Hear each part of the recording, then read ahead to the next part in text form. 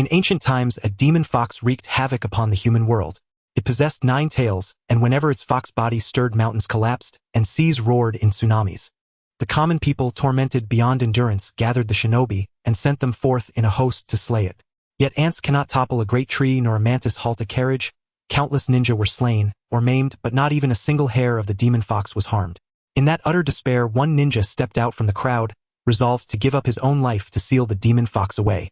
Exhausted to his very limits, he too perished. This ninja was none other than the 4th Hokage of Konoha, the village hidden in the leaves of the land of fire, foremost among the 5 great ninja villages of the present world. His visage would forever be carved upon the cliff behind Konoha, upon that peak known as the Hokage Rock, which bears the faces of the successive leaders of the village, the Hokage of the Hidden Leaf. Hokage Rock itself is no ordinary cliff. It soars 10,000 feet, piercing the heavens, its ridges stretching into distant mountains and forests. Standing upon it, one can gaze down over the entirety of Konoha. The figures carved upon it are legends known far and wide, encompassing every generation of Hokage of the Leaf, 4 in all. Each is a peerless hero born in the 60-odd years since the village's founding, all of them dazzling talents who outshone their contemporaries. It is no exaggeration to say that they are the pride in every villager's heart, the very foundation upon which Konoha stands, not to be sullied in the slightest. Yet now Hokage Rock was being wantonly defaced with splashes of red paint. A few streaks suggesting nosebleeds or bloody tears might barely be excused as a clumsy attempt to express the Hokage's toil and sacrifice, and those meaningless spiral patterns could almost be tolerated as childish doodles, as if the Hokage were being teased by a prankish child. But how was one supposed to explain the pile drawn on the 2nd Hokage's right cheek? Was it to be passed off as bird droppings left behind by some passing bird? What made it even more intolerable was that the orange-clad figure committing this heinous crime was still painting away, roaring with laughter at the top of her lungs without the slightest hint of guilt. "Lord Hokage!" At the shout, an emaciated old man with graying temples, hair bristling like a hedgehog behind his head, deep-set eyes like a dried corpse, a prominent hooked nose, wrinkles and age spots marking his face, and a tuft of goatee at his chin, paused his brush. A pipe hung from the corner of his mouth. Sweat beaded at his brow as he turned his head and replied, lips twitching, "What is it?" "Naruto, that little brat is causing trouble again. Yes, this time she's scribbling all over the stone faces of the past Hokage. And she's using paint." The 2 ninja were so anxious that sweat streamed down their faces as they forgot all decorum, talking over one another in a flurry as they shouted at the old man who after all was the Hokage. The old man did not blame them. He merely set down his brush, lifted the hat embroidered in black and red with the character for fire, the symbol of the Hokage, and set it upon his head, his face darkening as he let out a heavy sigh. Meanwhile, the terrace beneath Hokage Rock was already packed with ninja. Seen from above, they were as small as a swarm of ants, a dark mass yelling up at the cliff. "You little brat. Always pulling pranks." "Exactly. Doing this every single day. You're going way too far. What are you thinking? You'll be punished for this." "See, what did I tell you?" "Ah, look at the second's face." The chatter below did nothing to slow Naruto's hand. Her small body dangled from 2 hemp ropes tied around her waist, swinging back and forth along the sheer cliff as she lugged a metal bucket sloshing with red paint. Her brush never stopped moving, though her body swayed constantly, whether from the wind or from the force of her own strokes. Everyone kept shouting and cursing, yet not a single person actually stepped forward to stop her. The girl finished her final stroke, nodded in satisfaction at her masterpiece, then drew a deep breath. She suddenly stomped both feet onto the first Hokage's stone face. Paint from the bucket splashed onto her pant legs, but she did not care in the slightest. Using the rebound, she swung out on the ropes, turned toward the crowd below, and shouted, "You idiots! Quit your yapping!" Far from afraid, she narrowed her eyes, scrunched her brows into a grin, and gathered her breath to keep bellowing at the top of her lungs, "You lot! You couldn't pull off something like this, could you? But I can. So that means I'm the awesome one." Faced with her twisted logic and blatant provocation, everyone clutched their heads in disbelief. "You've got to be kidding me, that idiot actually did it for real?" By this time, the old Hokage had finally arrived, late as ever. He lifted his gaze to Hokage Rock and sighed helplessly. "She didn't even spare my face." Lord Hokage?" a ninja exclaimed awkwardly upon noticing him. Only then did someone step out from the crowd, moving with the 3rd Hokage to draw a little closer to where Naruto hung. This man wore a forehead protector with a metal plate, a sharp clothes-fitting outfit, a knife-scarred face with upturned eyes, and a ponytail jutting straight up from the back of his head. Clearly not someone to be trifled with.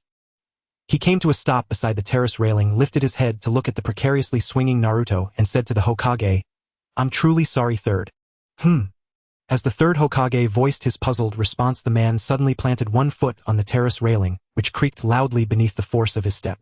Oh, it's Iruka! Without answering the third Hokage, the man named Iruka drew in a massive breath, his chest swelling like a frog's veins bulging on his forehead. What do you think you're doing? The lesson isn't even over yet. Get down here right now. You idiot! His roar thundered out, instantly frightening Naruto out of her wits. She tried to flee, kicking frantically at empty air, but finding no foothold at all, only able to scream in panic, "Ah! I'm done for. It's Iruka-sensei." With no wings to fly and nowhere to run, Naruto was easily trussed up with the very hemp rope she had used for her mischief and hauled back to the classroom by Iruka. Even then, she would not concede defeat. Faced with Iruka's cold expression, she refused to look at him, puffing out her cheeks, turning her head away with lips jutting in a sulky huff. Veins bulging, Iruka pointed his chin at the Naruto sprawled on the floor and shouted through gritted teeth. Tomorrow is the graduation exam at the Ninja Academy, the one you've already failed twice. How do you have any right to be fooling around out there right now? You're unbelievable. Naruto only let out a perfunctory sigh. Yeah, I know. Her utterly indifferent attitude made Iruka's temper flare to the breaking point. Enraged, he turned and pointed at the open space in front of the podium, unleashing the classic teacher's collective punishment on the class that had been watching the commotion. Fine then. For review, we're going to test the transformation technique. Line up in a row. Everyone transform into me. Yeah. The whole class let out a chorus of miserable wails. The test began. A boy in black top and white pants stepped forward. He raised his right hand, middle finger extended while thumb and index curled back, ring, and little finger bent to clasp the identical gesture of his left middle finger. With a puff, a cloud of white smoke exploded outward, engulfing him. When the smoke cleared, the boy, who had been at least a head shorter than Iruka, now looked exactly like him, even down to the ninja garb and tactical vest.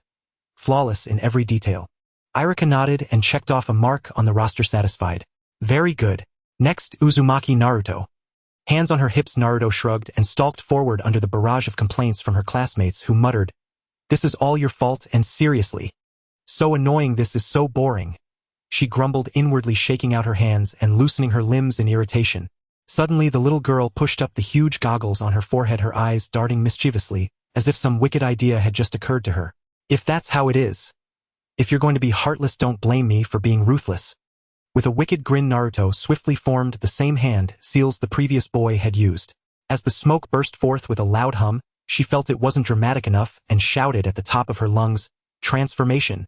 The familiar smoke enveloped her once again, but when it cleared this time, what stood there was not Iruka's fierce, scarred face, but a naked, voluptuous blonde woman.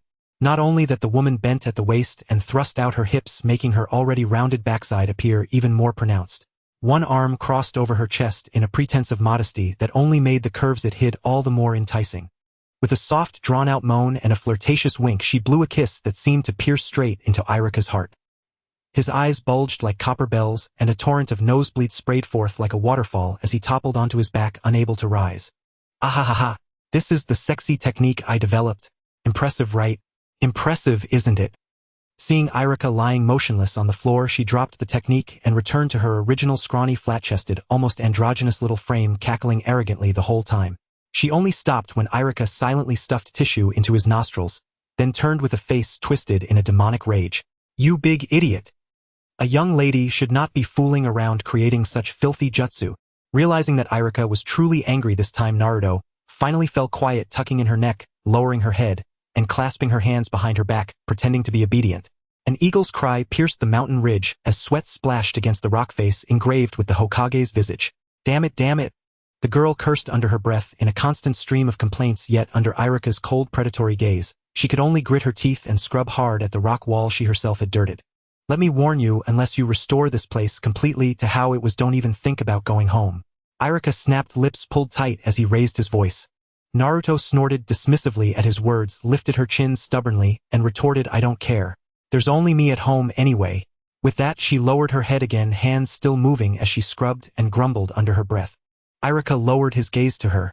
The sight of the girl, silent yet so obstinately persistent, stirred a vague and complicated emotion in his heart. Naruto," Iruka called softly. "What now? What is it this time?" Naruto lifted her head from the bowl of scrubbing water, sweat dripping down her face, her lips pouting so much they seemed about to hook a kettle. Well, how should I put this? Once you finish all this work, I'll treat you to ramen." As soon as he finished, the tongue-tied man flushed scarlet, scratching his nose and not daring to ask Naruto's opinion again. He only sneaked a glance at the girl's reaction and saw her pupils light up, delight bursting forth. Awesome! I'll give it my all. Her jubilant shout shot straight into the sky, echoing through the heavens for a long, long time. Night fell. Inside a small simple square shop with a cloth curtain at the entrance bearing the words Ichiraku Ramen, a man and a girl harmonious, as though father and daughter huddled over the counter slurping noodles. Looking closely, they were precisely the bickering teacher and student from earlier that day, Iruka and Naruto. Naruto. The girl lifted her head from the bowl, noodles still hanging from her mouth, as she mumbled a response.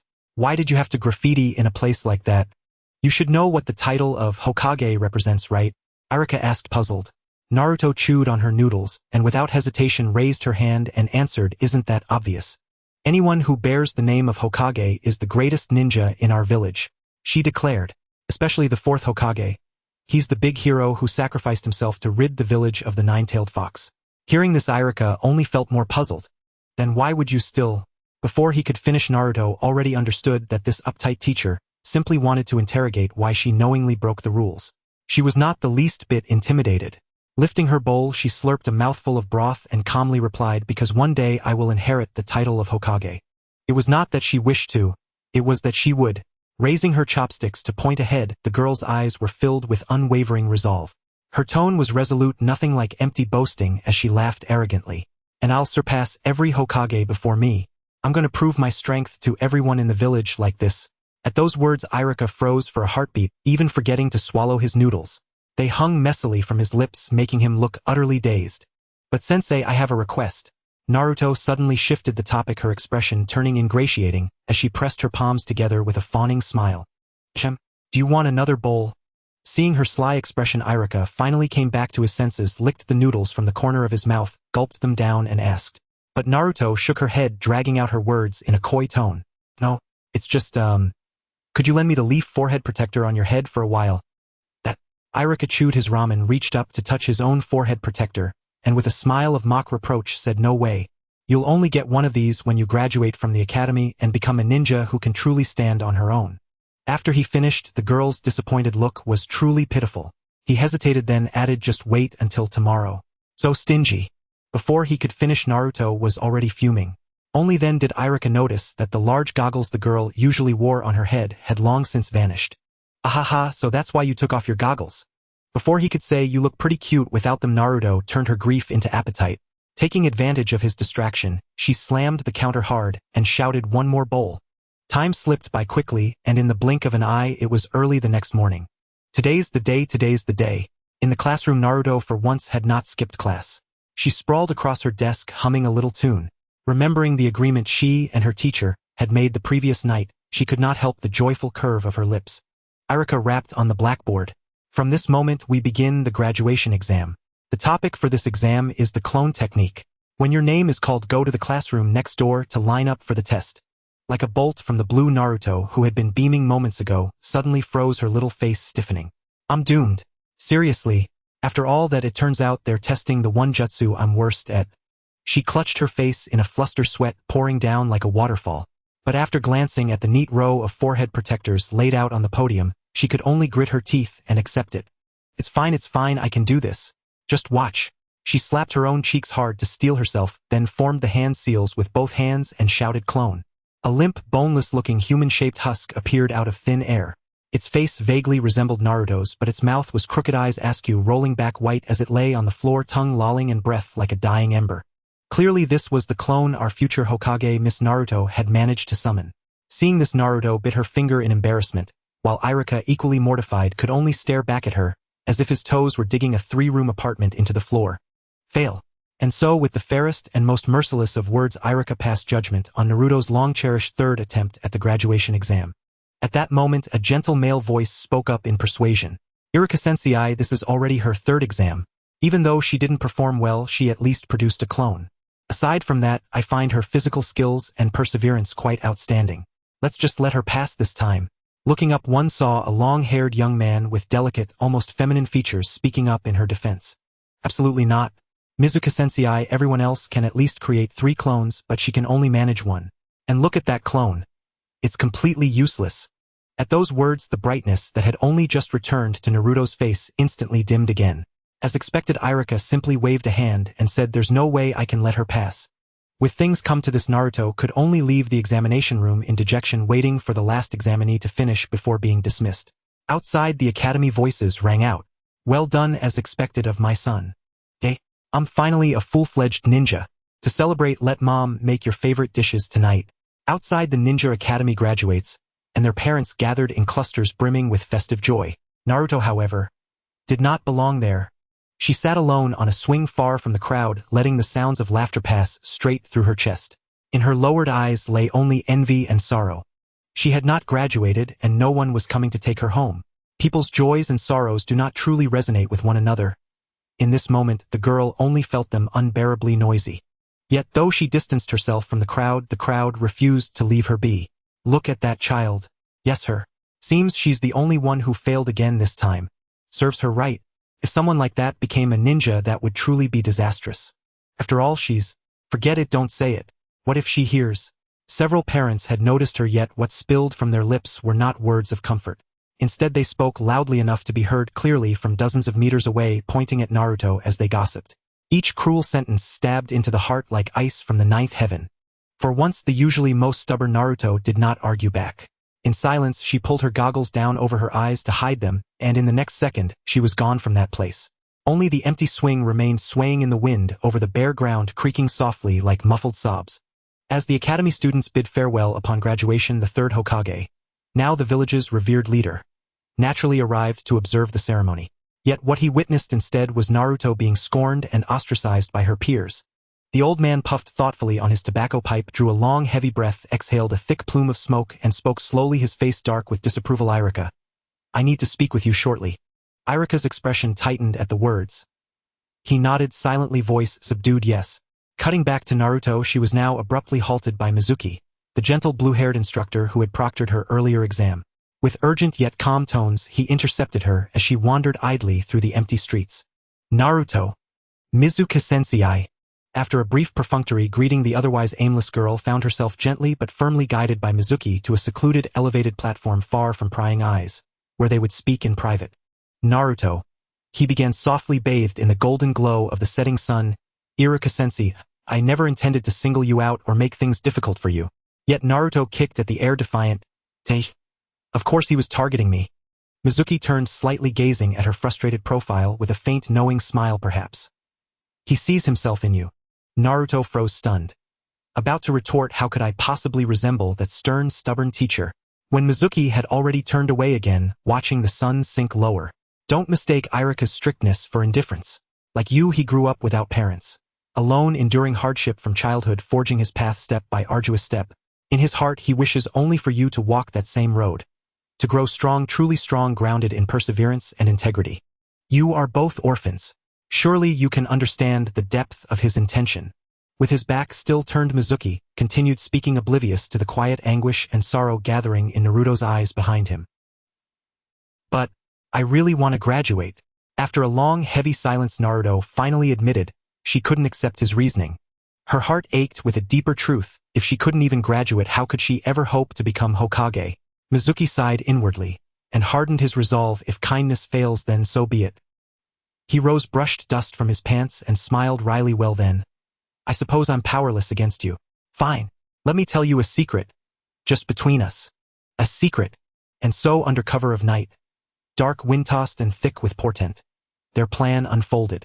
Guided by Mizuki's precise intelligence, Naruto crept along rain gutters and pressed herself flat against walls, slipping like a shadow into the Hokage tower through an open window.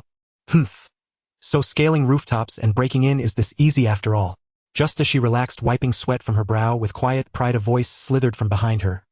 "What, pray tell, is a brat like you doing in my home at this hour?" Before she could even turn to see who stood there, instinct took over. Her hands flew into seals, unleashing her most potent technique in that moment.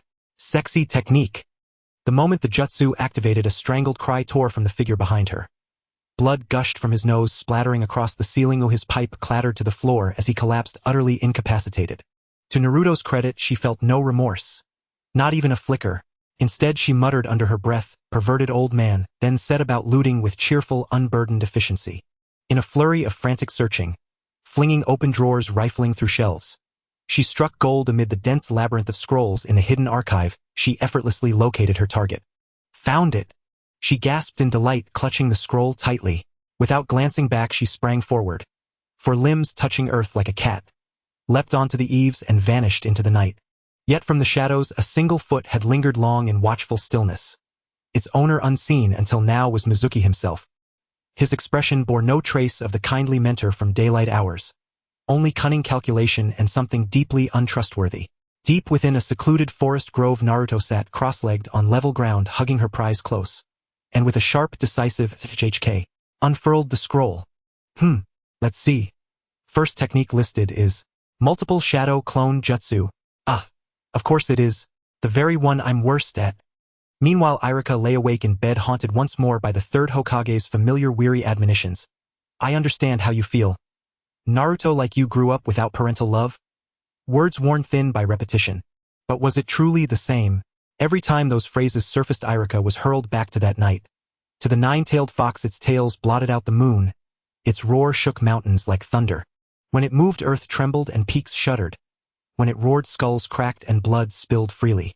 That night, countless shinobi held their ground, waiting, hoping for the fourth Hokage's salvation. Yet many fell before dawn broke, slain in the suffocating darkness. Among them were Iruka's own parents. He would never forget the moment he was forcibly dragged from the battlefield. A child sobbing and screaming, refusing to leave his parents behind. Yet too small, too weak to resist fate's iron grip. He couldn't even defeat the fox, let alone break free from the ordinary shinobi's arms that clutched him tight as they fled. That despair, that utter helplessness, and the beast's blood-red ravenous eyes had seared themselves into his soul, leaving a wound as raw and indelible as the brutal scar slashing across his nose, permanent, unhealable, unforgettable. Bang! Bang! Bang! A violent pounding shattered his reverie. He yanked the door open, only to find Mizuki drenched in sweat, breathless and urgent. Hurry! To the Hokage's office. Now! Naruto, she's stolen the forbidden scroll. Before the Hokage Tower's main gate, a cluster of shinobi had already gathered. One stepped forward, voice thick with outrage. Hokage-sama. This time we cannot dismiss her actions as mere mischief. Exactly. Absolutely. Others echoed him instantly. Long simmering frustration boiling over into unified condemnation. Emboldened by their support, the speaker pressed further. That scroll contains techniques sealed by the first Hokage himself. Dangerous, volatile, and catastrophically destructive if misused. Third Hokage, cornered the aged leader, could only exhale deeply through his pipe and concede. The scroll has been missing for some time. Find Naruto. Bring her back. Now. At that command, cheers erupted. Yes, sir. Before every shinobi dispersed in swift, silent bursts of speed, vanishing into pursuit. Iruka raced tirelessly across Konoha, scouring every alley, rooftop, and courtyard. But Naruto was nowhere to be found. He paused at last, chest heaving, staring blankly across the vast, sleeping village. Drawing a slow, steadying breath, he resolved to search the forest outskirts. Elsewhere, Mizuki, his mission clear, hurtled through the trees toward Naruto's location. A cold, triumphant smile curling his lips. Let her become the village's scapegoat first. Then eliminate her, vanish, and claim the forbidden scroll for myself. In the depths of the dense forest, Naruto sat on the ground, utterly exhausted, panting heavily and drenched in sweat. She looked as dirty as if she had just rolled in the mud, her head hanging low, appearing to lack even the strength to lift it. At that moment, a clicking sound echoed and a shadow loomed over her. She raised her head in alarm, only to see Iruka wearing a fierce grin, struggling to suppress his anger. You sure know how to hide, bastard. I've finally found you. Naruto was startled and, gathering her strength, stood up, putting on a lively expression, while pointing at Iruka with a comical face, exclaiming, "Ha ha! I found the nosebleed pervert teacher. Idiot! Who found whom?" Iruka, frustrated, forgot the main issue and unleashed a torrent of scolding upon the girl. After tiring himself out from scolding, he sighed, only to see Naruto's face covered in dirt, her carefree demeanor showing she hadn't taken his reprimand to heart, as she scratched her head and laughed. Yaha! Who would have thought you'd find me so quickly? I just learned a new jutsu. Iruka looked her up and down, hands on his hips, and helplessly remarked, What on earth have you been doing to get so messy? Hiss. Naruto inhaled sharply. That's a long story, maybe I shouldn't say. Alright, as a trade, let me show you a really awesome technique. If I succeed, will you let me graduate, okay?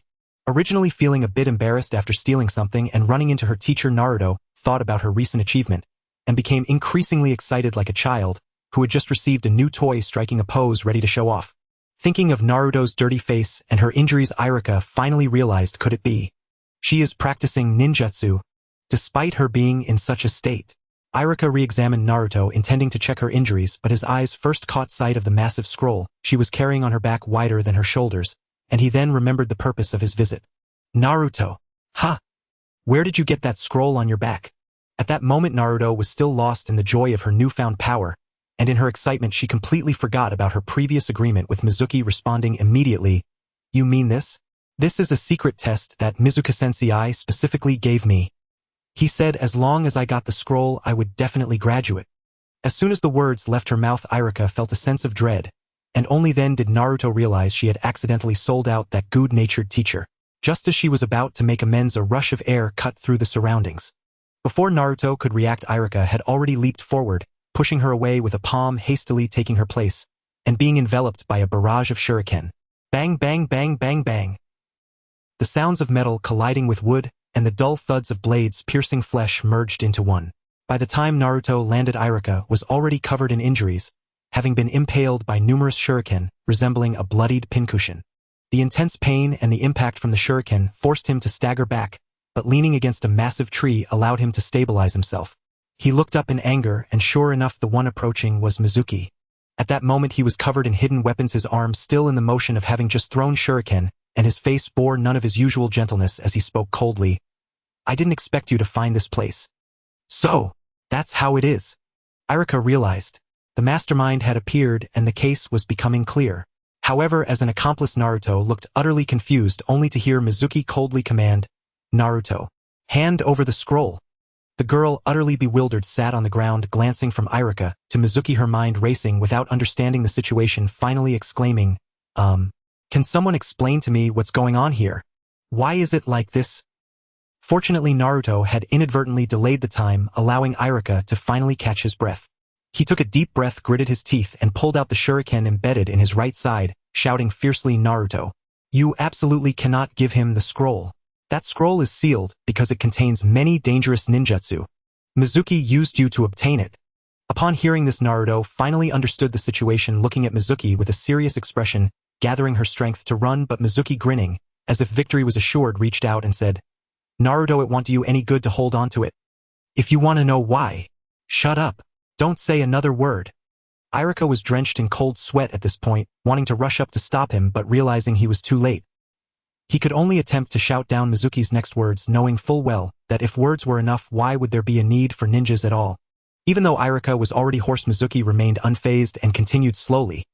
"You must have heard about the sealing of the nine-tailed fox 12 years ago, right? Since then, there has been an unwritten rule in the village." "A rule?" Naruto stopped in her tracks upon hearing this, and Mizuki, seeing he had startled her, smiled more heartily.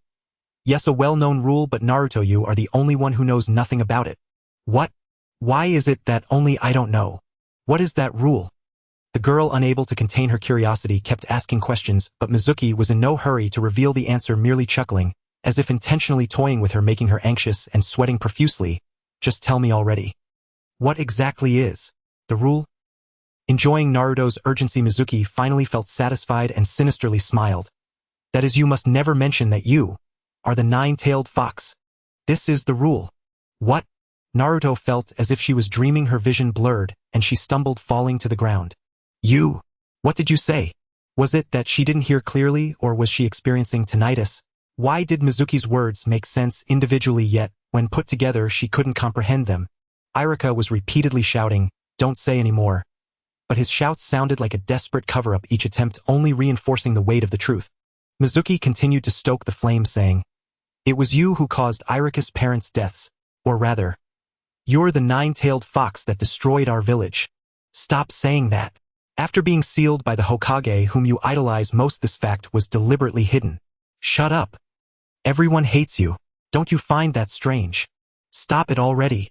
Iruka hates you to death." Mizuki's voice intertwined with Iruka's shouts, piercing through Naruto's thoughts, and at that moment years of unanswered questions finally found clarity. Why was it that she was born without parents? Why was she hated despite not having done anything wrong? Why did Iruka always? It's true, the truth was painfully clear, wasn't it? Iruka didn't deny it either, did he? This time Naruto could no longer hide her tears. As her emotions surged, a crimson aura erupted around her. The birthmark on her face, resembling whiskers, split apart, becoming terrifyingly grotesque. Upon opening her eyes again, her once azure gaze was now a deep crimson. Indeed, those were bloodthirsty eyes, the eyes of the nine-tailed fox.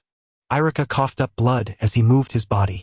He had thought that facing those eyes again would fill him with hatred, but now all he could think of were the memories of the years spent with Naruto. She has grown up without the love of parents, and has been despised by the villagers because of that incident. You are a person who is not needed by anyone, Mizuki continued to shout. But Iruka understood her mischief was merely a cry for attention. She had always been striving to prove her existence. That scroll is actually meant to seal you. Mizuki yelled with a grim smile, raising a giant shuriken, the size of half a man behind him. She appears strong, but inside she is in unbearable pain. With one swing, blood stained the ground. Yet this time Iruka still stood in front of Naruto. The shuriken still had not been fully pulled from his body. Every movement was a struggle against the agony of being pierced, yet he pressed on unwavering. The sword pierced through his back, blood spilling from his mouth onto Naruto's face. Why? Naruto gritted her teeth and asked. Iruka, the once stern and taciturn man, finally revealed his heart. After my parents passed away, I never received praise or recognition from others again. I was all alone watching others enjoy family happiness. I felt very lonely. When I was in school, I was often seen as an idiot, trying to attract everyone's attention. I acted foolishly, causing trouble. Because other than that, I couldn't think of any other way.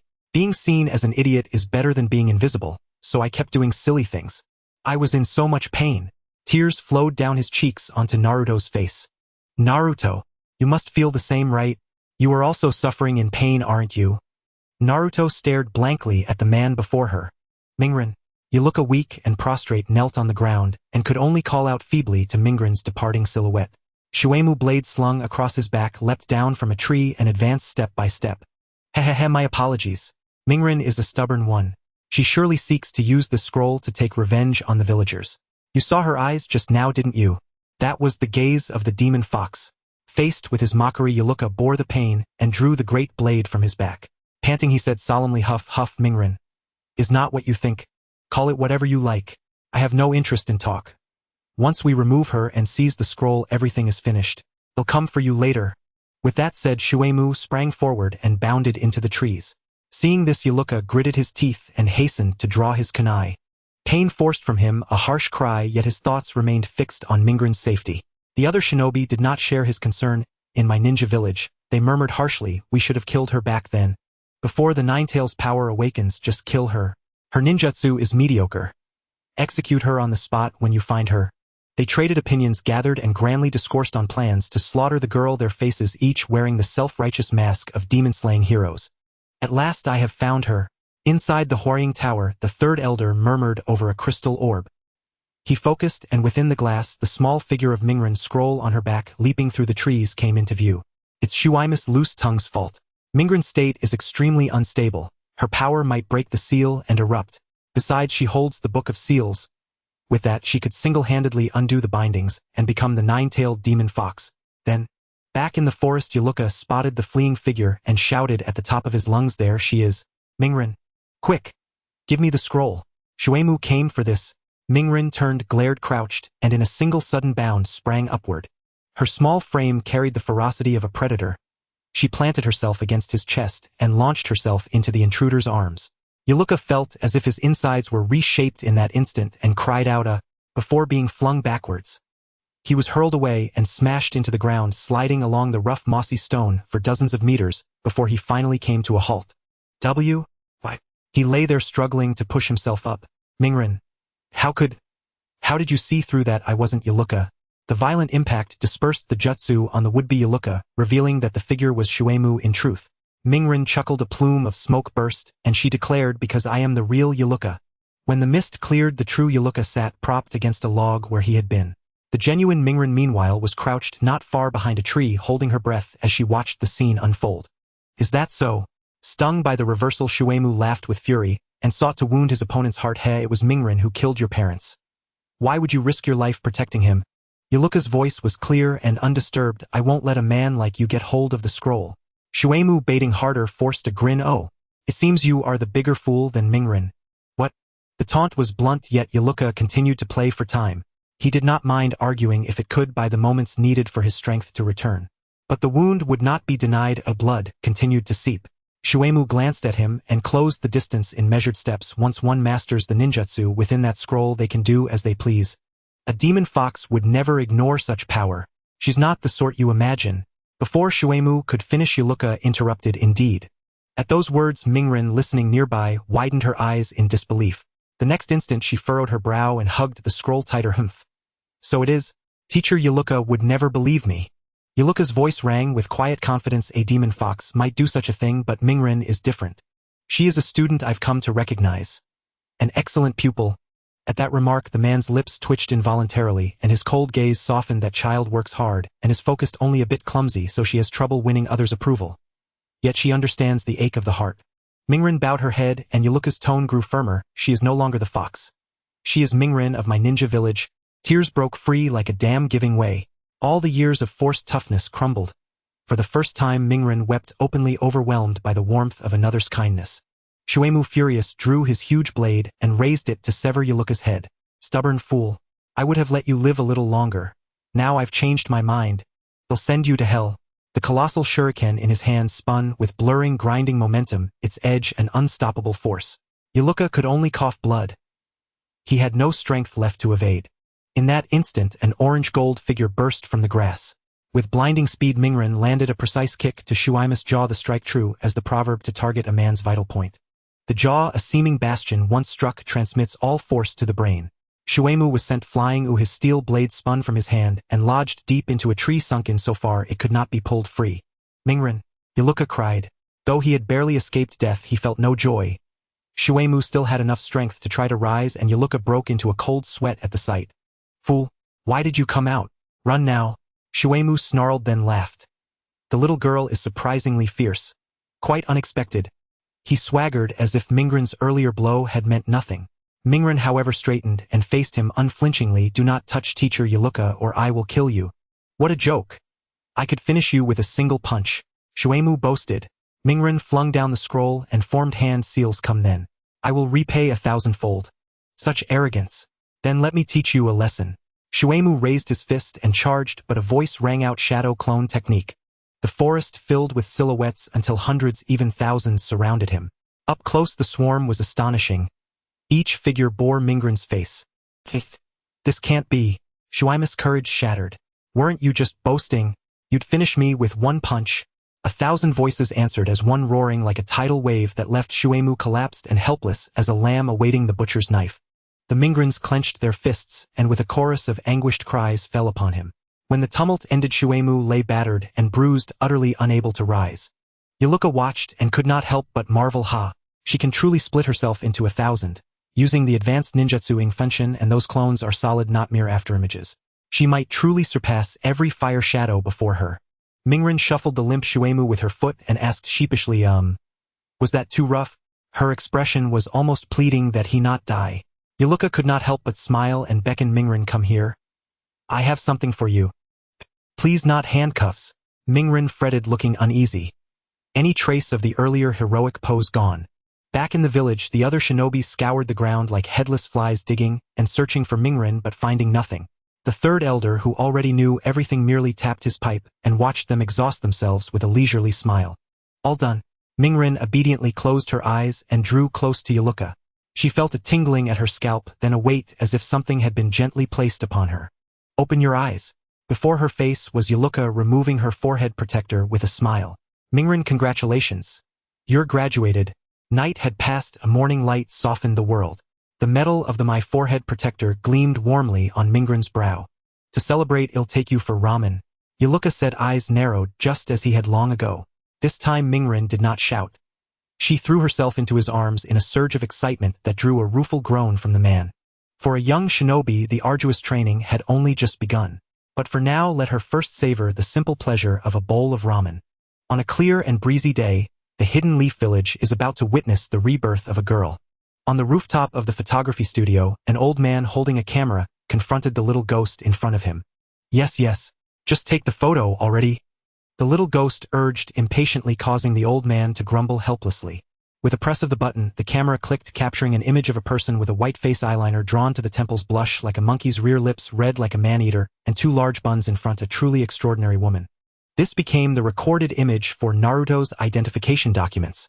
The third Hokage looked at the ninja registration form, submitted by the girl, his hand clutching the album trembled slightly. This took me 3 hours to get right. Naruto scratched his head, looking quite pleased.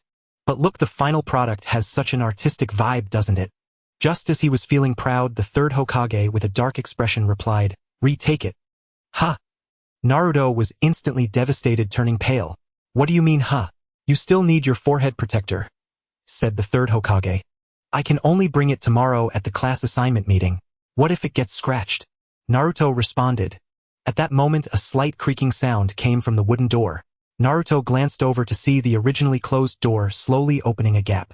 A young child burst through the gap, full of energy. "Grandpa, let's settle this once and for all." He held a sharp iron flying knife, but as soon as his foot touched the ground, he lost his balance and fell flat on his face, crying loudly. Moments later, another person rushed in through the door. If one disregarded his ninja outfit and just looked at his round-frame blindfold glasses and sharp features, he resembled a cunning con artist. "Damn it! Is this a trap?"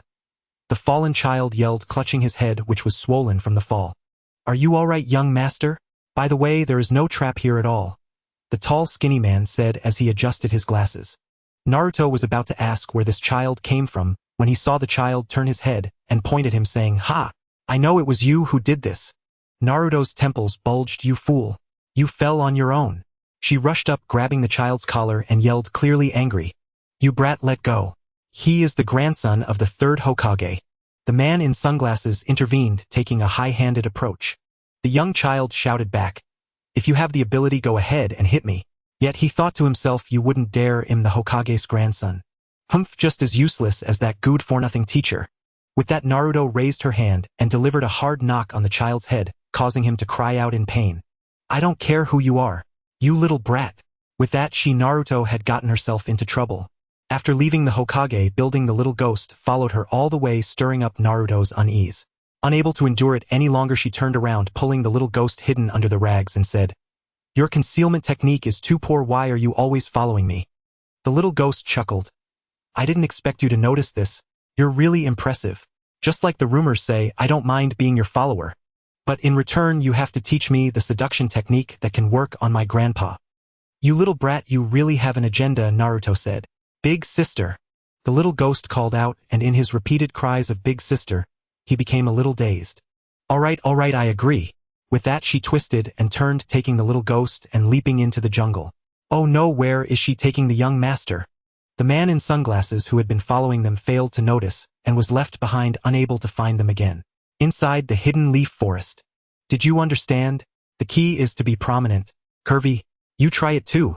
After finishing, Naruto formed a hand seal and transformed into a curvaceous woman. "Got it, big sister." The little ghost imitated her with the same gestures and actions. With a puff of smoke, he transformed into a hideous woman resembling a pig, with a round face, flat nose, and eyes that looked like a toad, looking utterly dreadful. Oh my god! How could such a hideous god be born? Naruto was shocked. What kind of aesthetic does this child have? Beautiful. Do you know how to write the word beautiful? 3 quarts and 5 eyes. She yelled in despair, tapping the head she drew on the blackboard. "Understood, big sister," the little ghost replied. With a puff, the hideous god changed hairstyles and returned proudly. "Oh, you don't understand anything at all." Such a dialogue continued in the forest for a long time, until Naruto became so angry that her throat was dry and her voice was hoarse before she finally paused to rest. After gulping down some water, Naruto felt her throat was able to speak again, and she hoarsely continued, "By the way, why do you want to defeat the Hokage?" The little ghost fell silent, seeming somewhat stubborn, but after enduring for a long time, he finally opened up. "My grandpa named me Konoha, derived from the name of the village. Although this name is nice, no one has ever called me that. In everyone's eyes, I'm just the grandson of the Hokage. No one sees me. I've had enough. Only by becoming Hokage can I be myself." Naruto listened quietly, and when the child fell silent, she pondered for a moment and suddenly asked, "Then why did you come to me?" Konoha was puzzled, and Naruto smiled, exuding a chilling pressure. Turning back, her eyes had turned bright red. "I am Uzumaki Naruto, the 9-tailed fox that everyone fears. You have heard my name. Why do you still recognize me as your master?" I will eat you, kill the Hokage, and then wash away the entire hidden leaf. As Naruto spoke, she was already enveloped in a crimson demonic aura, extending her claw-like hand towards the small figure of Konohamaru. Konohamaru was intimidated by her aura, his body instinctively trembling, unable to produce any sound, just watching in horror as the beast-like fox claw reached for him. But being a fearless child, his gaze gradually firmed, and he moved his fingers to bravely grasp Naruto's wrist. I don't believe it. What do you not believe? Naruto halted her movement. I know I'm very stupid after learning from you for so long. I can't even transform into a beautiful girl. But you still want to teach me. The child's words were intermittent, but he didn't stop. Big sister, you're really kind. I don't believe you would kill me. Seeing the little ghost no longer trembling, Naruto also released her strength, ruffling Konohamaru's fluffy hair, smiling. Do you mind that I'm a nine-tailed fox? Of course not. Konohamaru replied eagerly. You. Let go of young master Konohamaru. Before Naruto could finish her sentence, the man in sunglasses approached and scolded sternly. You nine-tailed fox. Don't teach my young master those unorthodox methods. I, Ebisu, have nurtured several generations of Hokage candidates. Only by following me can you become Hokage. As for you, demon. The man glanced at Naruto, his eyes icy. You are simply a tumor next to my student, and I will deal with you. Naruto, not waiting for him to finish, raised her hand to form seals, and in an instant shadow clones filled the area. Wow, this is so cool. Konohamaru, who was watching, had never seen such a scene, and his eyes were about to pop out with excitement. Ebisu, however, remained unfazed. Foolish, don't underestimate me. I'm not a waste like Mizuki. He crossed his arms, ready to perform an even more powerful technique to prove himself, but saw all the Narutos simultaneously raising their hands, their voices booming, transform. A massive cloud of mist enveloped the entire area, including Ebisu, and when the mist cleared, there were countless naked women on the ground. Each one was not only stunningly beautiful, but also provocatively flaunting their bodies, with several women reaching out to pull off Ebisu's clothes. Although Ebisu looked like a eunuch with a frail appearance, he was still a man and couldn't resist such temptation. Blood gushing from his nose, he immediately fell unconscious on the ground. Naruto sneered, dispelling the clones, and said, "This is what they call a harem technique." Her handsome figure made Konohamaru feel inferior, and he couldn't help but clench his fists, almost crying out of envy. Damn it, I can't even beat that useless teacher. Damn. How long will it take for me to earn the title of Hokage and be acknowledged by everyone? Naruto patted Konohamaru's back to soothe him, saying, You don't need to become Hokage, do you? Ha! Konohamaru, now a snotty mess, turned around looking confused.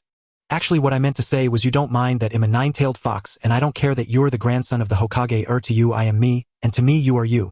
Naruto felt her words were a bit convoluted, so after thinking for a moment she continued, In short, I acknowledge you. She crouched down to meet the child's gaze and said, I, Uzumaki Naruto, acknowledge you, Konohamaru. Although this acknowledgement was something Naruto had fought hard to achieve, she was willing to share it. Since gaining recognition from others was so difficult, why not try to proactively accept others? Naruto took Konohamaru's hand, just as Iruka had once taken hers. Let's compete and see who can earn everyone's recognition first and become Hokage. By the way, I already have 2 people who recognize me. Konohamaru tightened his grip on her hand as they walked together. So unfair. Ha! The next morning sunlight streamed through the window, bathing Naruto's sleeping face in a gentle glow. She stirred beneath the quilt, blinking sleepily, then stretched with a wide yawn before climbing out of bed to pour herself a glass of milk and eat a simple breakfast of bread. She adjusted her goggles, but something felt off. Until she remembered last night she'd placed her Konoha forehead protector neatly on the washbasin, polished to a brilliant shine. Hee. Naruto lounged happily on her classroom desk, waiting for homeroom to begin. No way. How did you, the legendary eternal Ronin of the academy, end up here? Only graduates who passed the final exams are allowed to attend the class assignment briefing. A classmate leaned over her desk, astonished disbelief written across his face. Naruto pointed at her own head and arched an eyebrow. Are you blind? Take a look. Really look at what's right here. As the two locked gazes, a hand suddenly interposed itself. Hold on. Step aside, please. At the sound of that crisp, cheerful voice, Naruto looked up startled and beamed. Before her stood a youth clad in crimson robes and ink-dark trousers, his fair face blooming like peach blossoms, stepping forward to shield her from the provocateur. His name was Haruno Sakura. Aptly named, his emerald eyes shimmered like spring ponds. His pale pink hair, tied back neatly with his forehead protector, framed his face with 2 playful strands falling freely across his brow. Fresh, sharp, effortlessly radiant like cherry blossoms in full defiant bloom, instantly kindling warmth in any beholder's heart. Naruto gazed at him dumbstruck and blushed. Clearly she was smitten. Sakura, however, paid no mind. Dismissing the curious classmate with a casual wave, he turned back to Naruto with a warm smile and eagerly slapped her slender back. "Hey Naruto, make some room for me." Though the blow left her spine tingling, seeing his eager expression made her pulse quicken. She stammered twice, rose with flushed cheeks, then paused, sensing something amiss. "There's clearly an empty seat right here. Why does Sakura need me to move specifically?" She glanced sideways, and there it was. Uchiha Sasuke, the academy's most celebrated prodigy, the untouchable prince of ice, sat beside her. No wonder Sakura's acting so affectionate today. Men's words, deceitful as wind. Naruto glared at Sasuke's doll-like exquisite features, teeth clenched. Her tender girlish heart felt utterly devoured. Sasuke, unable to bear Naruto's predatory stare, finally turned her head, her delicate brows knotted tightly. "Do you need something?" Her words were brief, but her voice flowed like a clear mountain stream, pure and melodious. Her feigned aloofness carried an unexpected air of cool melancholy, sending waves of delighted murmurs rippling through the boys nearby. Jealous Naruto curled her lip and snapped. "I've got nothing to say to you. Don't flatter yourself." Seizing the moment, Sakura swiftly pulled her aside. "I told you. I'm sitting here. Besides, you two clearly can't stand each other, right?" "Rubbish. You're just mooning over her." Naruto refused to play along and immediately called him out. A twitch flickered at Sakura's lips, beads of cold sweat broke out on his forehead. He clapped a hand over her mouth and leaned close, whispering urgently into her ear, "Idiot. Admiration is universal. What I feel is pure, unadulterated appreciation. Appreciation. You don't get it, so stop meddling. Sit still and later I'll treat you to ramen." "Miso." Naruto pried his hand away. "Miso." Sakura nodded vigorously. Only then did Naruto relent, gathering up the scattered fragments of her shattered girlish heart and sullenly shuffling to another seat. Done. With a deft maneuver, Sakura had claimed this coveted spot. One every male student in the room coveted fiercely. What was this, if not embracing both left and right, or the moon rising first over the nearest waters? "Naruto, Naruto. You truly are my lucky star." Grinning slyly, Sakura stole a glance at the cool, elegant girl beside him. Her cherry-pink lips pressed tight, and his imagination began to wander, his expression softening into unmistakable lovesick reverie. Even Sasuke, the self-proclaimed Ice Queen, felt a chill crawl down her spine under his gaze, her lips trembling as she struggled to maintain composure. Yet what was poison to one was nectar to another. Watching Sakura's enraptured expression, Naruto ground her teeth in envy. "Sakura, you idiot! You idiot! You idiot! Your eyes must be broken. What does that cold, frosty girl have that I don't? Grara. I just don't get it. Humph. Let me see. Her skin is slightly smoother. Her eyes are larger, though her hair and eyes are the same color. Jet black, really, and somehow strangely captivating. Nah, Naruto." A startled cry jolted her back to awareness. Only to realize her body had moved faster than her thoughts. She was already standing atop Sasuke's desk, her face inches from the other girls. "Get down, you idiot! Or do you want to fight?" Sakura reached out to pull her back. Not only fearing Naruto, the perennial bottom ranker, might provoke Sasuke the genius into striking her dead on the spot, but also agonizing over which side a true gentleman ought to take if things truly escalated. But before Sakura could even brush her sleeve, a boy in the front row, roughhousing with his seatmate, accidentally swung his elbow. Thwack! Straight into Naruto's backside. Thrown forward by the impact, Naruto lurched, and with a soft, startling pop, the world fell silent. The boy turned, ready to apologize, only to witness a golden-haired, blue-eyed, single-tailed girl, vibrant, spirited, and playfully rebellious, kissing a black-haired, black-eyed, long-haired girl, aloof, brilliant, and impeccably composed. Silence. Tonight's Cambridge Bridge. Why is this a three-person film? Yet I have no name. I should have been in the car, not underneath it. What is this? Why do I smell the faint, sweet fragrance of oranges? Big brother, the lilies of our homeland have bloomed. Witnessing the scene, the boys fell into a daze, babbling disjointed, surreal lines until at last their collective shock shattered like plaster crumbling to dust. From now on you will be ninjas who can stand on your own. However, you are still newcomers among the genin, and the real test lies ahead. The village will assign you tasks, and you will form teams of 3, under the guidance of a jonin teacher, to complete the missions assigned by the village. On stage, the teacher droned on while the students below had their own thoughts. A team of 3. Just 2 extra clumsy guys.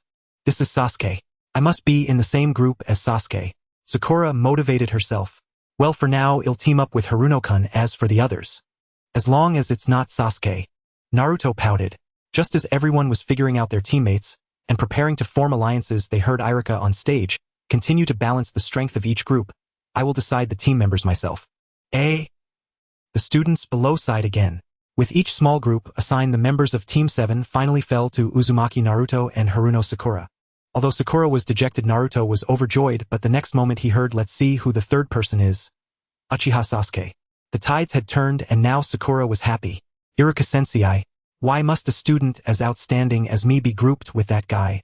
Naruto slammed his hands down, pointing angrily at Sasuke. Iruka, displeased, placed his hands on his hips and reprimanded, "Are you unhappy? Then listen up. Sasuke is the best performer among all graduates, while Naruto, you are the last. We made this decision to balance the strength. Don't mistake kindness for weakness." Sasuke, hearing this, was not pleased. His already cold expression became even more disdainful as he retorted, "Humph, don't drag me down dead last." Naruto, hearing this, was ready to strike back, but was stopped by Sakura, who fancied herself as a protector. As a result, the two, with no grudges against each other, got into a chaotic scuffle, while Sasuke looked on with an unconcerned demeanor, quietly watching the show. It seems that Team 7 has a long road ahead. Iruka looked at the chaotic classroom filled with paper scraps due to the brawl, and forced a smile. "In any case, I will introduce the Jonin teacher to everyone this afternoon. Now dismissed." During lunch break, Naruto recalled the events in class, feeling that even his lunch had turned tasteless. Although, objectively speaking, the cheap bag of bread he bought from the convenience store was not very tasty to begin with. It's all Sasuke's fault. And that Sakura is so infatuated, both of them are infuriating. Damn it all. Suddenly a splat of bird droppings landed on Naruto's bread, making him feel nauseous. How disgusting. But how did I not notice such a simple attack? Naruto found it strange. As a ninja, he could dodge enemy shurikens, so why was he easily hit by a falling bird dropping at this moment?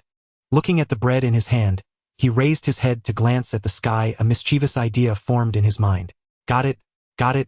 Seeing Sasuke leaning against the window and eating rice balls, Naruto crouched in the corner behind the window, tightening the string in his hand, even so close he didn't notice. I was right. Once people start eating, they let their guard down.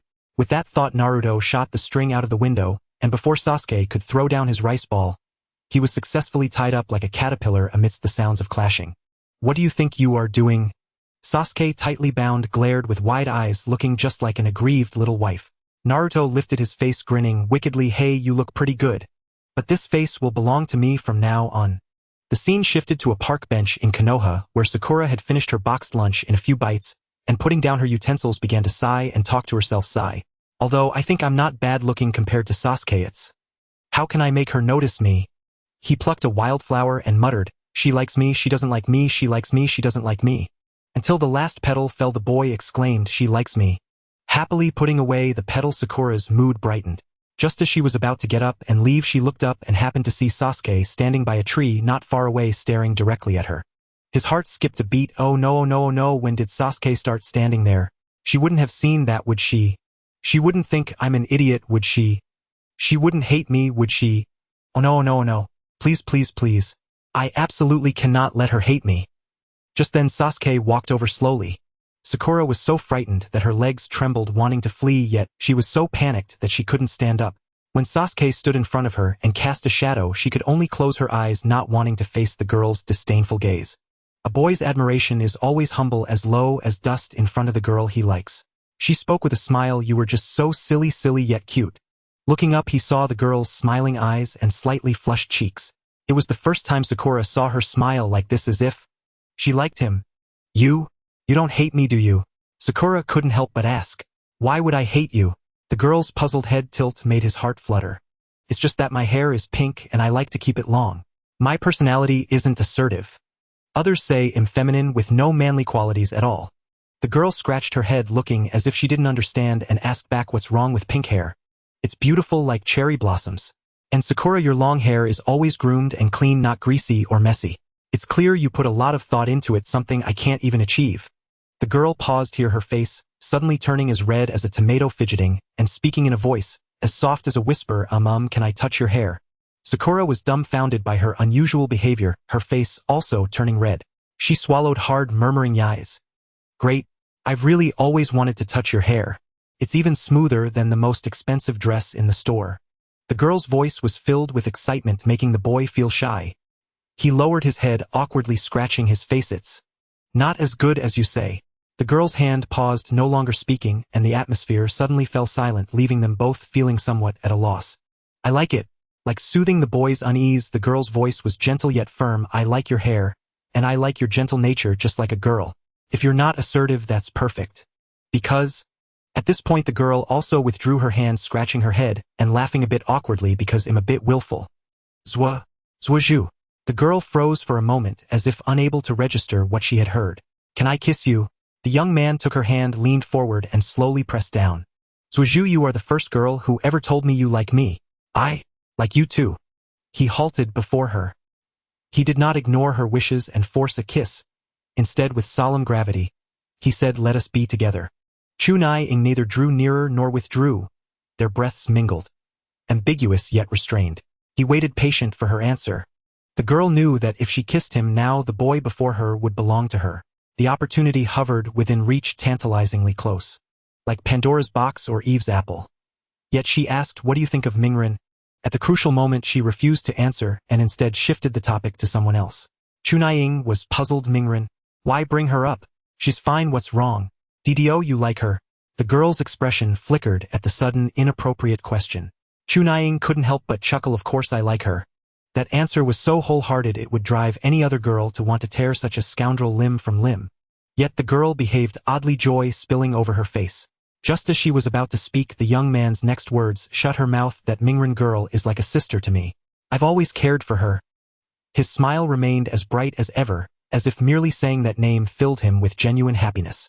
Her own smile froze as if plunged into an ice pit. Sister. Yes. Seeing she was unwell, Ing gracefully stood and stepped back. Are you all right? Mingren has always been clingy since she was little. I really regard her as my sister. Don't be sad. The boy grew nervous, wanting to take her hand but afraid to. He was earnest, unaware that such honesty could wound. Her color never returned. She forced a smile and waved him off. Sorry, my stomach hurts. I must go. Ing felt disappointed at the lack of response, but more than that she was worried. She intended to follow and ask if the girl needed a hospital, only to see her already stride away, leaping along the eaves. At least she seems all right. Watching the girl's silhouette vanishing, scratched her head and gave up the chase. Back with the girl as the young man's gaze left her, a wisp of smoke burst from her body. When she looked again, her cerulean eyes were brimming with tears.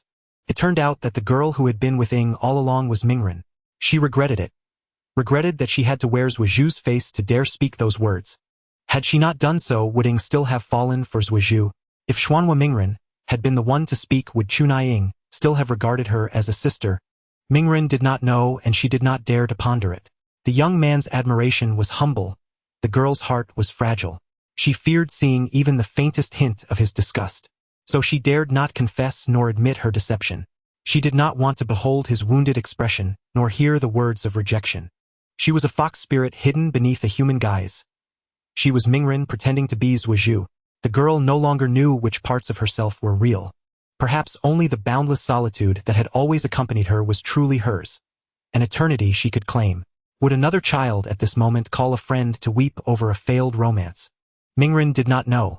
She hid in a restroom stall, crying silently, stifling even her sobs. You're back, sweetheart. Is your stomach okay? My mother has days like that every month. Do you want some warm water? Waiting at the prearranged meeting spot, Chunai-ing held a flask of freshly made brown sugar ginger water, and fawning offered it to the tardy Zhuozhu. Zhuozhu looked puzzled and glanced indifferently at the thermos Ing presented. We're about to gather. Where did Mingren run off to? Her clenched teeth made Ing uncomfortable. She slipped the flask behind her back, inwardly troubled by the girl's change in demeanor, yet she answered the question. She's probably wandering somewhere. We don't need to go looking. After all, she has no parents and isn't often home. She drifts about all day.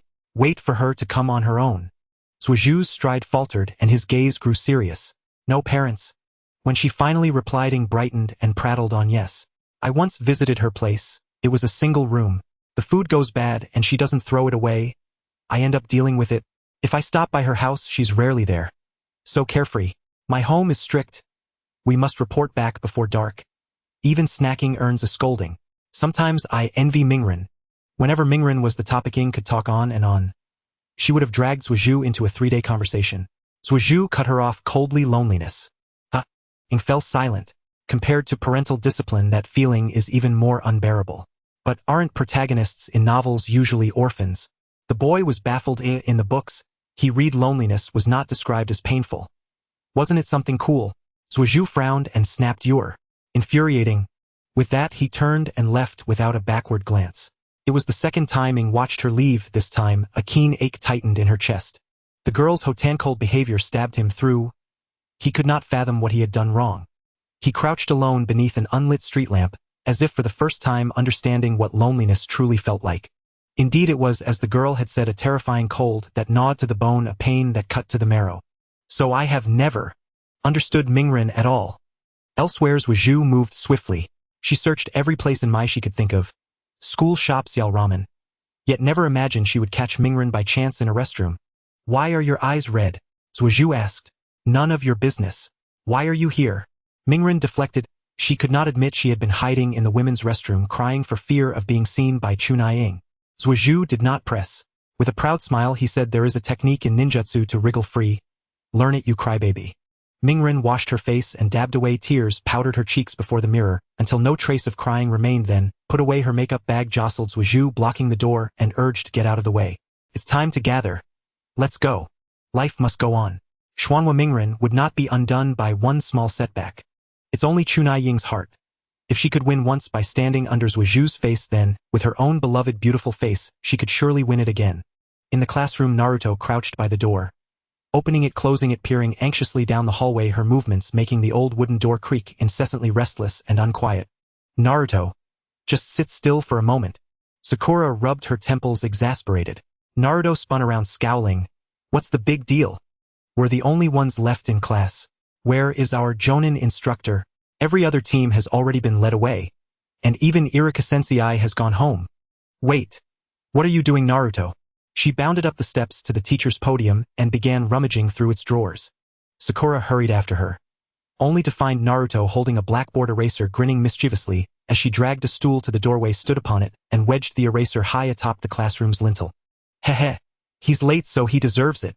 She inspected the eraser's precarious perch, confirmed it wouldn't slip, then leapt down, landing lightly on the floor. Sakura shook her head. "I give up. You do whatever you want. If anything goes wrong, don't come crying to me." She said it with resignation. But deep down she rather liked Naruto's audacity. "Humph.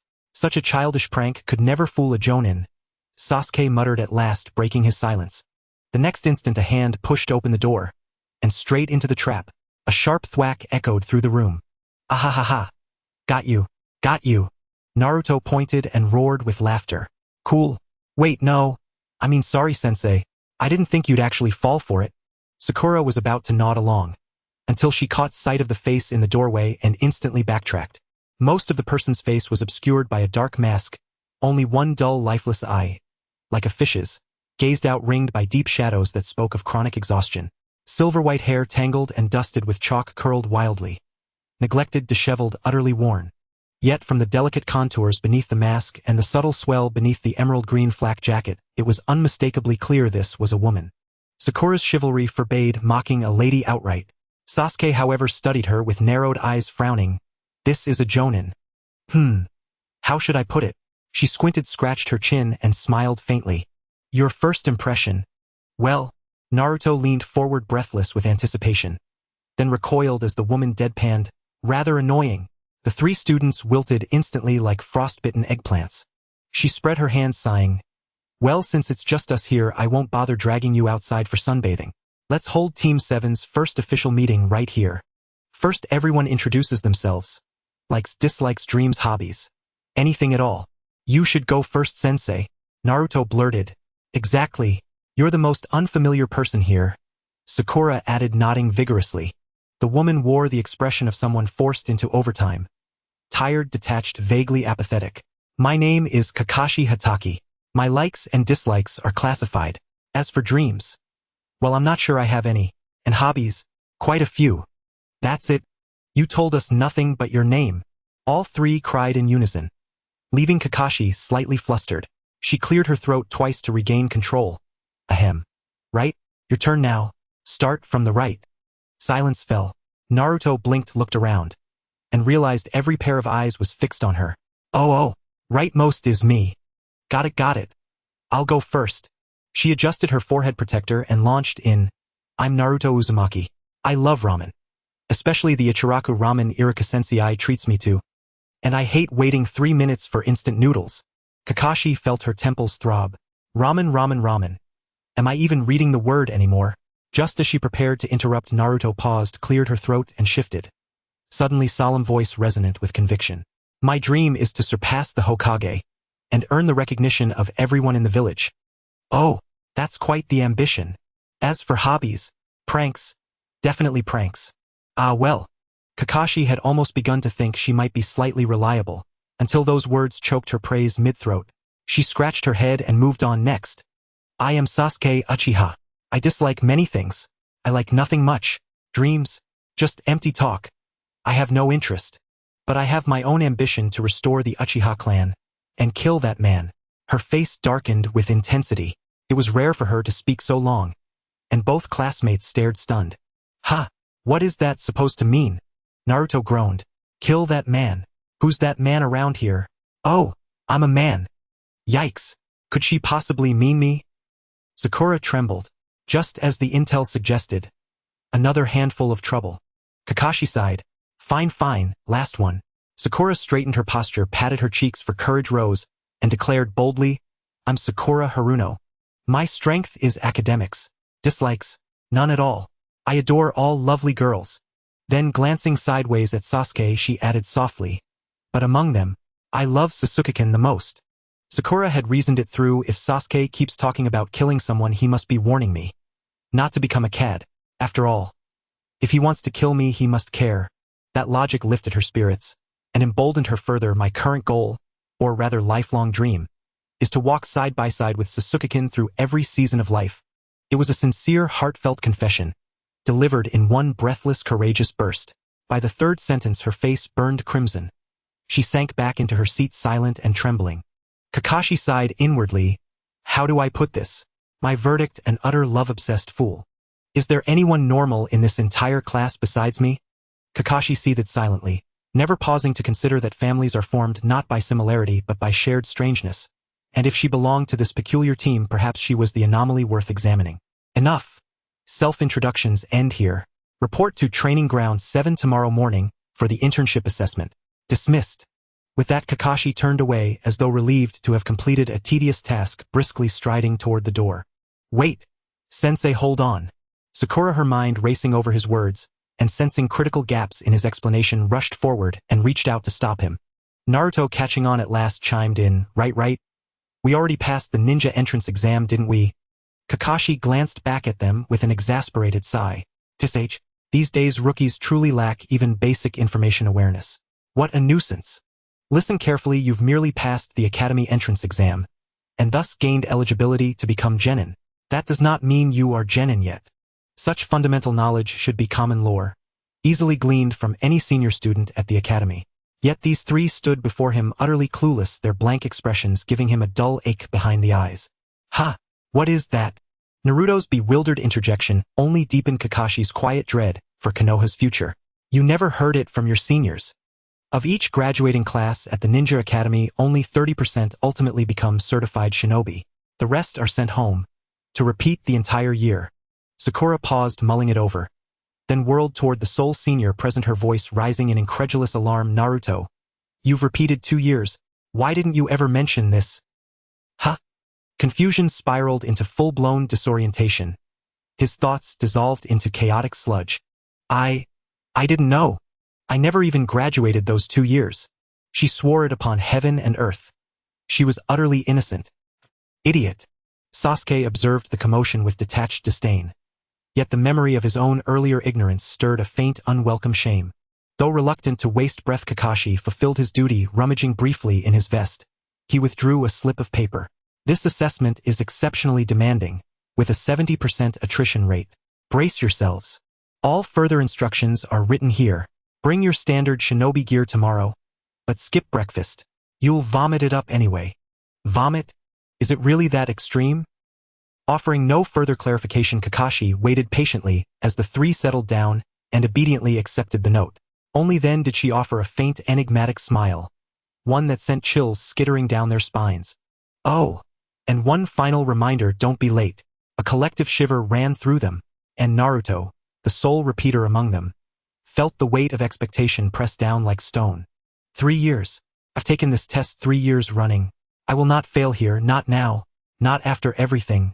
This time I will earn Kakashi-sensei's recognition. I will pass. I refuse, absolutely refuse, to be sent back for remedial study.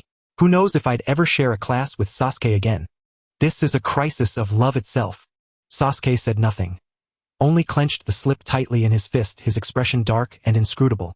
That night within Naruto's modest home on the outskirts of Konoha, unearthly wails. Ugh, ah, pierced the silence punctuated by frantic thuds and crashes that kept neighbors awake all hours. No intrusion had occurred. Merely Naruto locked in relentless simulated combat against a life-sized hand-stitched Kakashi dummy he'd crafted himself. The next morning, deep within the forest bordering Konoha at Training Ground 7. Good morning, everyone. Kakashi strolled in hands and pockets, leisurely greeting them. Amid their furious chorus, "You're late." She yawned widely, pulled out a clock and studied its hands. Well past 10 a.m. with utter nonchalance. All right, look here. Placing the clock atop a prominent wooden post, she pointed to its face. I've set it for noon precisely. She raised her hands, revealing 2 small silver bells. Steal both from me before noon. That's your assessment. Then she gestured toward 3 tall wooden posts nearby. Anyone who fails to seize a bell by the deadline forfeits lunch, and will be bound to one of those posts while I eat mine. The trio recoiled, their empty stomachs growling in unison, suddenly grasping the cruel logic. So that's why we skipped breakfast. Kakashi, unmoved by their glares, tucked the bells away and added calmly, 1 bell suffices. But there are only 2. Someone will be bound to that post, and whoever fails will be disqualified outright, meaning at least one of them must return to the academy. She fixed them with a sharp gaze. No restrictions apply. Without the resolve to kill me, you won't succeed. Sakura frowned, deeply unsettled. But that's far too dangerous, sensei. Naruto wiped sweat from his brow, feigning casualness as he clutched his head and forced a laugh. Exactly. You can't even dodge an eraser. What if you actually get killed? Kakashi sighed, rolling her eyes.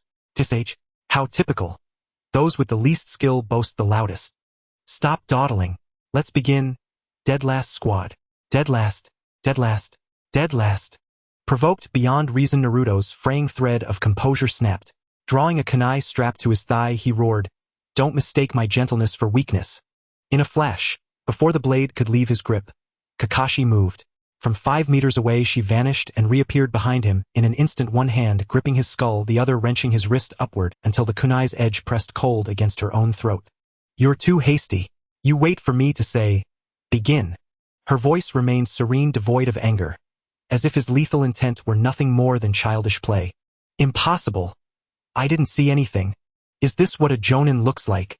Sakura and Sasuke whispered in awe, just as Kakashi continued, tone light and amused. "At last, you've shown real intent to kill. Does that mean you've finally accepted me as your teacher?" She chuckled softly. "Heh, I think I'm starting to like you kids." "Then, take your positions. Exercise. Commence." In that single heartbeat, all 4 figures exploded backward, vanishing into the forest's shifting shadows. As a ninja, concealing one's presence and hiding are fundamental skills, just like Sakura and Sasuke. At that moment, an orange figure leaped in front of him, arms crossed, confidently smiling with a righteous demeanor. "Come on, teacher. Let's settle this once and for all." Kakashi's expression darkened. "I say, are you out of your mind?" Even Sasuke, who was secretly observing from the nearby forest, couldn't help but curse inwardly, what a super idiot. "Who are you calling crazy?" Naruto shouted angrily, rushing forward. Kakashi glanced at her and reached into his waist pouch. Naruto was startled and quickly backed off to create some distance. Kakashi looked up nonchalantly, stating, "One of the key points of ninja combat is body techniques. Let me teach you properly." Hearing this, Naruto gritted her teeth. Body techniques are supposed to be hand-to-hand combat for ninjas, but she wants to use tools. How sneaky. With that thought, she saw Kakashi actually pull out a small yellow book with the words "Intimate Paradise" written on it. "What is that?" Naruto was taken aback. "Why are you dazed?" "Come on," Kakashi said, flipping the book open and engrossed in reading. Why are you holding that book up?" Naruto asked dazedly. "Because I'm curious about how the story unfolds next. Don't worry, this won't affect my performance." She read intently, casually remarking, Naruto was initially stunned, but upon realizing she was filled with fury. I must take you down. She rolled up her sleeves, stomped her feet, and angrily leaped forward, throwing a punch, but Kakashi didn't even lift his head, casually flipping a page and effortlessly blocking her attack. Not deterred, Naruto bent her knee and ruthlessly lifted her leg, aiming a strike at her teacher's chin. Kakashi merely crouched down, easily dodging this fierce assault. Damn it, just die. Seeing this, Naruto landed and charged forward again, kicking up a cloud of dust as her fist lunged for Kakashi's lowered face. Where is he? As the dust settled, her punch had swung empty and Kakashi's figure appeared behind her. How can a ninja leave their back exposed to the enemy? Fool! Kakashi closed the book and formed hand seals, while Sakura, watching from afar, suddenly gasped at the hand sign formed with 4 fingers. That hand gesture is the tiger seal? No, it can't be. Does he really need to use that seal against Naruto? Could it be that he's performing fire style? Damn it, he's just a little guy who keeps dodging around. Sasuke seemed to envision Naruto's doom, cold sweat trickling down his forehead, as no one understood the terrors of fire style better than him. Naruto, run. You'll lose your life. Sakura could no longer hold back, rushing out from the forest to shout at Naruto. What? Before Naruto could respond, Kakashi's chilling voice cut in behind her. It's too late. Her eyes glinted coldly as the hand signs shot towards Naruto, chanting, Leaf Ninja Technique, Secret Body Technique. 1,000 years of pain. Although it sounded impressive, it was merely a forceful thrust into Naruto's backside. Naruto, suffering from this heavy blow, let out a scream, shooting up like a firecracker, painfully flying off and landing in the river ahead. What the hell? So it wasn't a ninja technique. Can this even be considered a secret technique? It's just a hard poke. After the false alarm, Sakura breathed a sigh of relief, blushing as she retreated to her hiding place. Vulgar, Sasuke spat in disdain. However, despite looking down on their teacher's methods, everyone had to ponder, she is really too powerful. How can we possibly deal with this? Damn it! Naruto, hidden underwater, cursed angrily in his heart. Why? How did it come to this? He gritted his teeth and opened the pouch on his right leg. Whoosh!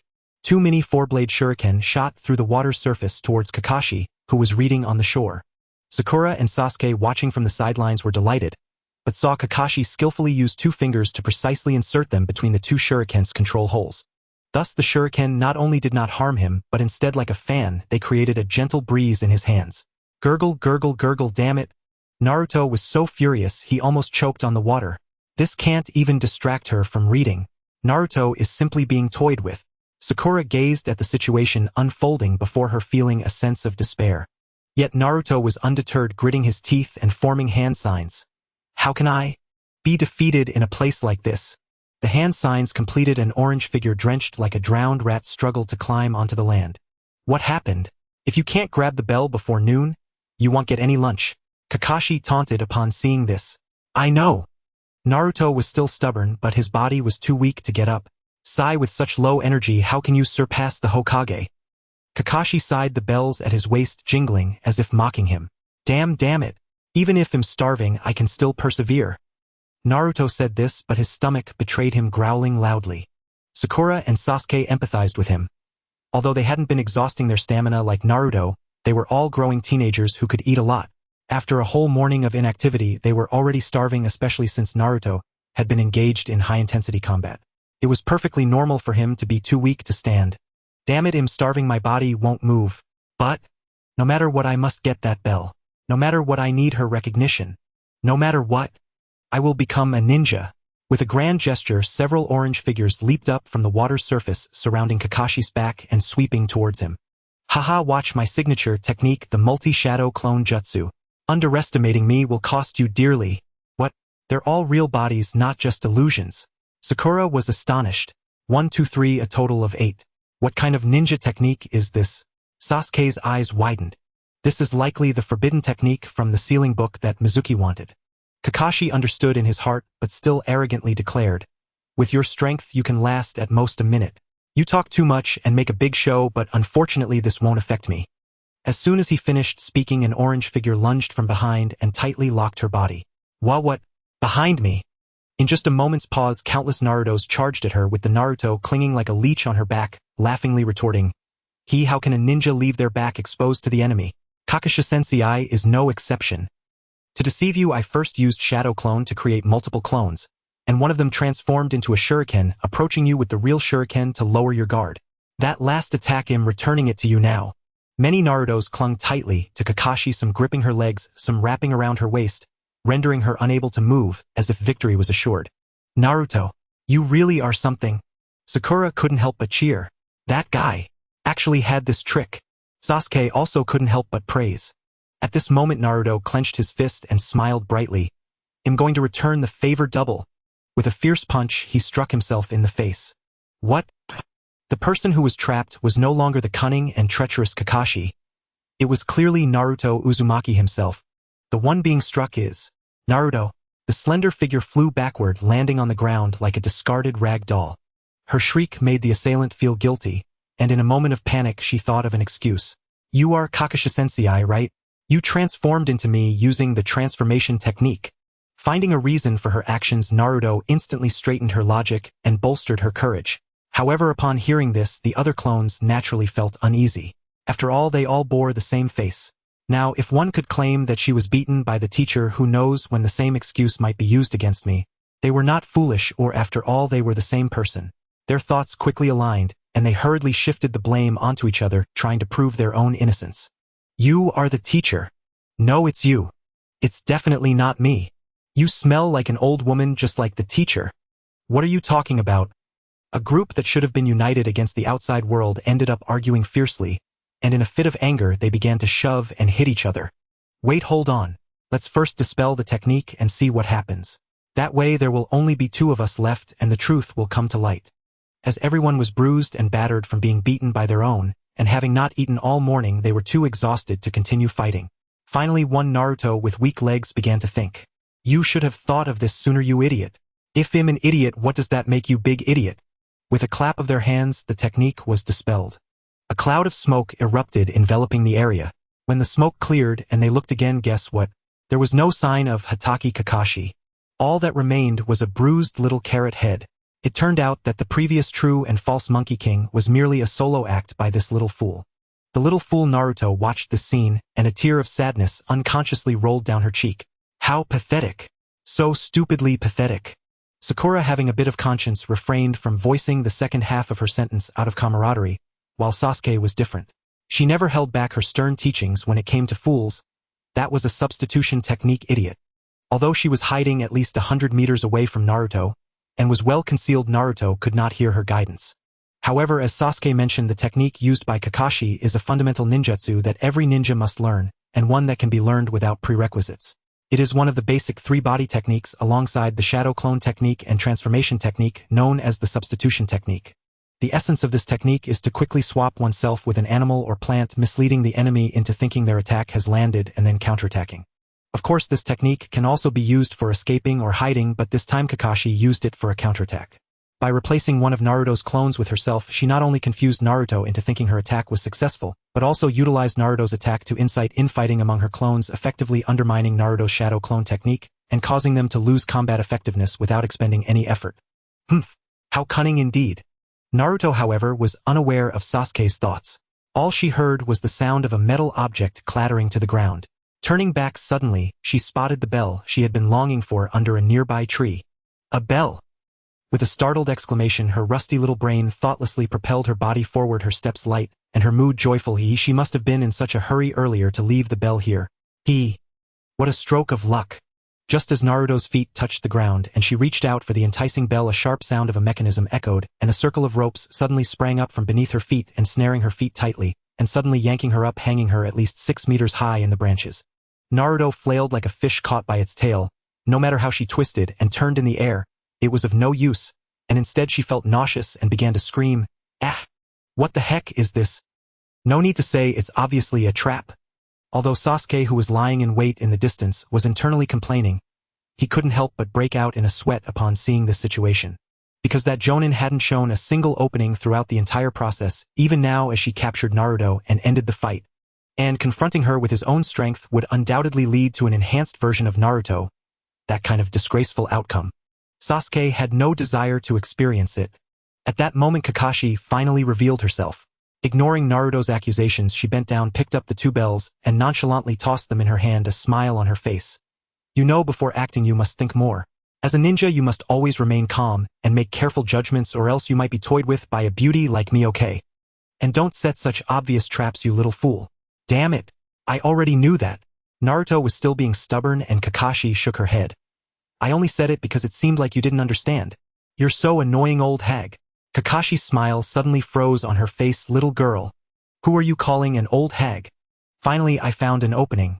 Just as her anger was about to erupt like a volcano, Sasuke seized the opportunity and launched 6 shuriken in a peculiar arc surrounding Kakashi and aiming straight for her face. Now's my chance. With Sasuke's confidence, all 6 shuriken struck Kakashi's side face. Even 2 kunai were lodged into her neck from behind. With injuries of this degree, she surely couldn't survive. Wow, she's dead. Sasuke, you went too far. Naruto was evidently frightened. Although she disliked this cunning teacher, she never wanted to actually kill her.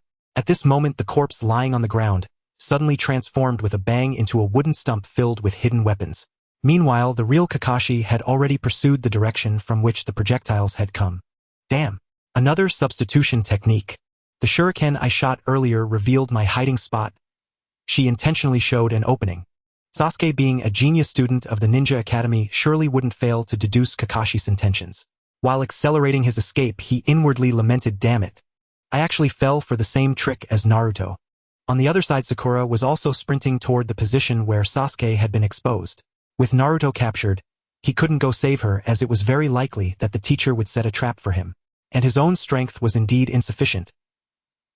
He could only join forces with Sasuke to have a glimmer of hope. Sasuke, you must not get into trouble. When she arrived, there was no sign of Sasuke. Only Kakashi remained. Sakura slammed on the brakes, rolled into the undergrowth, and hid among the bushes. She saw Kakashi still absorbed in that little erotic book titled Intimate Paradise, and only then did her taut nerves ease. Safe. The teacher has not noticed me. Yet worry followed at once. Why is that lecherous teacher reading here? Shouldn't she be fighting Sasuke? Where is Sasuke? Could she already have been? No, impossible. Sasuke would not be defeated faster than Naruto, would he? Sakura, watch behind you. As she thought this, a voice abruptly sounded behind her. Startled, Sakura spun around, and her wide, terrified eyes met Kakashi's single visible eye. A swirl of falling leaves surrounded her. The world tilted, and her body felt trapped in a vortex of wind. Dizzy and disoriented, she shut her eyes. When vision returned, Kakashi had vanished. What was that? What on earth happened? Where is the teacher? Sakura looked around. Though it was a relief the teacher had not attacked, there must be a reason. Unwarranted kindness must hide a deeper plot. Honestly, compared with the torment of waiting like one awaiting death, Sakura would have preferred Kakashi simply knock her out back then. Sakura. In that moment of dread, a faint voice called her name from deep within the woods. The scene, like something from a horror film, chilled her, but on closer listening the voice sounded restrained. That voice is Sasuke. No sooner had she thought it than the distant bushes rustled as if something clawed its way out. Sakura. Sakura. Save. Save me. Sakura was about to back away when the thing in the forest revealed itself. Sasuke, his body impaled with hidden weapons, his left arm gone, his legs cruelly broken and grotesquely twisted. The gore was so vivid Sakura almost tasted the metallic tang of blood. As the wounded figure crawled closer, her face drained of color, and a raw, overwhelming terror seized her. A gut-wrenching scream tore through the trees. Did I go too far? Kakashi murmured from his hiding place. He had moved closer to check whether the fallen Sakura had been frightened into cardiac arrest, but as he crouched, a dead-like hand clamped his ankle. Startled, Kakashi saw that Sakura no longer wore the cowardly look of moments before. Though her face remained pale, her expression was one of grim satisfaction. Calm, measured judgment, turning an enemy's technique against them. I've learned well, haven't I? Teacher. It was the first time Kakashi had seen such vivid life on the face of this normally gentle, almost foolish-looking youth. The smile was unrestrained and brazen. You actually broke through my illusion. The question took her aback. Ordinarily, even if a youth could perceive her illusion as a jonin, she should easily overpower him in both body and spirit and lock his mind in the genjutsu. Sakura did not grasp that nuance, or her understanding of such techniques was not yet deep enough to follow Kakashi's meaning. She only smiled and said, Your illusion conjures a person's inner desire and then warps and destroys it, doesn't it? What a vicious technique. But sadly, the real Sasuke would never call me Sakura, bro. Sakura's answer missed the point, but Kakashi understood this youth likely had no awareness of how extraordinary his feat had been, using a mere genin's spiritual strength to bluntly oppose her technique and actually succeed. Your mind is indeed formidable. She had clearly underestimated him. But your body is far too frail. Kakashi merely wrenched free, and the youth's desperate grip had not even left a scratch on her. Promising, but a pity. A palm struck the youth's neck and felled him. Kakashi's expression flickered and he sighed. As he released the hand sign, the clone dispersed with a soft pop. It turned out the one who had knocked out Sakura was only Kakashi's shadow clone, who his true self had after finishing the illusion continued to track Sasuke. What use is talent when compared with an Uchiha? One remains immortal without that bloodline. Was that voice just now? Sakura. Hearing the commotion from afar, Sasuke halted and prepared an ambush. If that scream belonged to Sakura, it meant Kakashi was now at least a kilometer from her, and the dense woods would form a natural screen enough to throw off his pursuit. Why stop? You don't think you've shaken me off, do you? Kakashi's unshakable voice whispered behind her. Before Sasuke could answer, he received the memories transmitted when the shadow clone dispersed. Haruno Sakura, is it? Just now, I tested the second lesson of our ninjutsu combat training illusion techniques. And yet someone passed. It seems your teammates are not ordinary. Illusions. Sasuke's expression hardened and he said coldly, those are mere tricks to fool the weak. Only those who can pass deserve to be my teammate. This was no boast. Ordinary illusions meant nothing before the Uchiha clan. Beneath those hidden crimson eyes, all phantoms were revealed as falsehoods. It was the natural, insurmountable gulf between a common shinobi and one born of that bloodline. Sasuke's dismissive voice continued. They only beat the laggards. Taking me down will not be so easy. Kakashi remained unfazed, not even lowering the erotic book, and said lightly, save the boasting until after you've grabbed the Bell Sasuke-kan. With battle about to erupt, what is our protagonist Naruto doing at this moment? He was hunched over and had finally worn through the rope binding his feet. Laughing with relief, he flipped down. Calmness, steady judgment, huh? I've learned my lesson, and next time I won't fall for the teacher's trap. But the reprieve was short. The moment his feet touched down the same spot, the same rope, the same trap, the same outcome awaited. With his cry of, damn it, I've been tricked again, Naruto was once more forced to hang upside down like a bat. Bastards! How devious! To set an identical trap directly beneath me. Who on earth could have guessed that? 2 long rivulets of tears ran down Naruto's face, and by the force of gravity dripped onto the roots below. Isn't that, in its own small way, a virtuous deed? The village's top young martial artist. Uchiha clan strength. Truly exhilarating to behold. A chilling aura of lethality coiled around the two. This time, unlike her bout with Naruto, Kakashi held her copy of Iruka Paradise in one hand. But her gaze was locked unblinking onto Sasuke. As a jonin, she could instinctively gauge the threat level an opponent posed. If Naruto's shuriken were mere pebbles tossed by a child, then Sasuke's murderous, unpredictable blades were true killing knives, demanding utmost vigilance. Yet even so, for a battle-hardened jonin, this warranted little more than a fleeting glance. Even if you attack Hiden, it won't make a difference. Faced with Sasuke's 3 chakra-infused kunai hurled with explosive force, Kakashi merely leapt aside with effortless grace. Yet Sasuke responded not with fury, but with a chilling, unsettling smile. A trap? The moment the thought crossed her mind, the kunai she'd evaded sliced through their hidden cords, and 100 steel blades descended like a storm, converging precisely where Kakashi had just retreated. Forced to abandon her book, she launched herself skyward like a leaping toad, barely escaping the lethal barrage. How had this girl laid such a trap? She'd only delayed briefly at Sakura's side. How could she have rigged it so swiftly? Could it be her initial assault was never meant to strike, but merely to lure me here? In that split-second lapse, Sasuke surged behind her. Even Kakashi flinched at her speed. Too late to evade, she raised her arm to block Sasuke's devastating flying kick. The impact carried such force that Kakashi herself had to divert half its momentum. Yet such a reckless strike exacted its price. Sasuke's body froze for less than a heartbeat upon contact. And in that infinitesimal opening, Kakashi reversed her guarding arm, seizing Sasuke's ankle before it could recoil. Had it been Naruto or Sakura caught thus, the match would have ended instantly. But this was Sasuke. Sasuke showed no fear. Letting Kakashi grip her leg, she bent her knee and used the hold as leverage, driving her entire weight into a crushing straight punch aimed squarely at Kakashi's face. Kakashi had no choice but to abandon her counterattack and raise her other hand to shield her visage.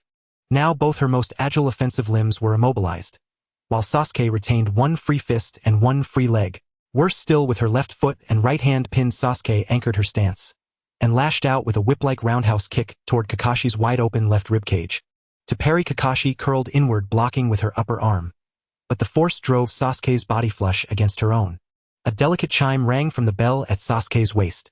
She smirked. That girl. Kakashi wrenched Sasuke away. Had she hesitated a fraction longer, Sasuke's monkey snatches the moon technique might well have succeeded. Still, the violent tremor of the bell confirmed that Sasuke had indeed touched it. Just a hair's breadth short. This girl is extraordinary. It seems I can no longer hold back. Indeed, were she to continue holding back, should a student actually seize the bell, Jonin, Kakashi's reputation would be irreparably tarnished. Excellent. I admit. You truly stand apart from the other two. Teaching students demands not only correcting flaws but also honoring excellence. Her strength, speed, and innate unshakable mental fortitude placed Sasuke leagues beyond her peers. She had earned that praise without question.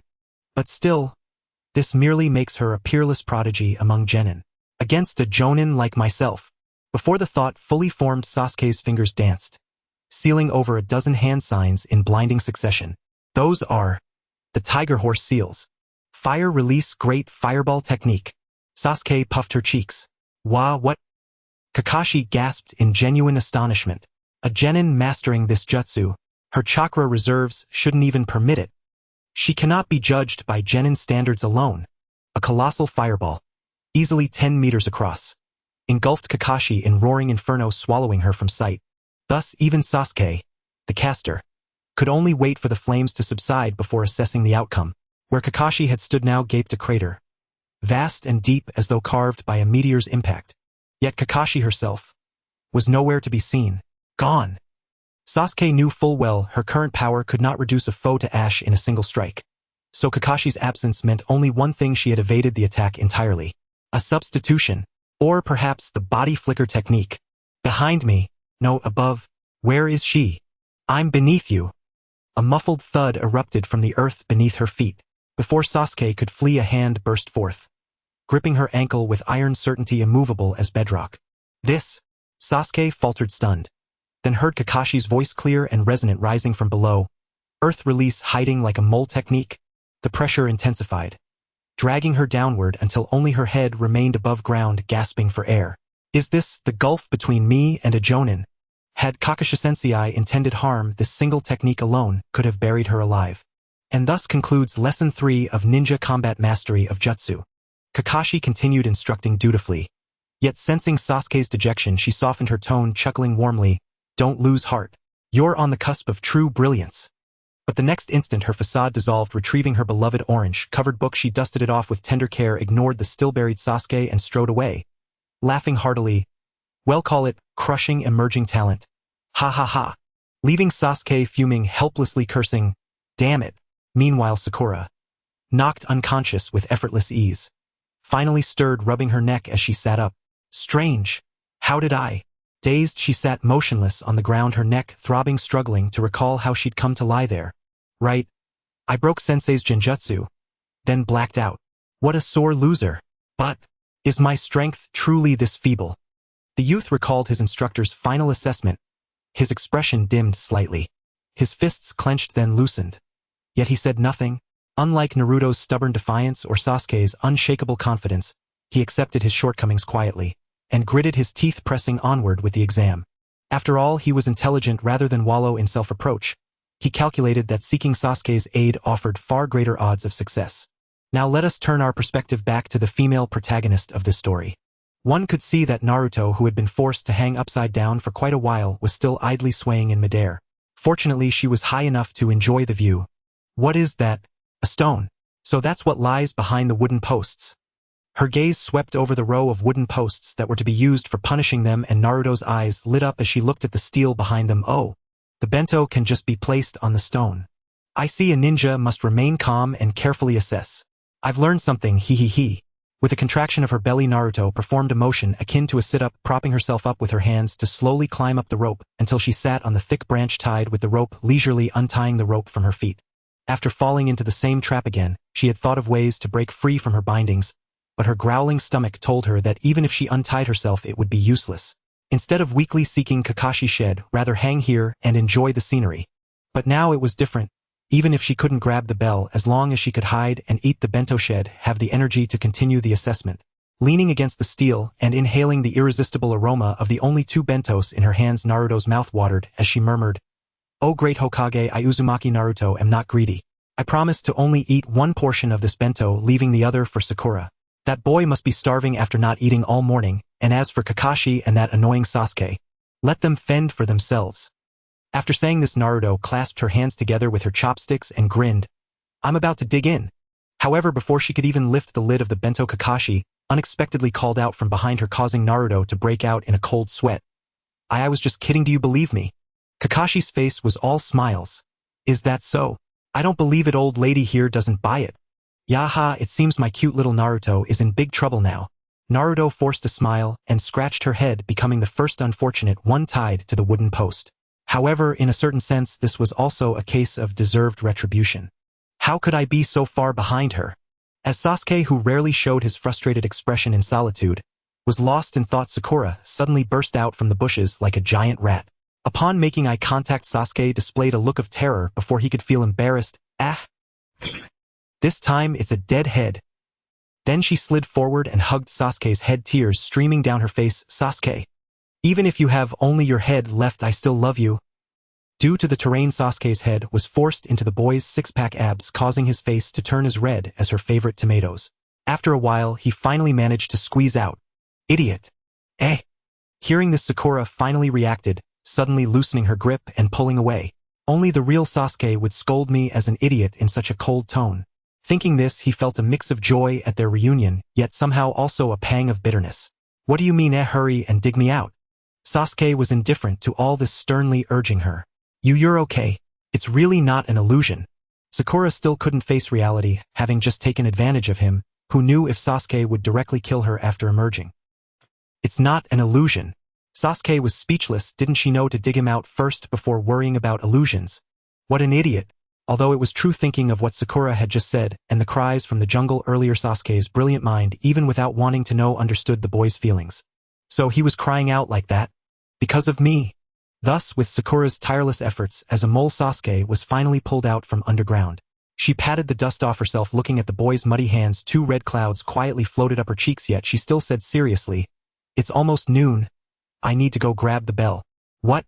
You still want to grab it? Sakura was a bit confused upon hearing this. After being buried once, wouldn't she learn her lesson? Next time, if both of them got buried, who would save her? She couldn't possibly rely on Naruto, could she? That was the first one to flop in class. Although Sasuke didn't think much about it, he could see Sakura's worries, and after a moment's thought he explained, I already touched the bell earlier. This time I can definitely grab it.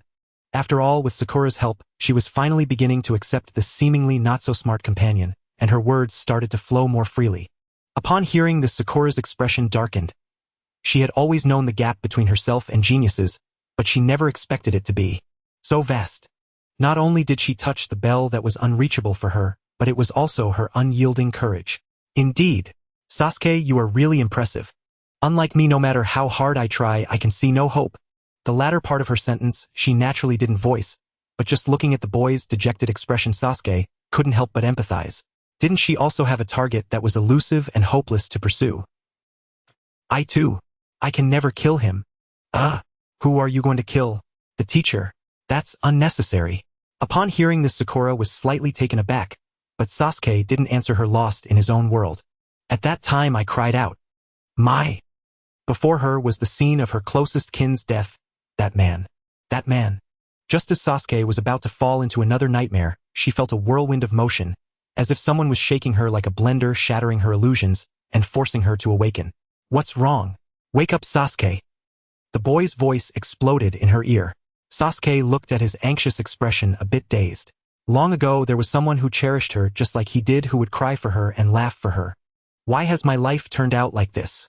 It was precisely because she once had it and now had lost it that Sasuke wanted to become an avenger. Ding-ling-gling-gling. Oi! Hearing the distant alarm ring, she realized the hour hand had just struck noon. With a dismissive snort, she shattered the eerie silence and kicked a pebble along the roadside, muttering, Ugh! Way too much pointless chatter. Then she turned her back on the boy and strode away, leaving behind that fleeting moment of raw emotion as though it had never existed at all. Sakura stood frozen for a beat. She sensed something deeply sorrowful must have happened to the girl. But since she chose not to speak, Sasuke knew better than to ask.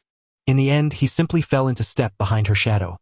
Not walking beside her, but trailing quietly at a respectful distance, granting her all the space she needed. Caring without intruding. Perhaps this very restraint, this almost excessive sense of distance, was why his quiet presence so often slipped past the affections of young girls unnoticed.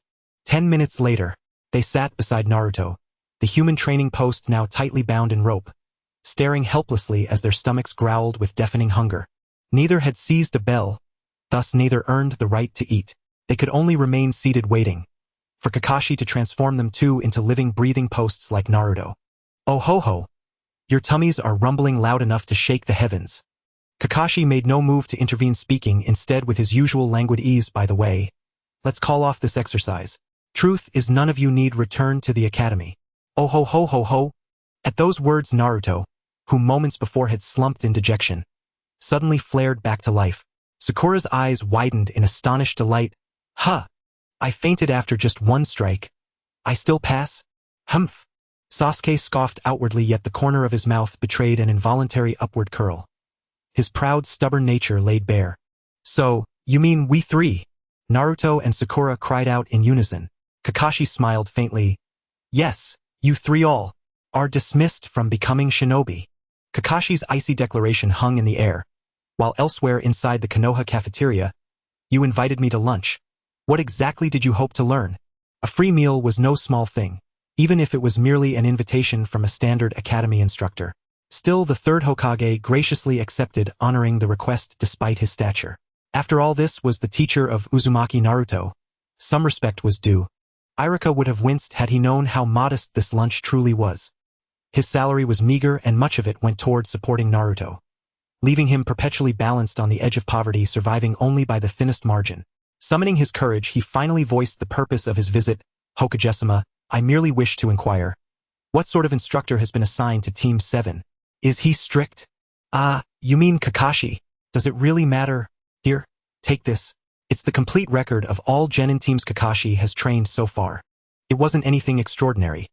While chewing his udon, the third Hokage casually handed over a roster of Jonin instructors. Such information was hardly classified. Anyone could dig it up with minimal effort. Yet in the shinobi world, intelligence was guarded like sacred flame. And Iruka's visit was less about necessity and more about deference, a formal acknowledgement of who held ultimate authority in the village. Only what the third Hokage chose to reveal would ever be known. To pry beyond his consent was to risk far more than embarrassment. It was to invite peril. Relieved that the Hokage hadn't taken his inquiry as a challenge, Iruka dared not browse the roster freely. He flipped straight to the index, found Kakashi's name, and opened the page, only for his eyes to widen in shock. This is... All three of you are dismissed from becoming shinobi. Kakashi repeated coldly, as if fearing they'd missed his meaning the first time. You're telling us not to become shinobi? What does that even mean? Bound to the post, Naruto thrashed wildly, yet remained utterly immobile. That's right, we didn't get the bells. But surely that doesn't warrant dismissing us. Emboldened by Naruto's outburst, Sakura, rarely defiant, found her voice and confronted her teacher Hiden.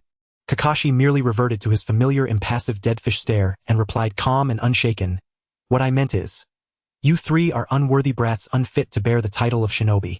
Sasuke gritted his teeth and lunged, but as Naruto and Sakura cried out in alarm, the Jonin, no longer holding back, delivered a swift, precise kick to his head, sending him crashing to the ground. Impulsive. That's precisely why I call you a brat. Kakashi hadn't struck to injure, just enough to humble. Sasuke remained conscious yet utterly pinned beneath the Jonin's foot, unable to budge an inch. That's utterly disgraceful. Don't stomp your foot on a girl's head, you bastard. In her panic, Sakura blurted out the thought before she could stop herself, then charged forward only to be slapped aside by Kakashi's raised palm, sent flying 2 meters before landing hard. Who are you calling bastard? Disrespectful little runt. After spitting contemptuously at Sakura, still sprawled and dazed on the ground, Kakashi cleared his throat and assumed a new expression, sharp, predatory, commanding, as if resuming her role not as mentor but as judge. Do you hold shinobi in contempt? Answer me, why do you think we conduct this exercise in teams? Teamwork. Sakura spoke haltingly, her cheek still burning from the slap. Kakashi's stern composure shattered instantly. Her gaze locked onto Sakura in stunned disbelief. You knew the test's purpose, and yet you let Naruto fend for himself. The boy stiffened, then bowed his head again, silent. Kakashi read his posture perfectly, and for the first time genuine disappointment flickered in her eyes. Not the performative scolding of a teacher, but the quiet, piercing sorrow of someone who had glimpsed promise only to watch it falter. You knew there were only 2 bells, yet understood that seizing them demanded all 3 of you working as one.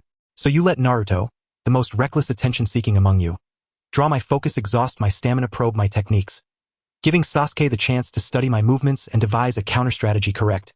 You were even part of the plan, sacrificing yourself as bait to hold my attention while Sasuke moved in, and the scheme didn't require your direct action at all, because you knew instinctively that given their personalities Sakura and Naruto would inevitably fall into place. Brilliant strategy, kid. It sounded like praise, but her face held no warmth, only a chilling, unfamiliar coldness. You treat teammates, even yourself, as disposable pawns, all for the sake of the mission. You truly are born for this life. But tell me, have you ever considered what happens next? What if I were a true enemy? What if right now I pressed this blade to Sasuke's throat and demanded you kill Naruto? What then? As she spoke, Kakashi drew a tanto and pressed its tip against Sasuke's slender neck. Slowly, deliberately, she advanced the blade until the pale skin bloomed crimson. The wound is not serious, but if we don't stop. Even Naruto, usually the loudest, fell silent, afraid that if Kakashi's hand trembled even slightly, it would cost Sasuke his life. After all, they are classmates. No matter how much they dislike each other, they cannot just watch her die. Stop it, teacher. In the silence, Sakura finally exploded. I only did this because I knew it was an exam. If it weren't for the exam, I would never allow them to face a Jonin willingly. But this is an exam. One tests the waters, another distracts, and one either finishes or escapes. Facing an unknown enemy, this is the best strategy. If it weren't Naruto who tested first, it would have been me. I can forfeit this test. I can choose not to be a ninja. But they are different. They all have dreams, and I must ensure they become ninjas. Looking at the boy, who finally met her gaze, seeing the determination in his eyes, Kakashi felt relieved. Thankfully, the boy was not acting out of selfishness. Thankfully, he was not truly cold-blooded. However, no amount of words can cover up your negligence towards your companions. As punishment, you will switch with Naruto. She is tied here because she wanted to steal a bento, but at least she thought of leaving you some. Such a person is more deserving of this bento than you. With that, he untied Naruto and bound Sakura in her place. Naruto initially refused, preferring to go hungry herself, but Sakura stopped her. Kakashi ignored their scuffle and warned Sakura, "I'll give you another chance. Don't pull any tricks this time. After lunch, the 3 of you will compete for the bell again. Remember, you must work together. Moreover, Haruno Sakura, if you truly have a good heart, as you claim, return to school alone after the mission. Remember, the bento is only for the 2 of you. Anyone who dares to share with her will be sent packing." With that, he turned and left, leaving the 3 kids staring at each other. The atmosphere was somewhat awkward. After all, anyone would feel uneasy knowing they had just been schemed against by close companions. But Naruto was different. For her, as long as the heart was not wicked, it was good enough. Without hesitation, she stuffed a piece of fried chicken into Sakura's mouth. Caught off guard, Sakura instinctively bit down on the chicken. It wasn't until Naruto withdrew her chopsticks that she realized she was now in a position where she couldn't eat or spit it out, and had to swallow the girl's intentions, albeit reluctantly, before scolding Naruto, "You idiot. Do you still want to be Hokage? I let you be cannon fodder, and you don't get angry, you fool." Naruto simply smiled reassuringly. "Sakura, it was my own foolishness to jump out and challenge the teacher. You were just not able to stop me. Frankly, knowing my temperament, even if you tried, it would have been useless. Arguing might have led to both of us getting wiped out by the teacher. Although we are just classmates, you have never treated me with disdain or scorn because of rumors. You have always regarded me as an ordinary person, and perhaps it means nothing special to you, but to me it is an incomparable treasure." Seeing the boy's shocked expression from her words, Naruto turned her head away, continuing to feed him without stopping, a smile still on her face. "And who said I want to be Hokage? I will surpass the Hokage. I am a lifelong exchange student. If I can't do it this time, I'll try again next time. If 3 years aren't enough, I'll take another 3. A mere jonin. Sooner or later I will make her cry and admit that I am a ninja." Naruto rambled on, stuffing Sakura's mouth with food. By the time she came back to her senses, Naruto had barely eaten a few bites while her bento was already empty. This was not surprising, or after all, a bento is meant for one person. Sakura, being a growing boy, could easily finish a whole box of rice, let alone half. Naruto was the same. The energy expended in the morning could not be satisfied by just a few bites of food. But to prevent Sakura from feeling guilty, she pretended to be full and said, "Look at my slender figure. It's all thanks to my little bird stomach." But she was not slender at all. Ideally, a girl her age should be taller than her male peers. Yet she had only reached 1.5 meters shorter by a centimeter than Haruno Sakura, who was 2 years younger, and far behind Sasuke, who was nearly 1.6 meters tall. This was clearly due to long-term malnutrition from inadequate diet. It was as if her body protested against Naruto's greed. Her stomach was far more honest than her mouth, making continuous rumbling sounds. In this awkward moment, it was Sasuke who broke the silence. After quietly finishing half of her bento, she handed the remaining portion to Naruto, saying, "Take it." As Kakashi said, it was Naruto's probing that allowed her to find a way to fight Kakashi. Although she had lost due to Kakashi, that dirty adult, using ninjutsu against a mere genin for the sake of face, it did not mean that Naruto had no contribution to her near victory. "Why are you giving this to me?" Naruto did not understand Sasuke's thoughts. It seemed she had never really understood this girl, who always looked cold and wore a frown.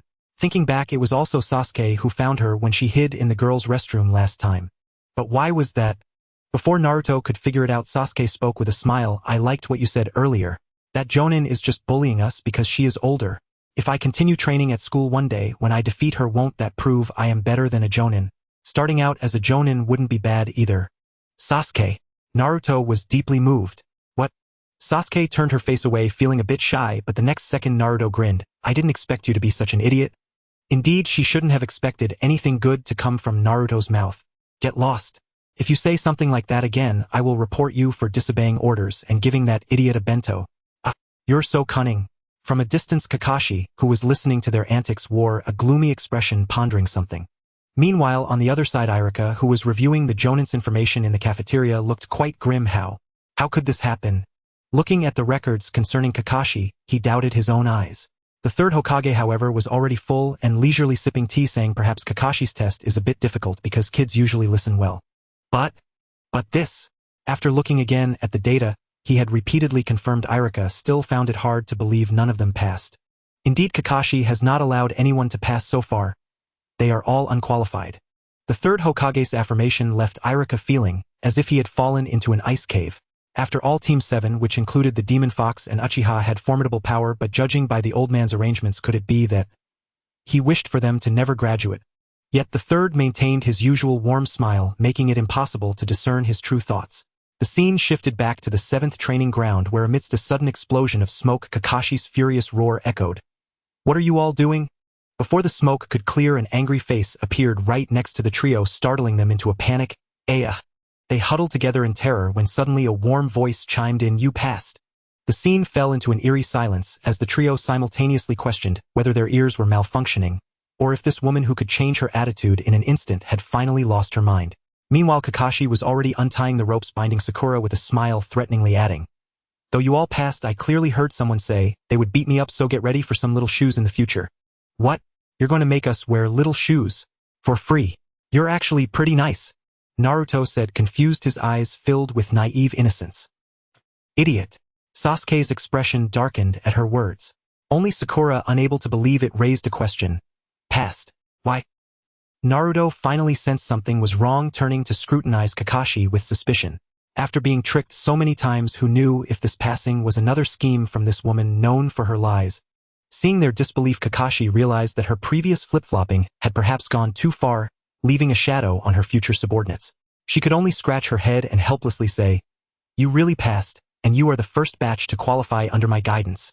I can hardly believe it. After all, who would have thought that the previous kids were merely obedient little lambs with no opinions of their own? Did they never consider that if one of them lost strength due to not eating, what would that mean for teamwork?" At her words, the trio stiffened. They had never considered such factors. Their choice to feed each other stemmed simply from mutual affection. Fortunately, Kakashi, that old woman, continued her lengthy discourse, completely unaware of their odd behavior. This assessment task is executed at the class level, and indeed for ninjas, exceptional individual skills are indispensable. Perhaps in the future someone could complete a mission with 2 people or even alone, but if success comes at the cost of sacrificing a companion, what meaning does that victory hold? At this point, Kakashi couldn't help but gaze wistfully at the stone tablet beside her, which was a memorial stone. The countless names engraved on it belonged to ninjas who died heroically. Among them were her former companions. In this world, there is no such thing as innate wisdom. The teachings bestowed upon these children are merely the irreversible mistakes that this former elder committed. Shaking her head to regain focus, Kakashi interrupted the trio's contemplation, concluding, "Therefore ninjas must remain calm and assess carefully. While those who break the rules of the ninja world are deemed useless, it is those who do not value their companions that are the true failures." As Kakashi said this, she patted Sakura's back, implying something. Although she indeed disapproved of the child's actions, as long as they could recognize their mistakes, they were still good kids. Kakashi, being an exemplary adult, would never hold a grudge against children, though Sakura, who felt like she might throw up from the 2 slaps she received, might not think so. In conclusion, the exercise ends here. All members of Team 7 have passed. Don't forget to gather at the Hokage building starting tomorrow to accept missions. Your unfortunate lives as genin are only just beginning. Half a month later, in the Beehive Forest of the Land of Fire, the trio lay in hiding, acting stealthily. Kakashi's voice came through the earpiece, heavy and lifeless. How far is the target? 5 meters. I'm ready and can act at any time. Over. I'm also ready. Over. Me too. Over. The 3 of them replied in an orderly fashion. After these days of cooperation, they no longer made the earlier mistake of all speaking at once, which had resulted in confusion. Kakashi was satisfied and issued the command to move. As the order was given, the trio burst forth in a pincer formation toward the target. Naruto, the most excited, yelled as he pounced on the dark figure in front of him, clutching it tightly to prevent any escape. Finally caught you. The shadow let out a cry of meow. It struggled, attempting to claw Naruto's face, but this time Naruto had learned his lesson. He held onto the creature's chest bone, preventing it from flipping over in midair, thus keeping it from reaching him. You pesky cat, I've learned from my mistakes. How could I let you pull the same trick again? Although Naruto's words carried little weight given the bloodstains from the scratches on his face. The target has a ribbon on its right ear. Can we confirm it is the target? Ahu? Kakashi asked, feeling dizzy from Naruto's loud voice through the earpiece. Sakura was busy subduing the frantically clawing black cat, while Sasuke had the leisure to confirm the ribbon on the cat's right ear before replying, "It's definitely the target." Great, the capture mission for the lost pet Ahu is complete. Although she wasn't even present at the scene, Kakashi felt delighted to receive a reward. This is the perk of having genin under her command. Although the earnings are less than doing it herself, it's safe and easy, plus she can enjoy teasing the newbies. What a pleasant day. As for how the genin felt about being exploited, that's of no concern to someone like her who has already made a name as a jounin. Why bother climbing higher if it doesn't involve suppressing newcomers? Of course, this was just a joke. Naruto, who was still battling the cat, shivered. Strange, I feel an incredibly filthy malice for some reason. Time slipped swiftly by. Inside the Hokage Tower of Konoha Village, Lady Shizumi, the wife of a feudal lord from the Land of Fire, clutched her long-lost beloved cat Ahu, pressing his face fiercely against her cheek. She was a full-figured woman with a face like polished jade and prodigious strength. Her suffocating embrace left Ahu gasping and shrieking in her arms. Ah, my precious little tiger. I was nearly driven mad with worry. How dare you run away? A tiny kitten like you could never escape your mama's grasp. Absolutely not. He. Ha ha ha. A kiss. Another one. Ho ho ha ha ha. Ha ha ha. Hi hi hi. Ha ha ha. A darling like you was born to be devoured whole by mama. He. Resistance is futile. Emu. And Naruto watched this heart-wrenching spectacle of feline abduction and burst into silent laughter, hastily covering her mouth to stifle it. Ha ha ha. Serves you right, you wretched cat. Daring to scratch this peerlessly beautiful moon-obscuring face of mine. Granted, the scratches were so minor that given Naruto's extraordinary regenerative capacity, they would have healed entirely before she even thought to bandage them. But striking someone's face remained an unforgivable offense. This grudge, Naruto vowed, would not be forgotten. Sakura, meanwhile, stood with a dark vein pulsing on her forehead, thinking, no wonder he keeps running away. Indeed, keeps running away was no exaggeration. Lady Shizumi's frequency of registering at Konoha to report Ahu missing had grown so absurdly high that Sakura half suspected she'd come solely to boost genin mission statistics. The Hokage, having witnessed countless such scenes, now tuned out Lady Shizumi's daily outbursts entirely, calmly puffing his pipe while methodically assigning the next mission to Team 7. Next, Kakashi's Team 7 will assist Elder John with childcare, or perhaps fetch groceries from the neighboring village, or help harvest sweet potatoes. Yes, Konoha shinobi differed markedly from those blood-soaked mercenaries who lived only for battle and carnage. Though such mundane tasks fell almost exclusively to genin, at least Konoha's livelihood did not rest upon human suffering. This was a hard-won privilege, forged over generations by fists, sacrifice, and unwavering resolve. Yet for children raised in peace, its profound value remained largely unappreciated. And Naruto was precisely one such child. No way. Don't assign us these missions. We want something far more thrilling. Give us something else. As if her words lacked sufficient weight, she thrust both hands forward, forming a bold, unmistakable X. Her entire body radiating defiant rejection of such trivial, tedious labor. She was an elite shinobi, rigorously selected through grueling trials, How could she let her life wither away in rice paddy seedlings and petty errands? She has a point. And Sasuke silently concurred. What she needed was not placid routine, but danger adrenaline, the razor-thin edge between life and death, where true self-transcendence bloomed. She craved strength surpassing that man. Sakura, however, felt distinctly awkward. He rather enjoyed this life. Yes, it was tiring, yes, the pay was modest, but day after day missions alongside two stunning comrades filled with banter and camaraderie. That was the very dream of every biologically typical male. Sigh. I knew she wouldn't last long. And Kakashi sighed, inwardly mourning the imminent end of his tranquil, low-effort existence. Just then Iruka, who had been quietly assisting the Hokage with mission reports, stepped forward to voice their shared sentiment. Idiot. You're still green rookies. Everyone begins with simple missions to build experience. And Naruto shot back. But we've been stuck doing utterly boring work lately. Our skills are going to atrophy. In truth, they weren't. Whether tilling fields, tracking pets, or procuring goods, each task honed physical endurance, observational acuity, or logistical awareness, preparing them for wartime supply chains. But Naruto, in her youthful impatience, saw none of this. Yet ignorance on her part mattered little. Someone else understood. Stop this nonsense, idiot. Kakashi seized Naruto's collar and yanked her back like a squirming chick. Then, when she still refused to settle, delivered a sharp, resonant thwack to her skull, leaving her dazed and finally still. Experience proved that brute force remained the most efficient means of subduing obstinate children. Sigh. It seems I must explain to you, Naruto, what a shinobi mission truly entails. And the third Hokage gazed at the irreverent girl before him and exhaled deeply, his pipe momentarily stilled, as he assumed the solemn, patient tone of a devoted NPC. Listen well. Every day the nation entrusts us with countless assignments, from childcare to assassination. These appear on official mission scrolls ranked by difficulty as A, B, C, or rank. Konoha shinobi led by myself fall roughly into 4 tiers: Hokage, Jonin, Chunin, and Genin, corresponding to leadership, elite operatives, seasoned professionals, and apprentices. Missions are assigned by our command structure according to capability: a rank to Jonin, B and crank to Chunin, and C and drank to Genin. Only upon successful completion does the client remunerate us, and only then do shinobi eat.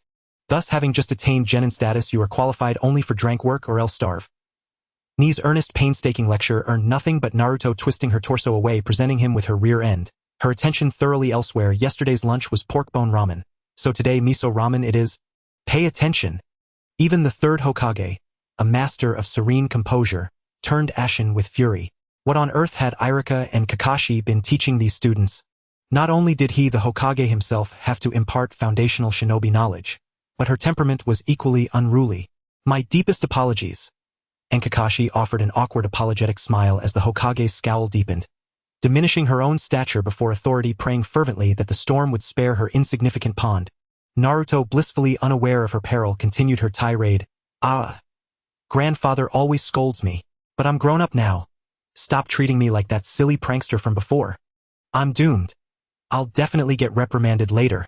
And both Iruka and Kakashi, Naruto-sensei, simultaneously envisioned identical consequences. Yet beyond the Hokage's ire, Iruka felt quiet pride in Naruto's growth, and so too did the third Hokage. He resumed, puffing his pipe, a faint knowing smile curling at his lips. Very well. Since you insist, I shall assign you a crank mission. You will escort him. That little prankster who once sought only attention through mischief has finally begun to grow. Haha, who are we escorting? A lord or a princess? In response to Naruto's eager question, the third Hokage remained calm and replied, don't be hasty. I will introduce you right away. Naruto's face was filled with anticipation, while Kakashi was surprised that the Hokage actually agreed to such an unreliable proposal. The third Hokage, uninterested in the opinions of the leading Jonin, called for the employer waiting in the reception area outside. Please come in. The door slowly opened, revealing a middle-aged man holding a bottle of alcohol, looking somewhat tipsy. He surveyed the members of Team 7 and sighed. What is this? Just a bunch of kids. Especially that shortest guy. He looks the dumbest. Are they really ninjas? Naruto, completely oblivious to the man's insult, continued to grin and said, ha ha ha, who is it? Who is the shortest? He looks the dumbest. Kakashi could be ruled out as an adult, yet Sasuke was half a head taller than her, and Sakura barely edged her out by 2 fingers. Finally, Naruto realized they were making fun of her. Angered, she immediately pointed her finger at the drunken man's nose and shouted, I'm going to kill you. However, she was stopped by Kakashi, who scolded her. What are you talking about? Our task is to protect this old gentleman. Stop being foolish. The man looked up at the third Hokage, seeing that he had no intention of changing the team, and reluctantly accepted this obviously unreliable combination. After all, he was the one asking for help, he had no choice. My name is Dasna, a super famous master bridge builder. Before I return to my country and complete the bridge, I need you to stake your lives to protect my safety. Once outside the village, Naruto became excited and cheered, looking left and right. Let's go, let's go. Kakashi asked, what are you so happy about? Sakura didn't quite understand his excitement until Naruto exclaimed, because I've never left the land of fire before. As the host of the Nine Tails, she had never even had the right to cross the border before the village acknowledged her. It was only today that she received the Hokage's approval, finally gaining the chance to see the outside world. Hey, is it really okay to have such kids? Dasna, a renowned bridge builder, had traveled the world for many years and found it hard to trust a kid who had never even left his own country. He immediately questioned Kakashi, the leader. As the employer, Kakashi could only smile and say, haha, with me a jonin accompanying you, there's nothing to worry about. Naruto was nearly driven mad by the old man's repeated disdain. In his heart he thought, this old man is really annoying, the absolute worst client. Once the mission is over and I get the money, I'll make sure to knock his head open. But for now, she shouted, hey you old man, don't look down on ninjas. She scolded him, pointing at Dasna's nose. Although she couldn't fight, she could still speak out. I'm very capable. I'm going to surpass the Hokage one day. I'm Uzumaki Naruto, so stop calling me a kid. Remember that. Dasna, with the bottle in his mouth, glanced at her disdainfully and replied, the Hokage is the strongest ninja in your village, and I don't think a kid like you can surpass him. Stop talking. I've made up my mind. No matter what, I'm going to surpass the Hokage. Once I do, even you old man will have to recognize me. Dasna's face fell at her words. Kid, I absolutely will not acknowledge that, even if you surpass the Hokage. What does it matter if one surpasses the Hokage? Dasna was not someone who would bow to power, or otherwise he wouldn't have found himself in a situation where he had to seek aid from another country. Naruto couldn't yet grasp the ambiguity of her words. To her, the Hokage was someone recognized by everyone in the village, and surpassing him meant gaining recognition from everyone, including those outside the village. But to Dasna, her words seemed to convey that she was just an arrogant child blindly pursuing power. Misunderstandings arise so easily, while mutual understanding is what is truly rare. You have not endured my suffering. I do not understand your thoughts. Thus, when the two communicated, it was naturally a case of miscommunication with little to no common ground, leading them to argue and then ignore each other, trudging along the road. Amidst the farce, it seemed no one noticed the cold, poisonous eyes lurking deep within the forest. By the way, Mr. Dasna.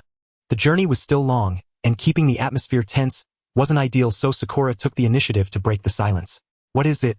The old man no longer wore a cold expression. Compared to the unreliable Naruto, he was more than willing to chat with the other kids. He heard Sakura ask, Mr. Dasna, you're from the land of waves, right? Why do you ask that? Does this kid know something? Dasna felt a flutter of anxiety, but tried to maintain a calm facade due to the alcohol. That's right, what of it? However, upon receiving affirmation, the kid seemed to lose interest in the old man and turned to talk to her teacher. Kakashi-sensei, does that country have ninjas?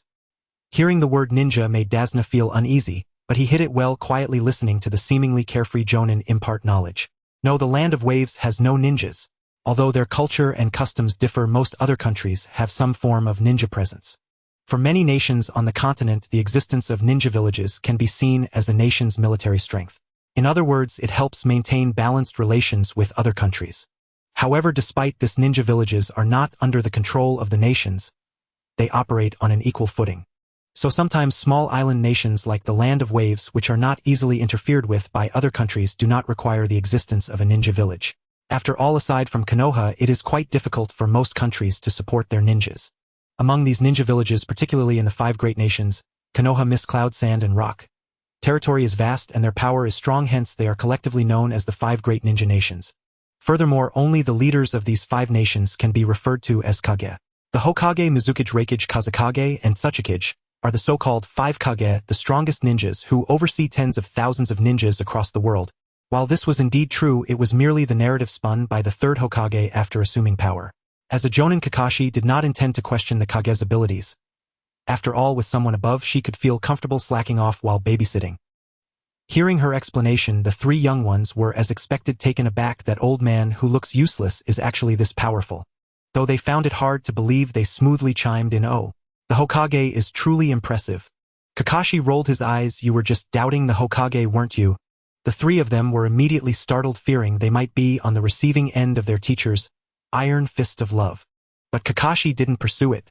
After all, they had already left the village, and the third Hokage's crystal ball and telescope technique could no longer spy on them.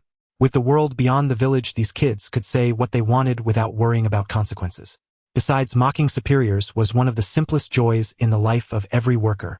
So, in a good mood, she rarely ruffled Sakura's hair, enjoying the silky velvet-like sensation, and said happily, "Let this one slide, but when we return to the village there better not be a next time. The Hokage is watching you."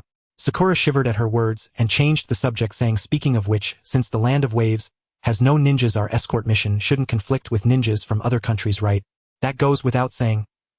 Do you think you'll run into ninjas on a mere crank mission? Dream on, ha ha ha." Kakashi laughed heartily, while Dazna's expression stiffened for a moment. Sasuke keenly noticed his momentary lapse, and the small puddle that had suddenly appeared at their feet despite the clear skies. Sure enough, just as the group had passed the puddle, two figures emerged from what appeared to be a half-meter-sized pit, barely deep enough for a finger. Who else could execute such a technique but a ninja?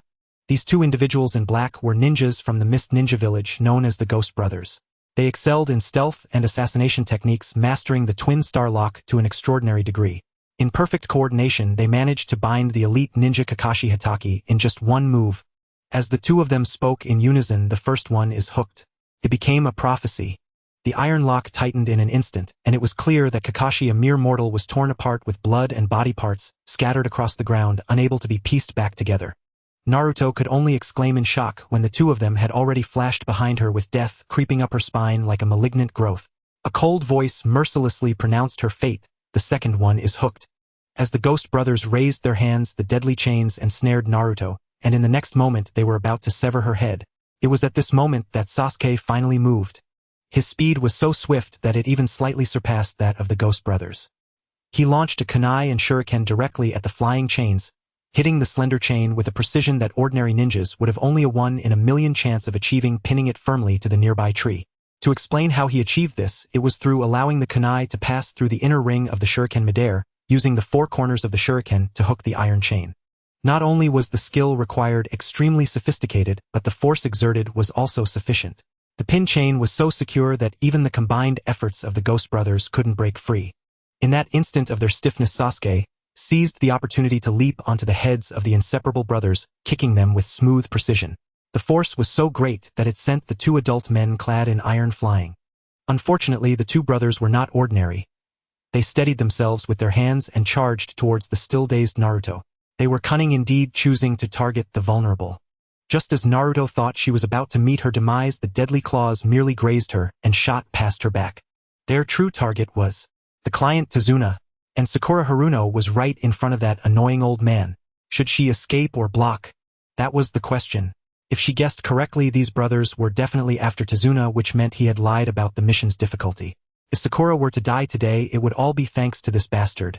She should evade for both emotional and rational reasons. No one would ridicule her for being cowardly. This old man brought this upon himself. But why can't I move my body? Why am I raising my knife? Why can't I bear to watch him die right before me? Just as Sakura was instinctively preparing to fight for her life, Sasuke unexpectedly stood in front of her. Sakura immediately regretted it. She could sacrifice herself, but Sasuke absolutely could not. But it was too late. Just as the two of them were about to become a pair of doomed lovers, the supposedly dead Kakashi appeared like a divine weapon, effortlessly knocking down the two brothers with one punch each. His demeanor was so relaxed, as if he were not facing the notorious bloodthirsty Ghost Brothers, but merely two rookie ninjas fresh from the academy. Kakashi-sensei is still alive. Sakura's surprise was palpable. After surviving a disaster, she found the man before her incredibly handsome. Sasuke, however, wore a sullen expression. "What's with the fuss? You're wasting my feelings." Kakashi-sensei. She used the shadow clone technique. Naruto finally had a moment of clarity. Phew. It seems like everything is okay now. Tazuna, that old man, breathed a sigh of relief, completely unaware that disaster was about to befall him. Naruto, I'm sorry for not rushing to save you, immediately causing you to get hurt. I didn't expect you would be completely immobilized.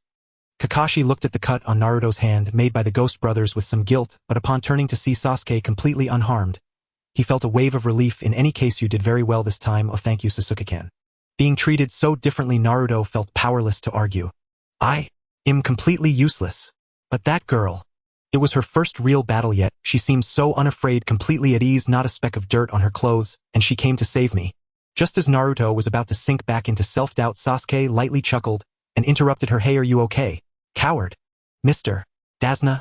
Kakashi's expression turned cold, startling. Dasna. I have something to ask you. Those two guys are Chunin from the Cloud Village, renowned for their willingness to continue fighting no matter the sacrifices. Why were you able to see through our movements?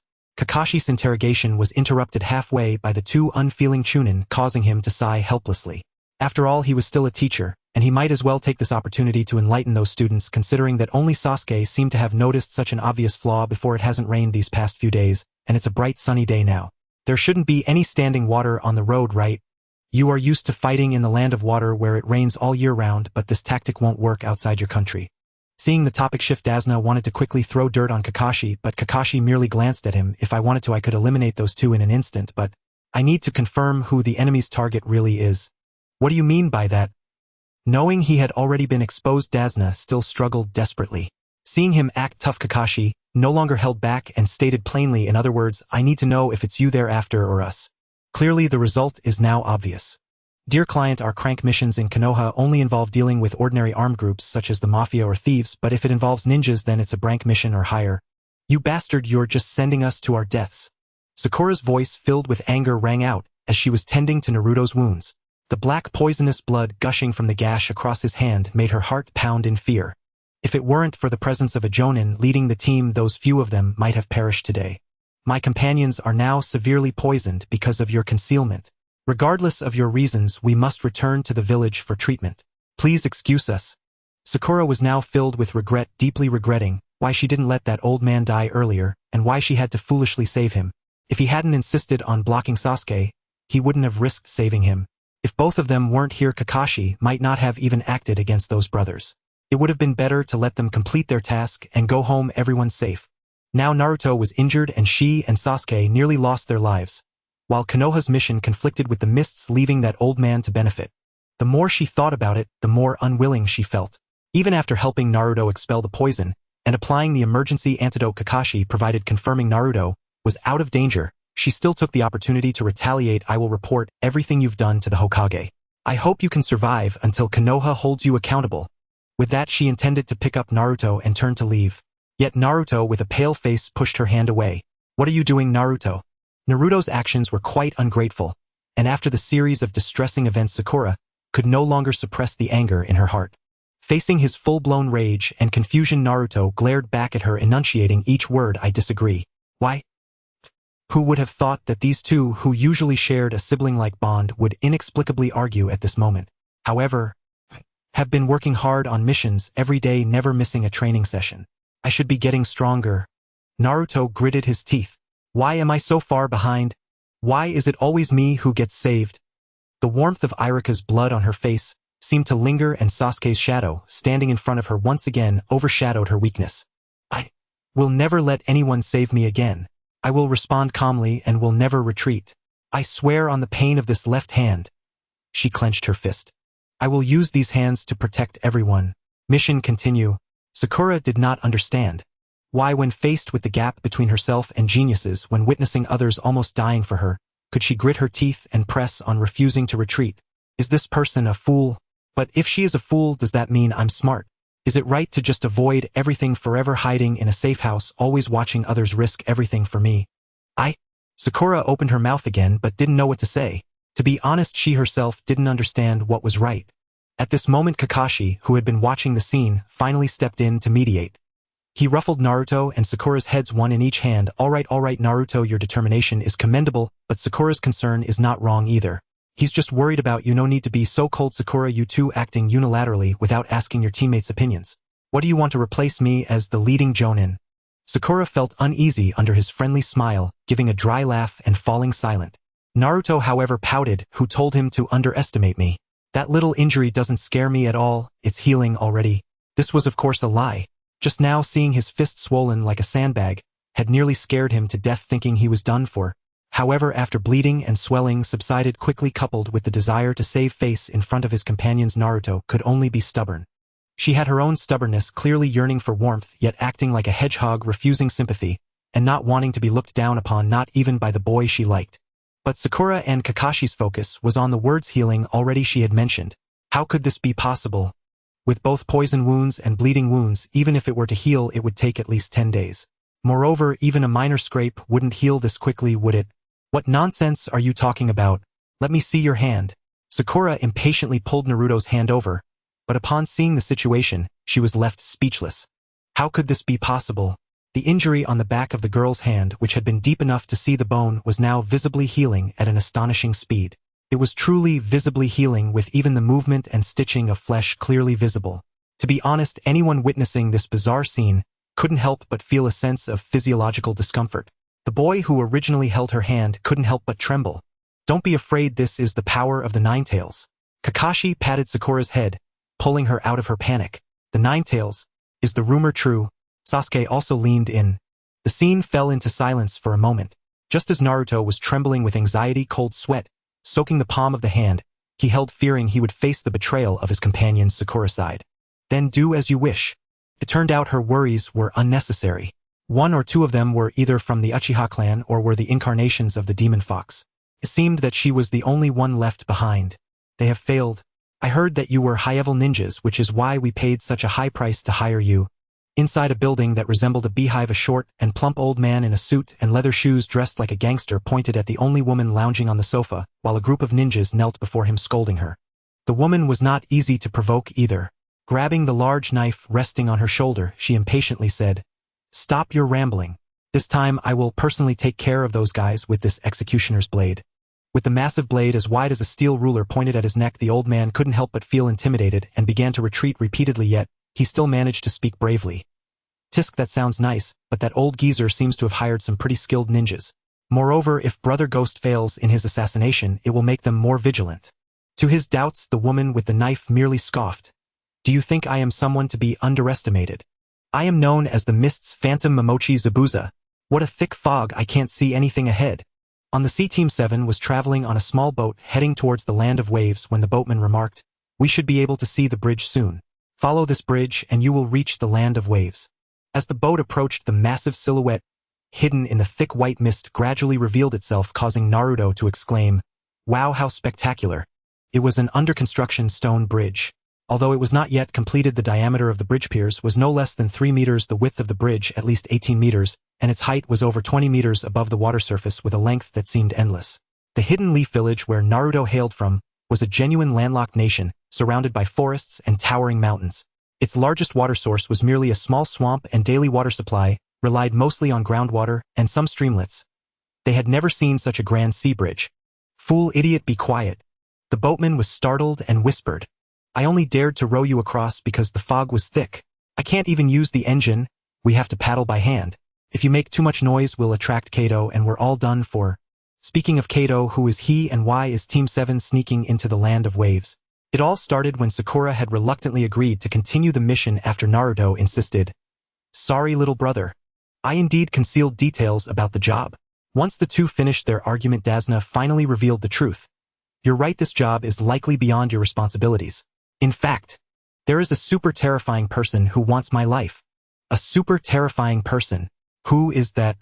the two asked, while Kakashi and Sasuke silently waited for more. Dasna's face turned serious as he sighed and continued, "You should have heard of him. He is the tycoon of the shipping company, a man named Kato." "Ha! Kato? Is he the big boss of Kato Enterprises?" "He is one of the few billionaires in the world." The three little ones were unaware, but Kakashi certainly knew. "He is a major client that all the ninja villages want to recruit." However, Dasna expressed his deep disdain, saying, "That's right. On the surface he runs a shipping company, but behind the scenes he uses ninjas from the mafia to sell drugs and contraband, and even continuously encroaches on other businesses and countries. He is a villain with no morals." About a year ago, that guy set his sights on the land of waves. With his wealth and violence, he quickly took control of all maritime transportation on the island. Controlling the transportation lifeline of an island nation means monopolizing all its wealth. Because of this, the only thing he fears is the completion of that bridge, which is still under construction. "But I don't understand, why did you conceal this information when reporting, given that the opponents are dangerous people who even deploy ninjas?" Kakashi stepped forward. Although she usually advocated for following her companion's opinions, that was aimed at her three little subordinates. Ultimately, the one making the decisions was still this Jonin. If a reasonable explanation could not be provided, she wouldn't casually interfere in another nation's political struggles, especially when they only paid for a crank mission. Dasna, being an experienced old man, naturally understood this. He immediately put on a mournful expression and lamented, "The land of waves is currently a super impoverished country. Even the daimyo has no money, and of course I can't come up with that amount of money. If I were to report a high-paying brank, we are about to reach the gates of Bojigua. It seems we have not been discovered so far. To be safe, I will take the submerged passage where aquatic plants grow and make landfall. It will be damp and rough, but it is a natural covert waterway. Bear with it, my apologies." Emerging from the narrow shadowed tunnel beneath the bridge, and into the sunlight, their eyes fell upon a lush sea of red mangroves.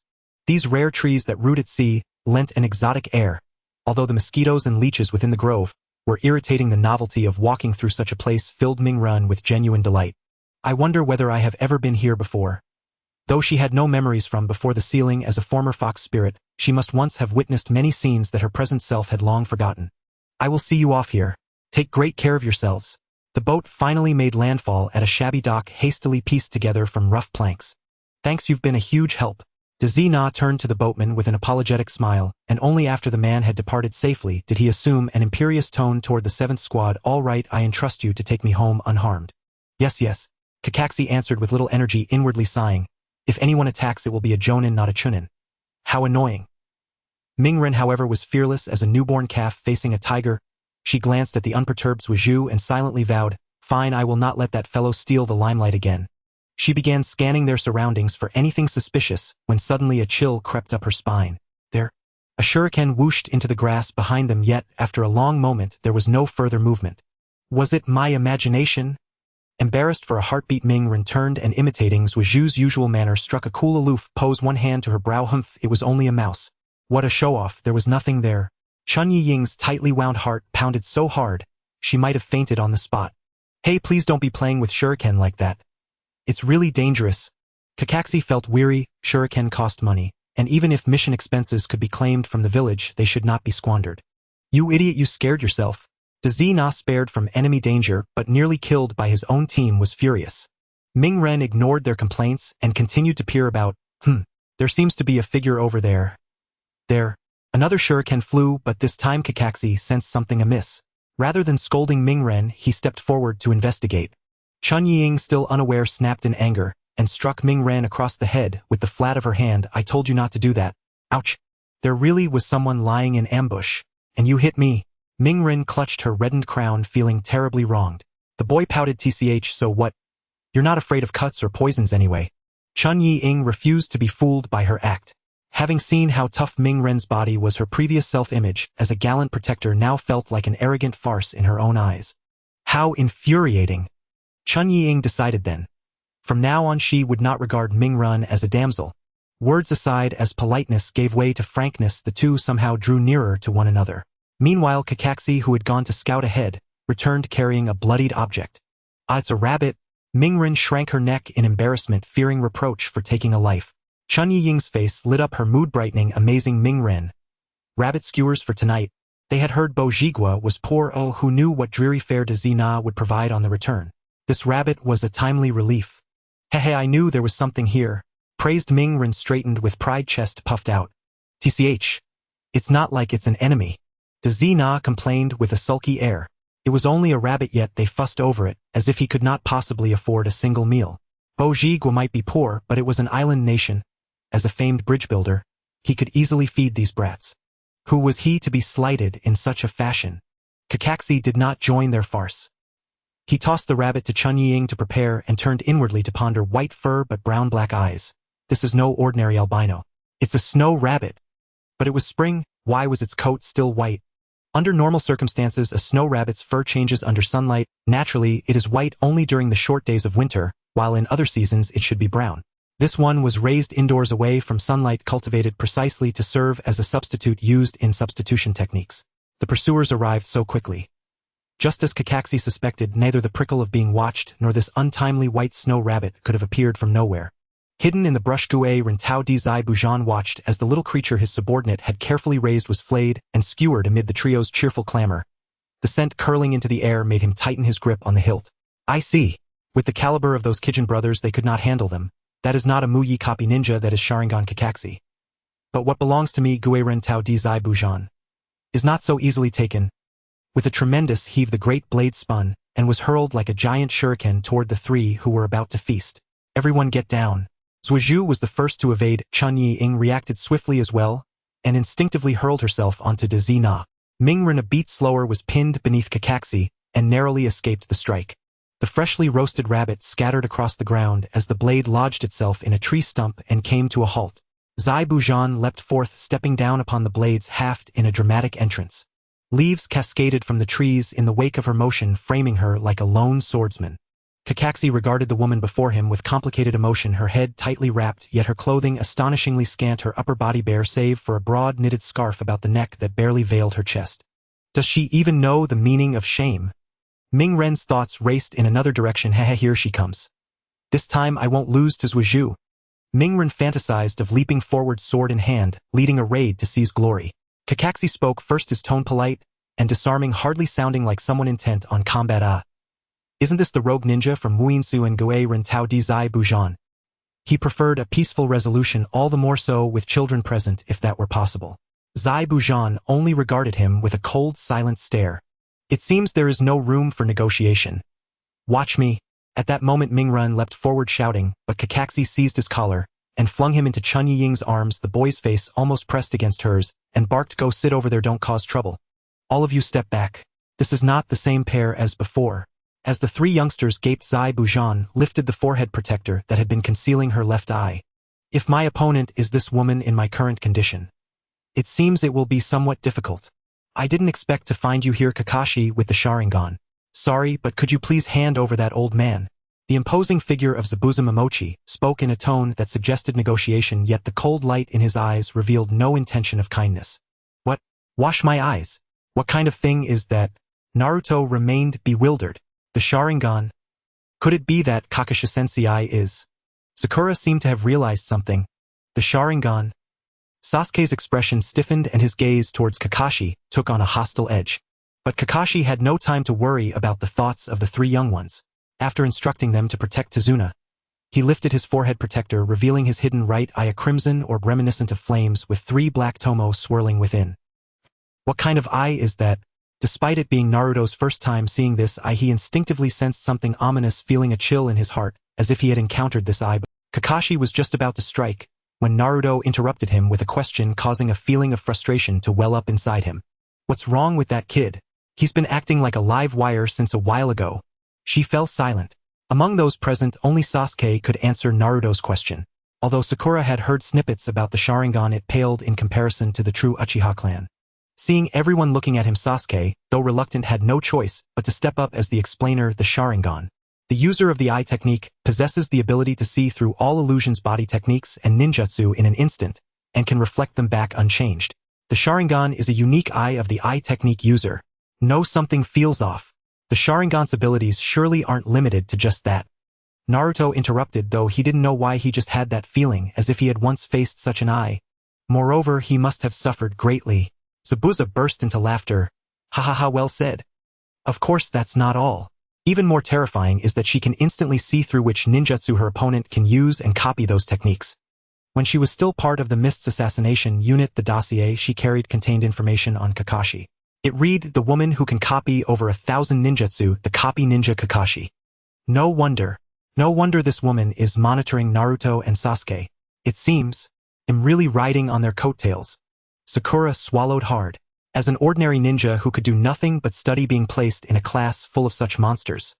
Truly the Hokage must think highly of him. Perhaps he was just filling the ranks. Was this considered luck? Or misfortune? Although Naruto felt that something was still off after listening to Zabuza and Sasuke's explanations, he remained silent. As Sasuke said, the Sharingan is merely a manifestation of the eye technique user. Perhaps the abilities would vary based on the individual. As for the eye in his memory, it likely had no connection to the copy ninja before him. Yet Sasuke remained uneasy. Even within the Uchiha clan, the Sharingan was a special trait, possessed only by certain bloodlines. How did Kakashi, an outsider, obtain this eye? Could it be that this guy? Before she could think further, Zabuza on the tree grew impatient. Excuse me, but enough chit-chat. I need to kill that old man quickly. However, having said this, Zabuza considered that he had already shown enough goodwill. Kakashi nonetheless remained in front of Tazuna, and the three young ones followed their teacher's orders, forming a triangle to protect the old man, with neither side willing to back down. It seems I can't avoid taking you down, Kakashi. Losing patience, Zabuza pushed off the ground, not charging at Kakashi, but landing beside a pond. Strangely, she stood firmly on the water's surface, as if walking on solid ground, while mist swirled around her feet, rising like serpents, and wrapping around her, hinting at a vaporous aura. She actually used so much chakra. Kakashi could tell at a glance that Zabuza's calmness was brewing something monumental. Sure enough, the swirling water around her spun faster, and in the next moment it exploded into a cloud of white mist enveloping the surroundings. This is the ninja technique, hidden mist technique. Enveloped by this chakra-infused special mist, even the 7th squad, being so close, could not see each other's positions for a moment, leaving only a vast expanse of white. They disappeared. Where are you? Hold my hand. The three young ones stood close enough that, even in a moment of panic, they quickly confirmed each other's positions by sound, turning back to back for defense. Kakashi, however, was not so fortunate. But he did not need the protection of these little ones. Take care of yourselves. She would likely come for me first. Zabuza Momochi. Back when she was still part of the Mist Assassination Unit, she was already an expert in silent killing techniques. Perhaps when I come to my senses again, I'll already be in another world. Kakashi swallowed the saliva that unconsciously seeped from his mouth and apologized. I can't fully use the Sharingan. I'm sorry, but this time you'll have to rely on yourselves. The mist grew thicker, and despite being alert, Naruto still couldn't see anything clearly, which only made her more anxious. 8 locations. At that moment, Zabuza's voice echoed through the white mist. 8 places. What does that mean? Naruto tightened his grip on the dagger, feeling an unusually soft sensation behind him, but how could that be possible? Behind them should be Mr. Dazna.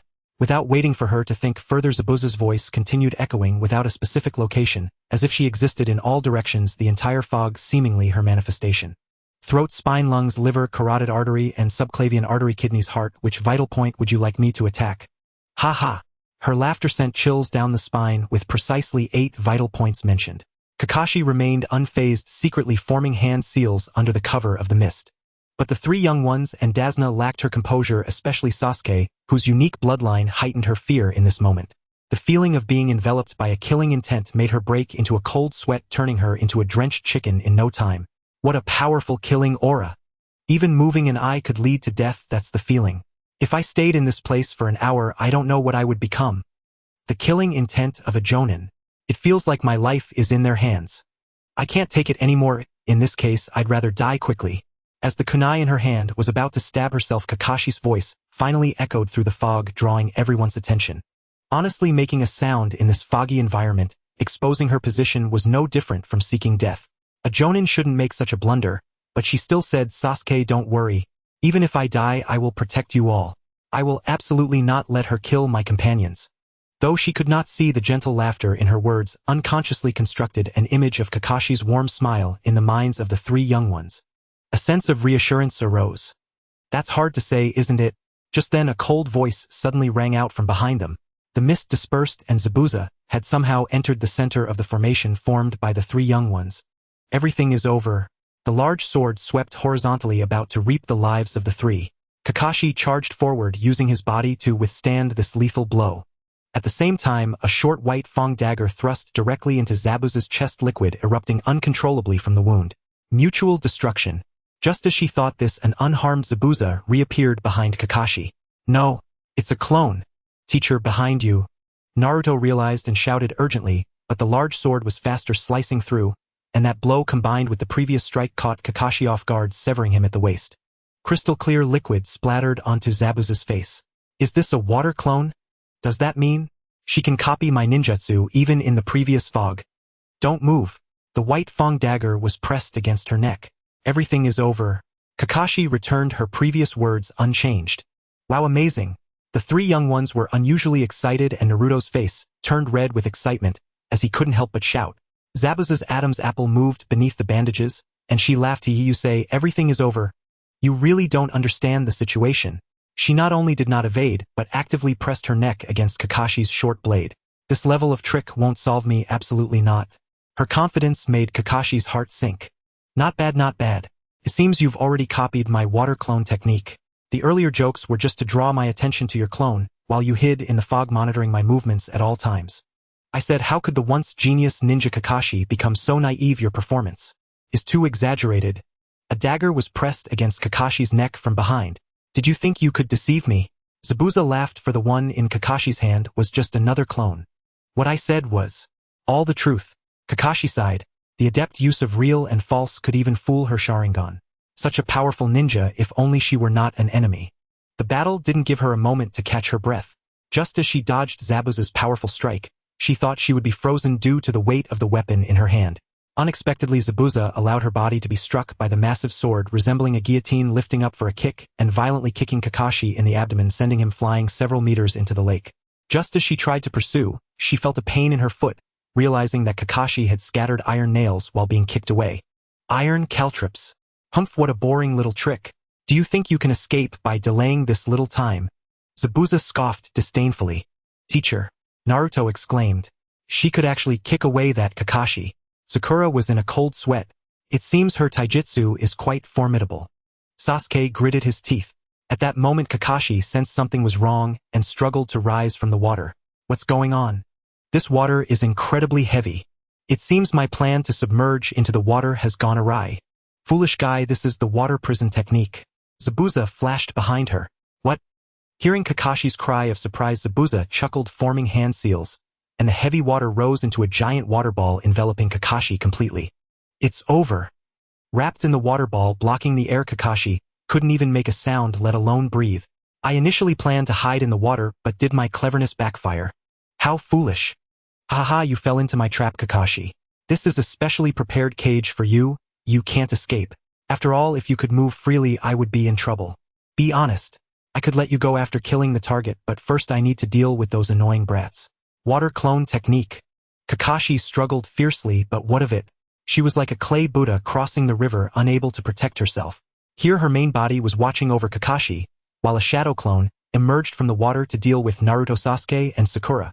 They were merely a few small kids, unworthy of her personally dealing with them.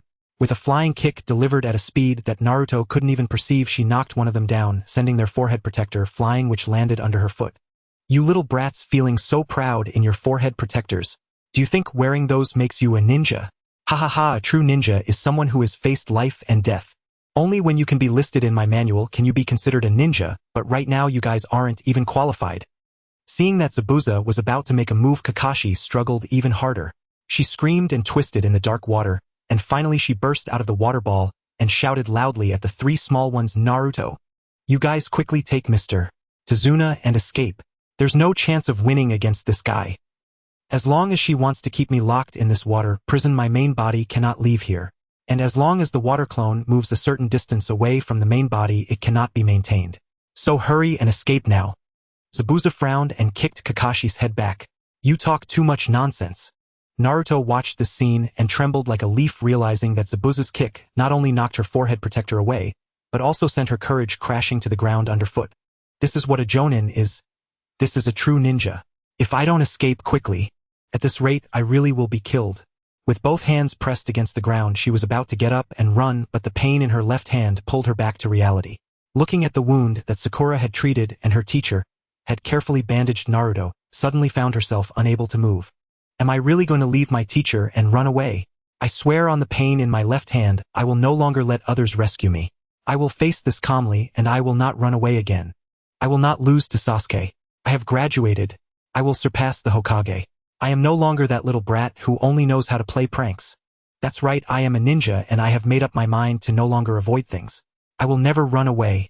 This mission began because of me, and I must see it through to the end. Naruto gritted her teeth and charged towards Zabuza's clone, ignoring Kakashi's anxious expression and her companion's attempts to stop her. Humph, what an idiot. The clone showed no mercy, easily kicking Naruto away again. This time without the protection of her forehead protector, Naruto fell to the ground, blood streaming from her head, unable to get up for a long while. What are you thinking? If you die, Kakashi-sensei's sacrifice will be in vain. Sakura tried to forcibly carry her away, but was pushed back once more. This time, however, Naruto's strength was weak and lacked her former vigor. Sakura truly could not understand what Naruto was thinking. Even though Naruto was the Nine-Tails, she had long been suppressed to the form of a human under the sealing power, completely unable to contend with a ninja of this level. But Naruto simply raised the forehead protector that she had snatched back when Zabuza kicked her and stood up shaking it high. Hey, you over there exhibitionist. Write down my name in your manual. I will eventually surpass the Hokage and become a woman who stands above all ninjas.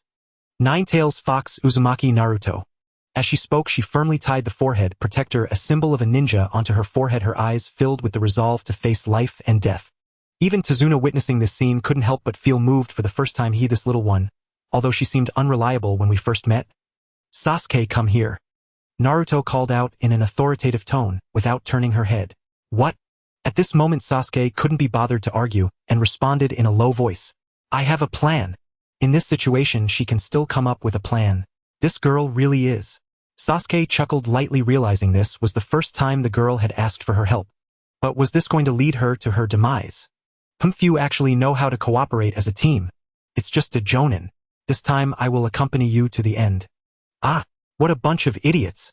Sakura shouted in despair, yet her feet did not leave the spot, looking as if she was not all that clever herself. Seeing that no one in the group was backing down, Naruto wiped the blood from her forehead that had dripped into her eyes and smiled. Next, let's cause a huge ruckus. Hearing this, Zabuza laughed heartily. Ha ha ha, you sure have a big mouth, but do you have any chance of winning? Naruto fell silent for a moment, then pointed at Tazuna and said, Winning? We don't need to defeat you, right, uncle? Run fast. But Tazuna knew very well that what good would it do if he ran away alone? If these kids fell, how far could his old body run? He might as well stay here and die together so as not to dishearten these kids. So he raised his eyes and smiled brightly. What are you saying? All of this is the cause and effect that I have sown. At a time like this, I won't think about living alone. I'm sorry, you don't need to worry about me. You all just go and fight to your heart's content. Is that so? Then I leave it to you, Sakura, to protect Mr. Tazuna. It was only at this moment that Naruto first used a respectful term for Tazuna, acknowledging this uncle before her. Sakura also put aside her prejudices and silently stood in front of the old man. Although she was not as magnanimous as Naruto, she cared more about her companion's feelings, thinking that it was better for her to protect Tazuna than for Naruto to be distracted in battle due to worry about the old man.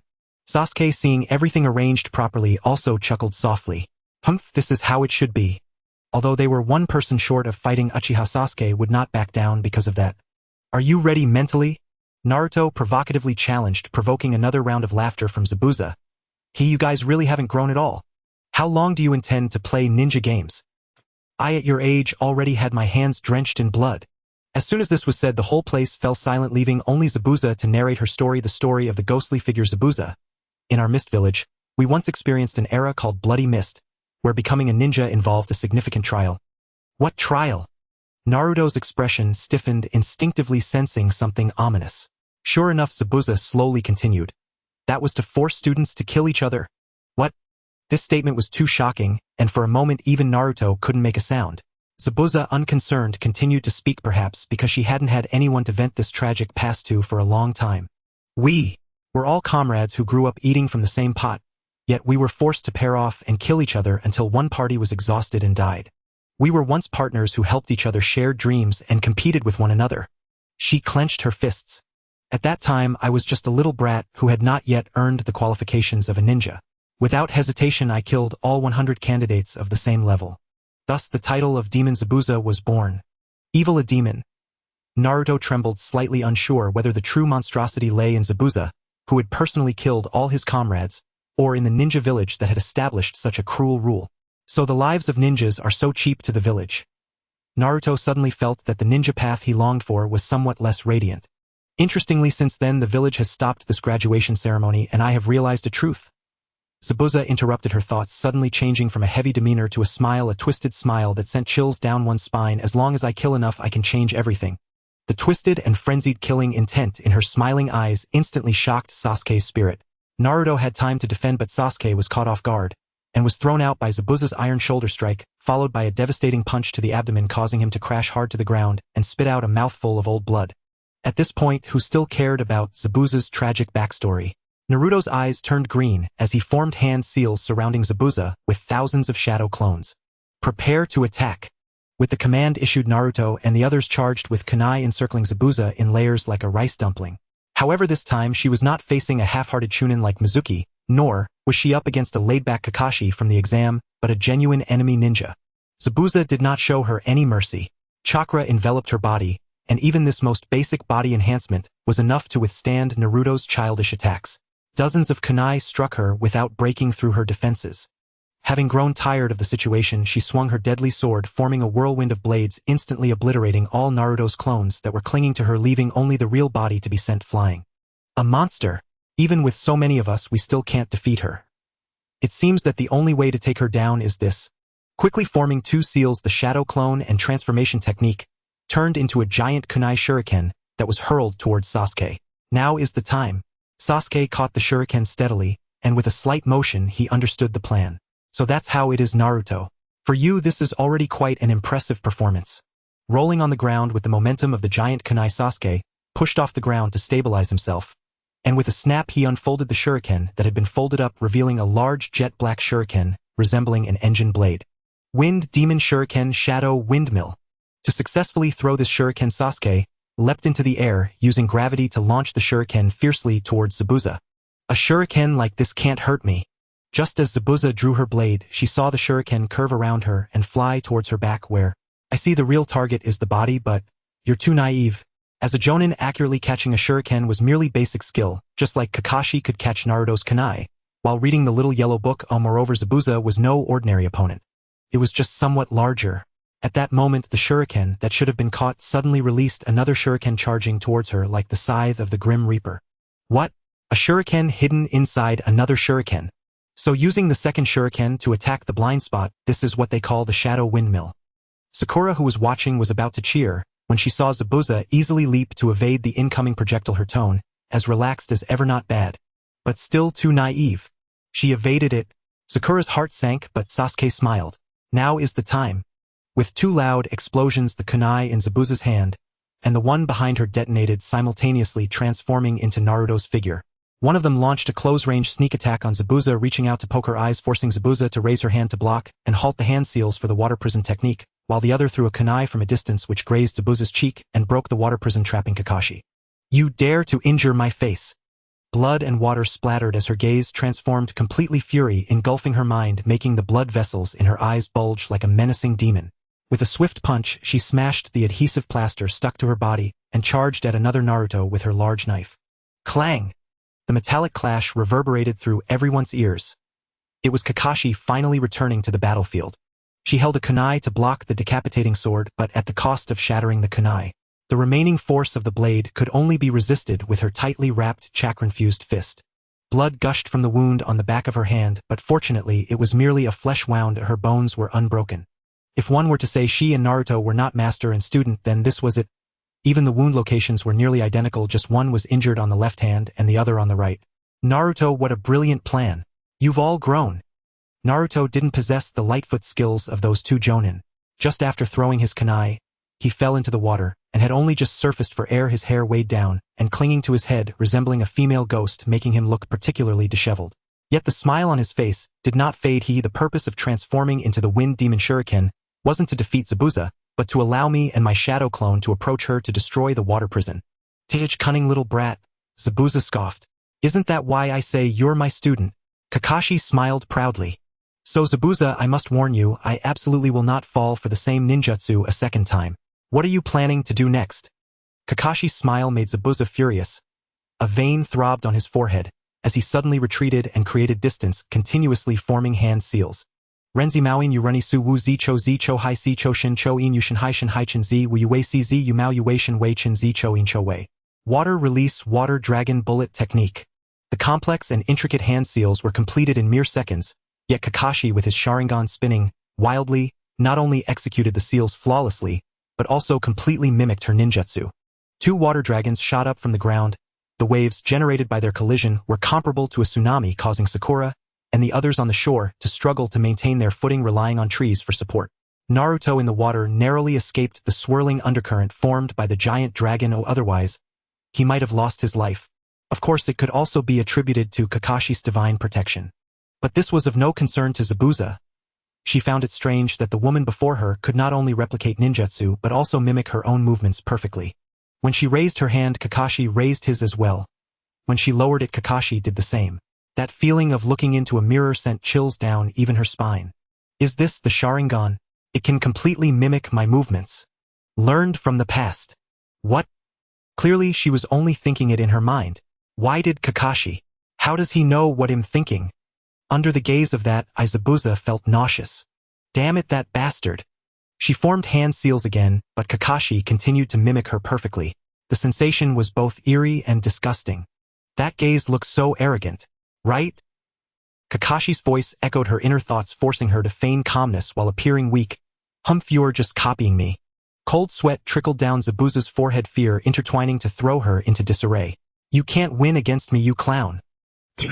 This time Kakashi and Zabuza spoke in unison, which meant that he not only guessed Zabuza's inner thoughts, but had completely assimilated her. I will make it, so you can never mimic my words again. Zabuza decided to throw caution to the wind, emptying her mind entirely to focus on forming hand seals, but at that moment an even more astonishing fact appeared before her. Kakashi was actually faster than her in forming seals. Before her, Zabuza felt as if she were the real one, while she was merely the clown who could only mimic. Just as she slowed down her sealing, due to shock, Kakashi seals were completed, unleashing a water release great waterfall technique directly at her. This is impossible. This is clearly the ninjutsu I intended to use against her. Why can't I keep up with her speed? The massive water vortex struck her with a furious force, slamming her hard against the shore. The tremendous impact made her feel as if her insides were churning. No, perhaps they were shattered. It's over. Kakashi tolled the bell for her demise. Why? Can you see the future? Facing death, Zabuza still refused to yield. Kakashi raised the gleaming white short blade to deliver judgment. Indeed, your fate is death. At that moment, two ice spikes shot from the shadows, piercing through Zabuza's neck and claiming her head. A boy wearing a white mask with the mist ninja emblem slowly emerged from the concealed woods, his voice laced with amusement. She really is dead. Although the masked boy appeared to be a mist ninja, his attire was in stark contrast to the previous few exhibitionists who seemed eager to bear it all. Dressed in a loose short kimono that wrapped tightly around him with a knitted scarf tied around his waist, seemingly used as a belt, frankly, if it weren't for his height and that neat short hair, it would be quite difficult to determine his gender. Naruto struggled to crawl ashore, only to be met with the lifeless body of Zabuza. This was the first time she had witnessed a living person die before her eyes. There were no exaggerated sprays of blood, nor any grotesque pieces of flesh and entrails like in grade films. She simply lay there, her chest no longer rising and falling, her heart no longer beating, her gaze devoid of color. In that instant she transformed from a person with thoughts into a soulless piece of flesh. There was not a trace of life left in her, and Naruto could almost feel her fading warmth just by looking. Zabuza is dead. She is truly dead. What is this feeling in my heart? It's not pleasure nor fear. What could this possibly be? Thank you so much. I have been searching for a chance to kill Zabuza for real. The masked boy bowed to Kakashi, who was confirming the corpse. Kakashi lifted his gaze and scrutinized him, then said, that mask. You are from the Mist Ninja Assassination Team, aren't you? Hey, you're quite sharp. You actually know my identity. The boy's tone carried surprise, yet his laughter seemed to indicate he had anticipated this, creating a contradictory and eerie atmosphere. Assassination Team? Sakura questioned aloud, as it was the first time she had heard this name. As an ordinary ninja, she had no qualifications to access information about the assassination team, affiliated with the Ninja Village's Dark Division. After all, it was an organization dedicated to monitoring, researching, and assassinating the village's own ninjas. If everyone knew of it, who would still want to become a ninja? That would be madness. That's right, the full name is the Mist Ninja Pursuit Unit. As the name suggests, my task is to hunt down the rogue ninjas from the mist. The boy's voice was clear, tinged with a hint of childishness. From his physique and voice, he seems to be about the same age as Naruto, yet he is already part of the assassination team. It appears he is not an ordinary kid. What nonsense are you talking? Who exactly are you? Naruto's inquiry interrupted Kakashi's thoughts. She glanced at Zabuza's cold, unblinking corpse on the ground, then at the seemingly indifferent masked boy, her gaze darting back and forth between the two, gritting her teeth yet unable to utter a word. Don't worry, Naruto, he is not an enemy. Kakashi thought she was just nervous and intended to reassure her, but Naruto retorted, that's not what I mean. That Zabuza was killed by him. Such a formidable guy. Was easily taken down by a kid about my age. Doesn't that make us look like fools? How can I accept that? Was she truly unconvinced? Naruto wasn't entirely sure herself. Her emotions were complex, very complex. It was a feeling that could not be expressed in words. Just a moment ago, the lively person who shared her tragic backstory and engaged in banter with her suddenly lay dead. Yes, she wanted to kill them, but fundamentally this was merely an ordinary mission conflict. Why could both the boy before her and Zabuza lying on the ground treat the act of killing so lightly? Is it worth risking life and death over a simple grade mission? Has this world gone mad? If killing isn't a crime, then why was the nine-tailed fox sealed away, and why is it loathed? Naruto felt her mind was in disarray, but she couldn't sort through her thoughts. She could only act like a child. No, she was indeed a child who couldn't accurately express her thoughts, throwing a tantrum yet unable to clarify why. Kakashi's eyes seemed to penetrate the human heart. He reached out and gently patted Naruto's fluffed-up hair, saying softly, "Naruto, I can understand your feelings. But this is also a fact. In the world of ninjas, death is commonplace. There are those younger than you yet stronger than me. Standing by the river, how could one avoid getting wet? Zabuza's fate today is merely a result of his own actions. When you take another's life, you must be prepared to lose your own. That's what being a ninja is. I never expected our little Naruto to be so sentimental." Kakashi casually broke the heavy atmosphere with a teasing tone reminiscent of someone trying to coax a child. Naruto calmed down, recalling his earlier tantrum, feeling his face flush with embarrassment, and turned his head away in silence. After all, the tragedy of Zabuza was caused internally by the Mist Village. What relation did it have to her as a Konoha ninja? Anyway, I'm not even human, so it's normal that I don't understand such things. Have you all finished discussing? Then I will take the body away now. After all, the bodies of ninjas conceal too many secrets. I'll take my leave now. Looking at the masked boy who turned and left as if finishing up with garbage, Kakashi lowered his forehead protector to cover his Sharingan and let out a sigh of relief. Let's go, we need to hurry and take Mr. Dasna back home and get ready to set off. Ha ha ha, that's quite the generous offer, thank you. You all can rest at my house. As soon as Dasna finished speaking, Kakashi collapsed straight down face first into the ground, which looked painful, startling the three kids, who rushed over immediately. What the hell? What happened to you? Kakashi-sensei? The chaotic voices of the three kids intertwined in their heads, but Kakashi didn't even have the strength to tell them to be quiet. His vision went dark and he fainted. When he opened his eyes again, he was staring at an unfamiliar ceiling. What is this? Sensei, you're awake. You can't move yet. Sasuke said you overused your Sharingan and need to lie down for a while. How long do I need to lie down? Sakura's head peeked over, blocking the view of the dilapidated ceiling. At least a week. Sasuke's voice came from not far away, and the sound of a whetstone made it clear he was sharpening weapons. What the heck? Although the Sharingan is powerful, the burden it puts on the body is too great. My Nine-Tails power is definitely stronger. Naruto rolled over, pressing his entire weight onto Kakashi, making him feel a bit suffocated by this heavy affection. Help, help. Ultimately, Sakura was the more reliable one. Seeing Kakashi foaming at the mouth, she immediately grabbed Naruto by the scruff of her neck and pulled her aside, then rummaged through her backpack to toss a piece of jerky to her. After settling Naruto, he leaned in closer, his expression serious. Speaking of which, Sensei, why did that masked guy take Zabuza's body? Kakashi knew it was time for the tedious lecture. It was her fate to be dragged out as a commentator even when she was on the verge of death, so she sighed and lay back in bed, saying helplessly, the boy from earlier belonged to the Killing Ninja Squad, also known as the Corpse Handling Unit. They are responsible not only for hunting rogue ninjas, but also for handling their bodies, erasing all traces left on them during their lifetime. The bodies of ninjas reveal the unique secrets of each ninja village, the nature of their chakra, and the components of any special drugs they may have used. For example, if I were to die, they could study my body and uncover all the secrets of my Sharingan bloodline. If things go wrong, it would increase the risk of this ninjutsu being stolen by enemies. Ninja bodies reveal too much information, which means the ninja pursuit team is tasked with erasing the bodies of rogue ninjas who have betrayed their villages, ensuring they completely vanish to prevent village secrets from leaking out. No bones left, smoke and ashes. This is the fate of a ninja. After finishing sensing the oppressive atmosphere in the room, Kakashi rolled his eyes and interrupted with a distressed expression. You little brats, I've been straining my voice to explain this to you for ages, and you don't even care to offer me a drink. How ungrateful. Sakura, upon hearing this, hurriedly ran out to get water and Naruto, and the others quieted down, giving Kakashi a moment of peace. Just this little bit of information is enough to scare these kids. What is the current ninja education in Konoha like? Kakashi felt somewhat weary, wondering why, as the leading jonin, she had to teach everything herself. Were the Chunin teachers at the Ninja Academy just slacking off? Isn't this knowledge basic for ninjas? She hadn't even mentioned that the fate of a common ninja like Zabuza was already considered fortunate.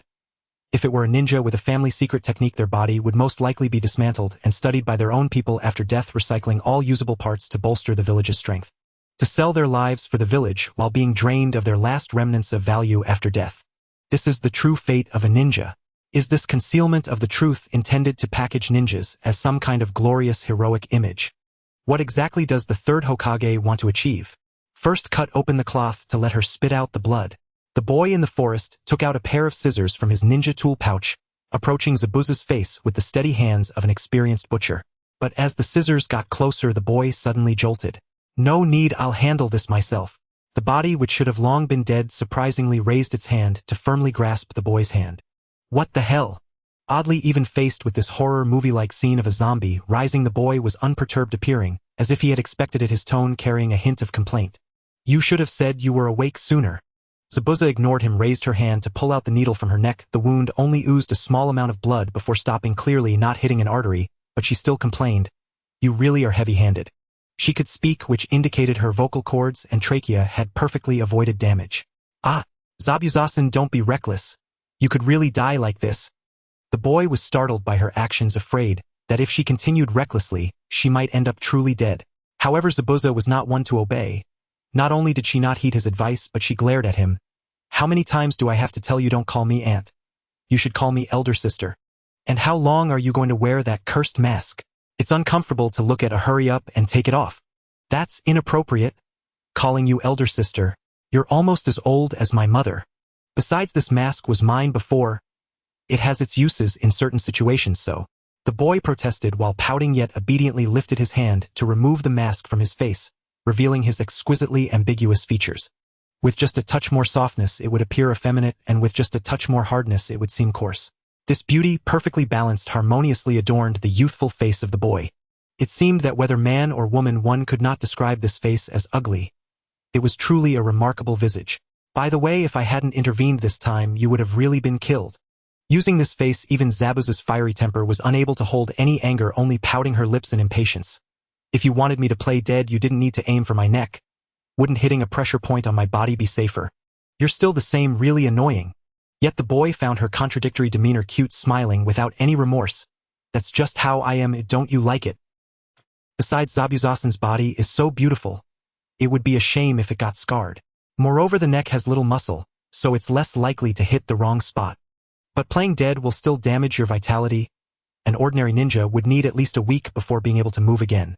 But for you, Zabuza-san, you should be able to move immediately. Hearing his sincere flattery, Zabuza's mouth finally confessed a little. You really are naive.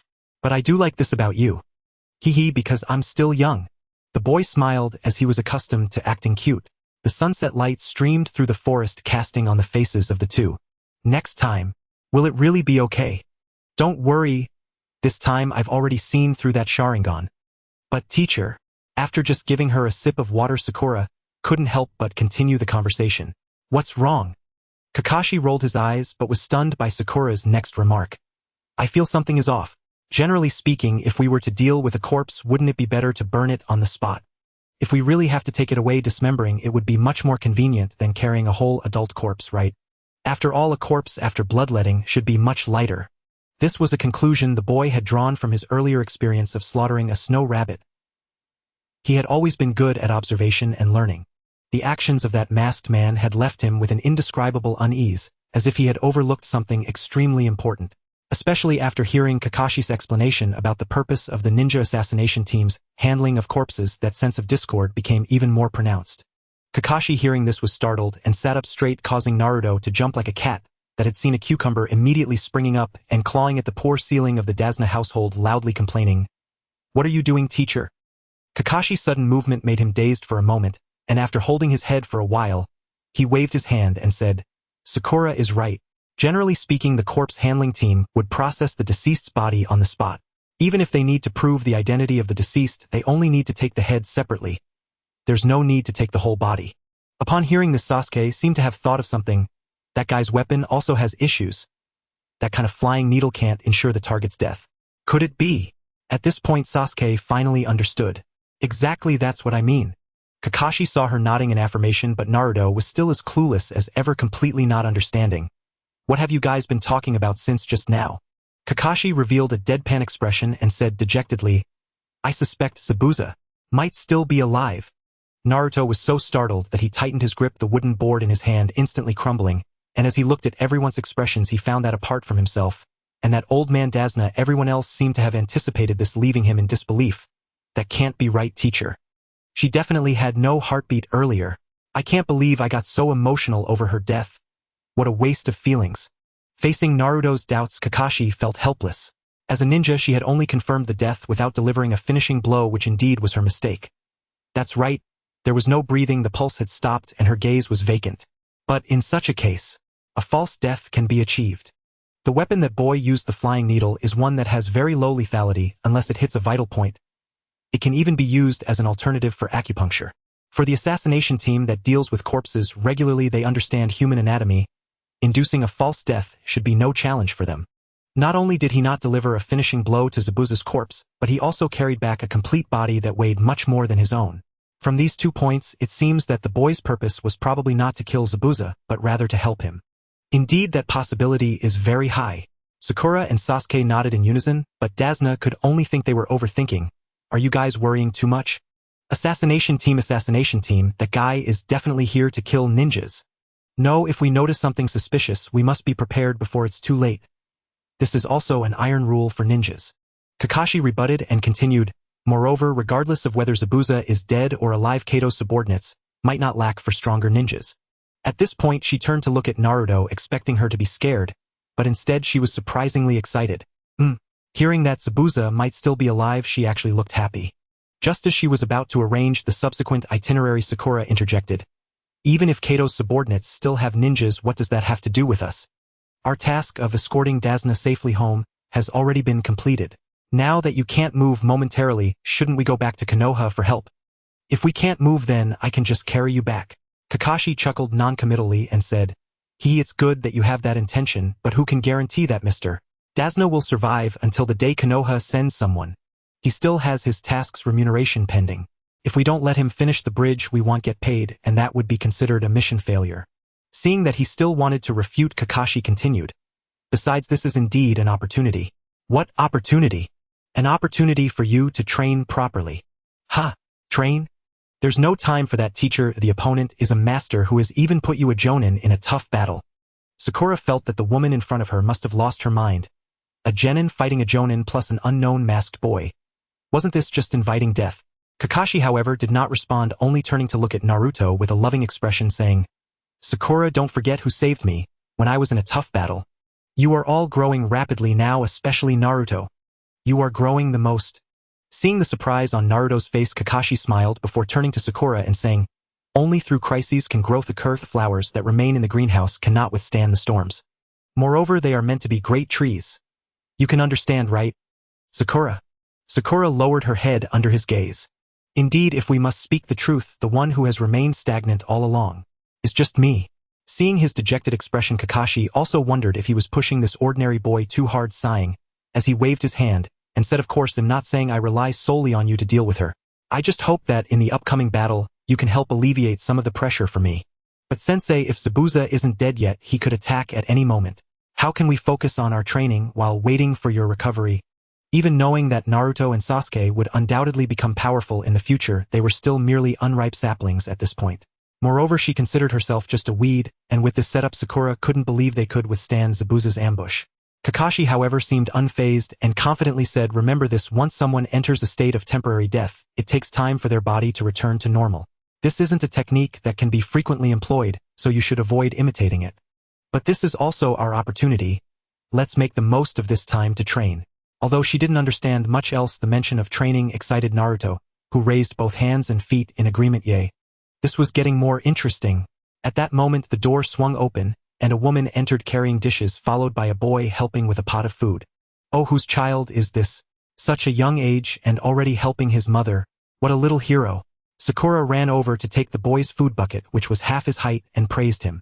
Dazna joyfully picked up the boy and placed him in his arms, ruffling his hair, as he introduced, These two are my grandson and daughter, such good kids. Such good kids. Inari, be sure to greet them. They are the ninjas protecting Grandpa. The woman came over and patted the boy's back. The boy, who had been silent since entering, finally turned to look at the members of Team 7, a shadow of unspeakable gloom in his eyes. He then pointed at them and said to his mother, Mom, they will die. What did you say, you brat? Naruto, who had just thought the boy was polite, was immediately slapped in the face with this statement, nearly choking on his shock. The child, however, remained unfazed and stated in resisting Kato, "You have no chance of ending well. You little punk." "Hey, don't lay a hand on the child." Naruto made a move to strike only to be firmly held back by Sakura. While being held, Naruto was still restless, raising his fist with fervor and declaring, "You listen carefully, Inari. I am destined to surpass the Hokage. Super invincible hero. No matter if it's Kato or whatever, I don't take them seriously at all." The boy, upon hearing this, scoffed and left behind a remark, "Heroes are like fools. They cannot possibly exist. Not me, and certainly not you." After saying this, he turned and walked away amidst the struggle between Naruto and Sakura. "If you don't want to die, it's better to listen to that, brother, and go back early." Sakura was taken aback by this statement. She had been focused solely on ensuring her own people's safety, neglecting the lives of the citizens of the Land of Waves. In that boy's eyes, she must have seemed like a coward fearing for her life. "Inari, where are you going?" "I'm going back to my room to watch the sea." The brief exchange between the grandfather and grandson ended, and the door that had just opened closed again, cutting off the boy's figure and his heart. "Damn it, where did that little brat run off to? I must teach him a lesson."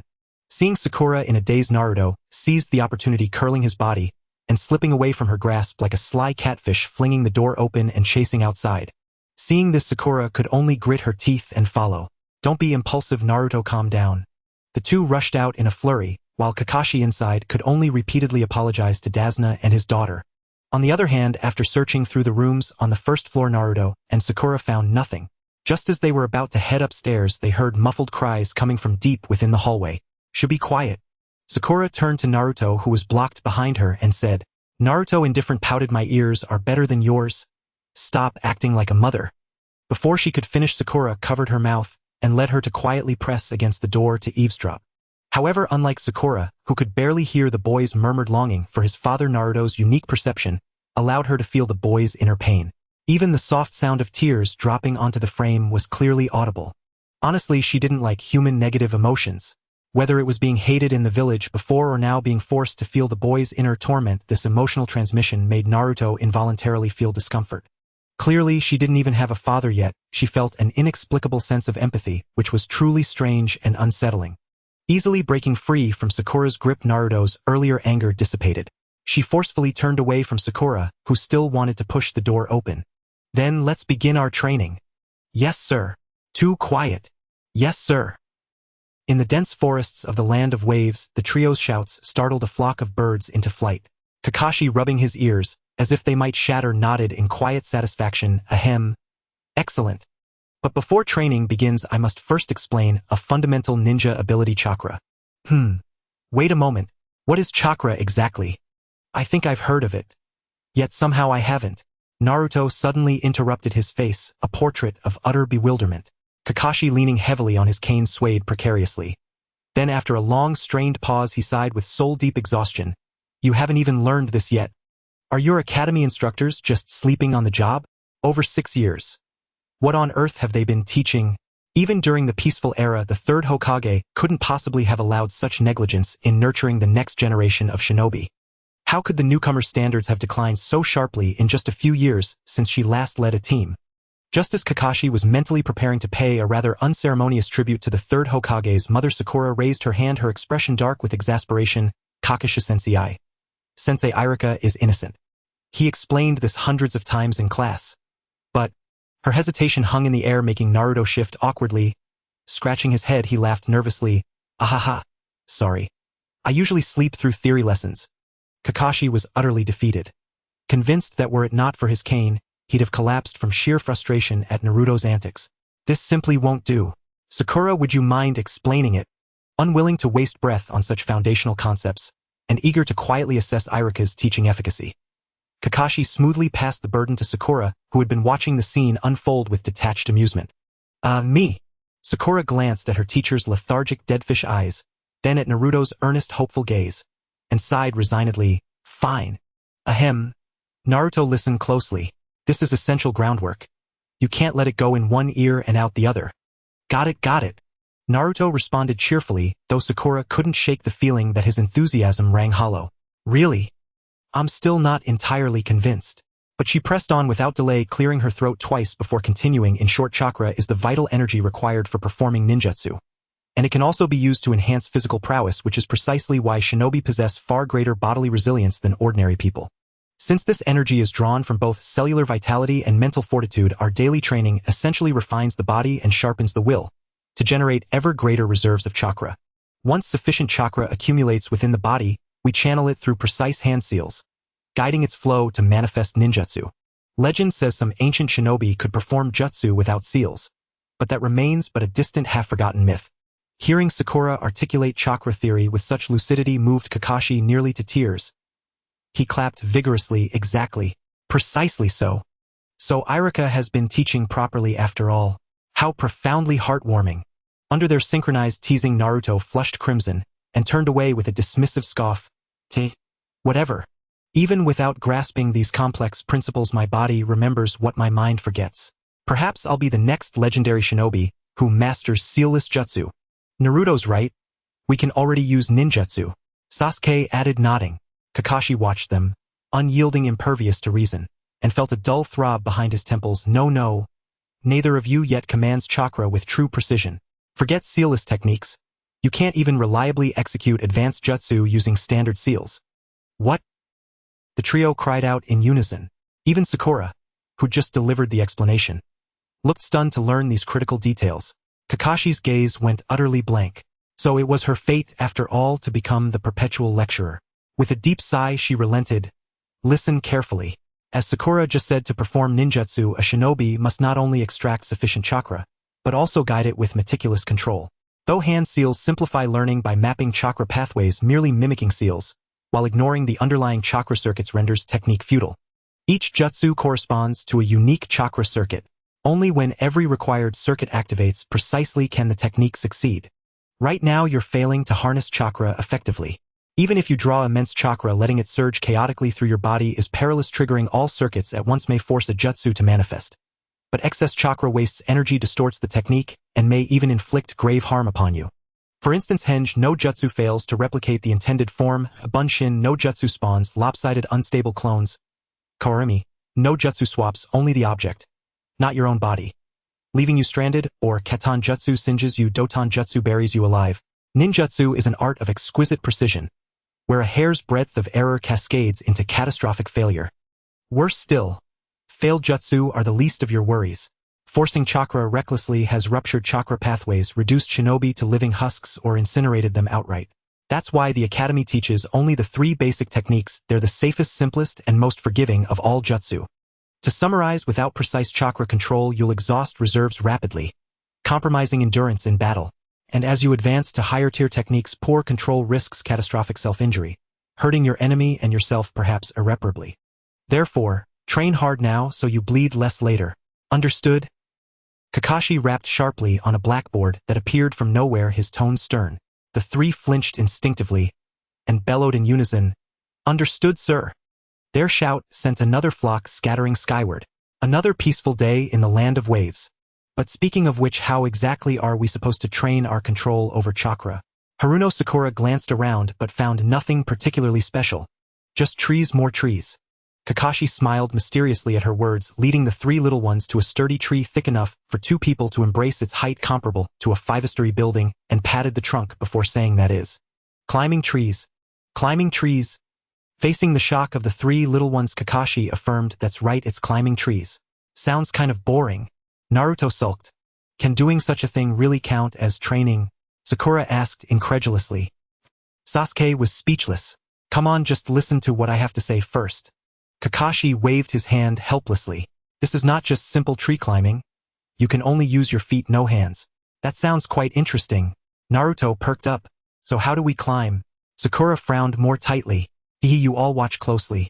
Kakashi chuckled, forming hand seals, while a light blue chakra gathered beneath his feet.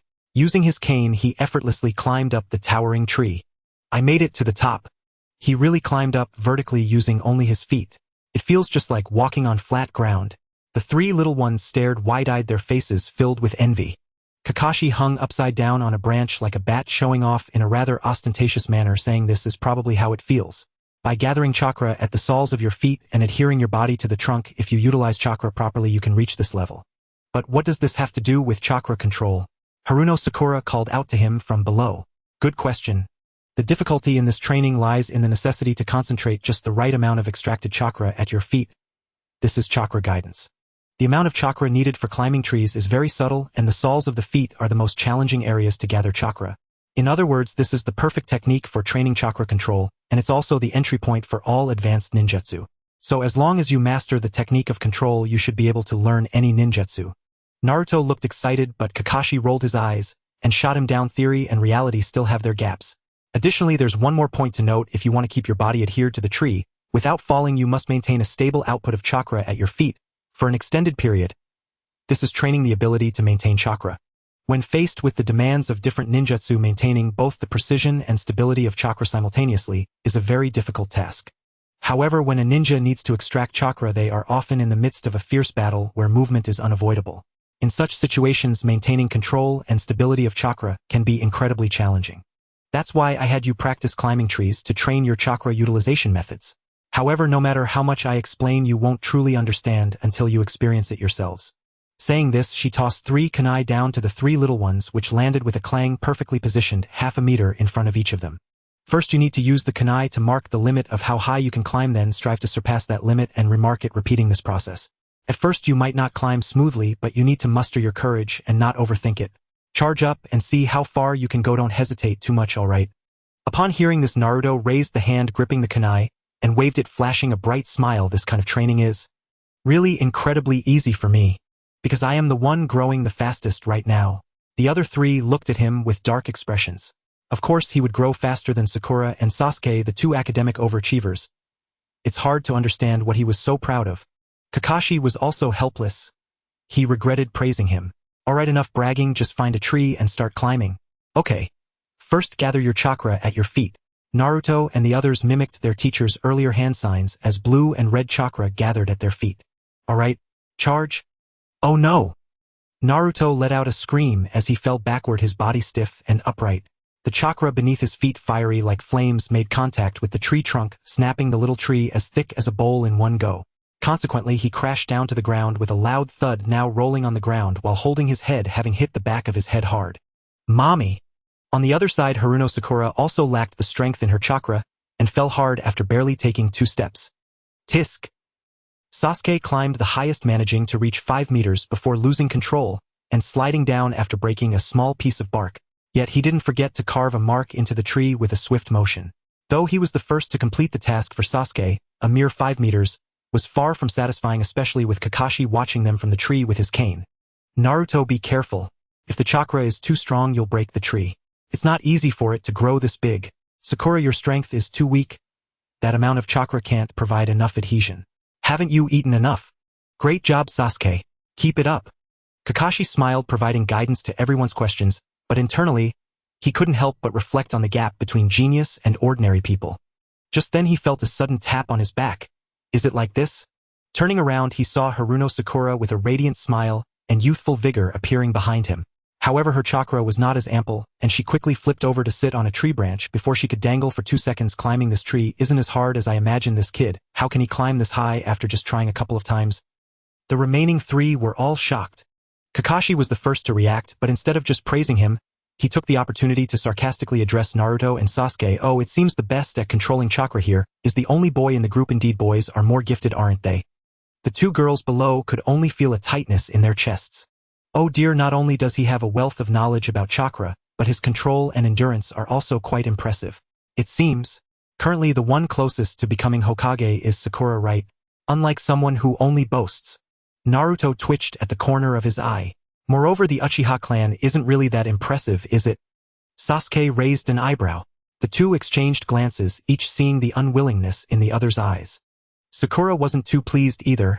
How could she not see that Kakashi was using her as a target? She could only complain while urging him to show her more skills to make up for her losses. This was the first time since being assigned to Team 7 that the boy felt he had a unique talent. He was eager to learn more skills to prove his capabilities, but Kakashi remained silent. As an experienced jonin, she could naturally see that Sakura's issues were far more significant than those of the other 2 girls who couldn't even climb a tree. Both Naruto and Sasuke struggled due to their overwhelming chakra, which they couldn't control, yet leading to frequent tree damage and failed attempts. However, this vast amount of chakra, once mastered, would become a tremendous asset for them in the future. In contrast, Sakura faced the opposite problem. Her chakra was too thin, which was why she initially couldn't even adhere to the tree trunk. Success and failure intertwined. Because of the small amount of chakra, she could master all of it more easily than Naruto and Sasuke, learning things with half the effort, but what good was learning quickly if she couldn't utilize it? The more powerful the ninjutsu, the more chakra it required. Given Sakura's chakra limits, she simply couldn't support high-level ninjutsu. Learning quickly but being unable to use it was the most despairing situation for a talented ninja. What am I supposed to do with you? Kakashi looked at the boy's expectant face, unable to break the cruel reality to him. Meanwhile, on the other side, Zabuza was once again confronted by Kato due to a failed mission. Two burly sword-wielding warriors flanked him, and Kato, with newfound confidence, berated Zabuza, who looked to be struggling to move on the bed. "You let someone take you out," and scurried back with your tail between your legs. "It seems the ninjas of the Land of Mist are truly useless.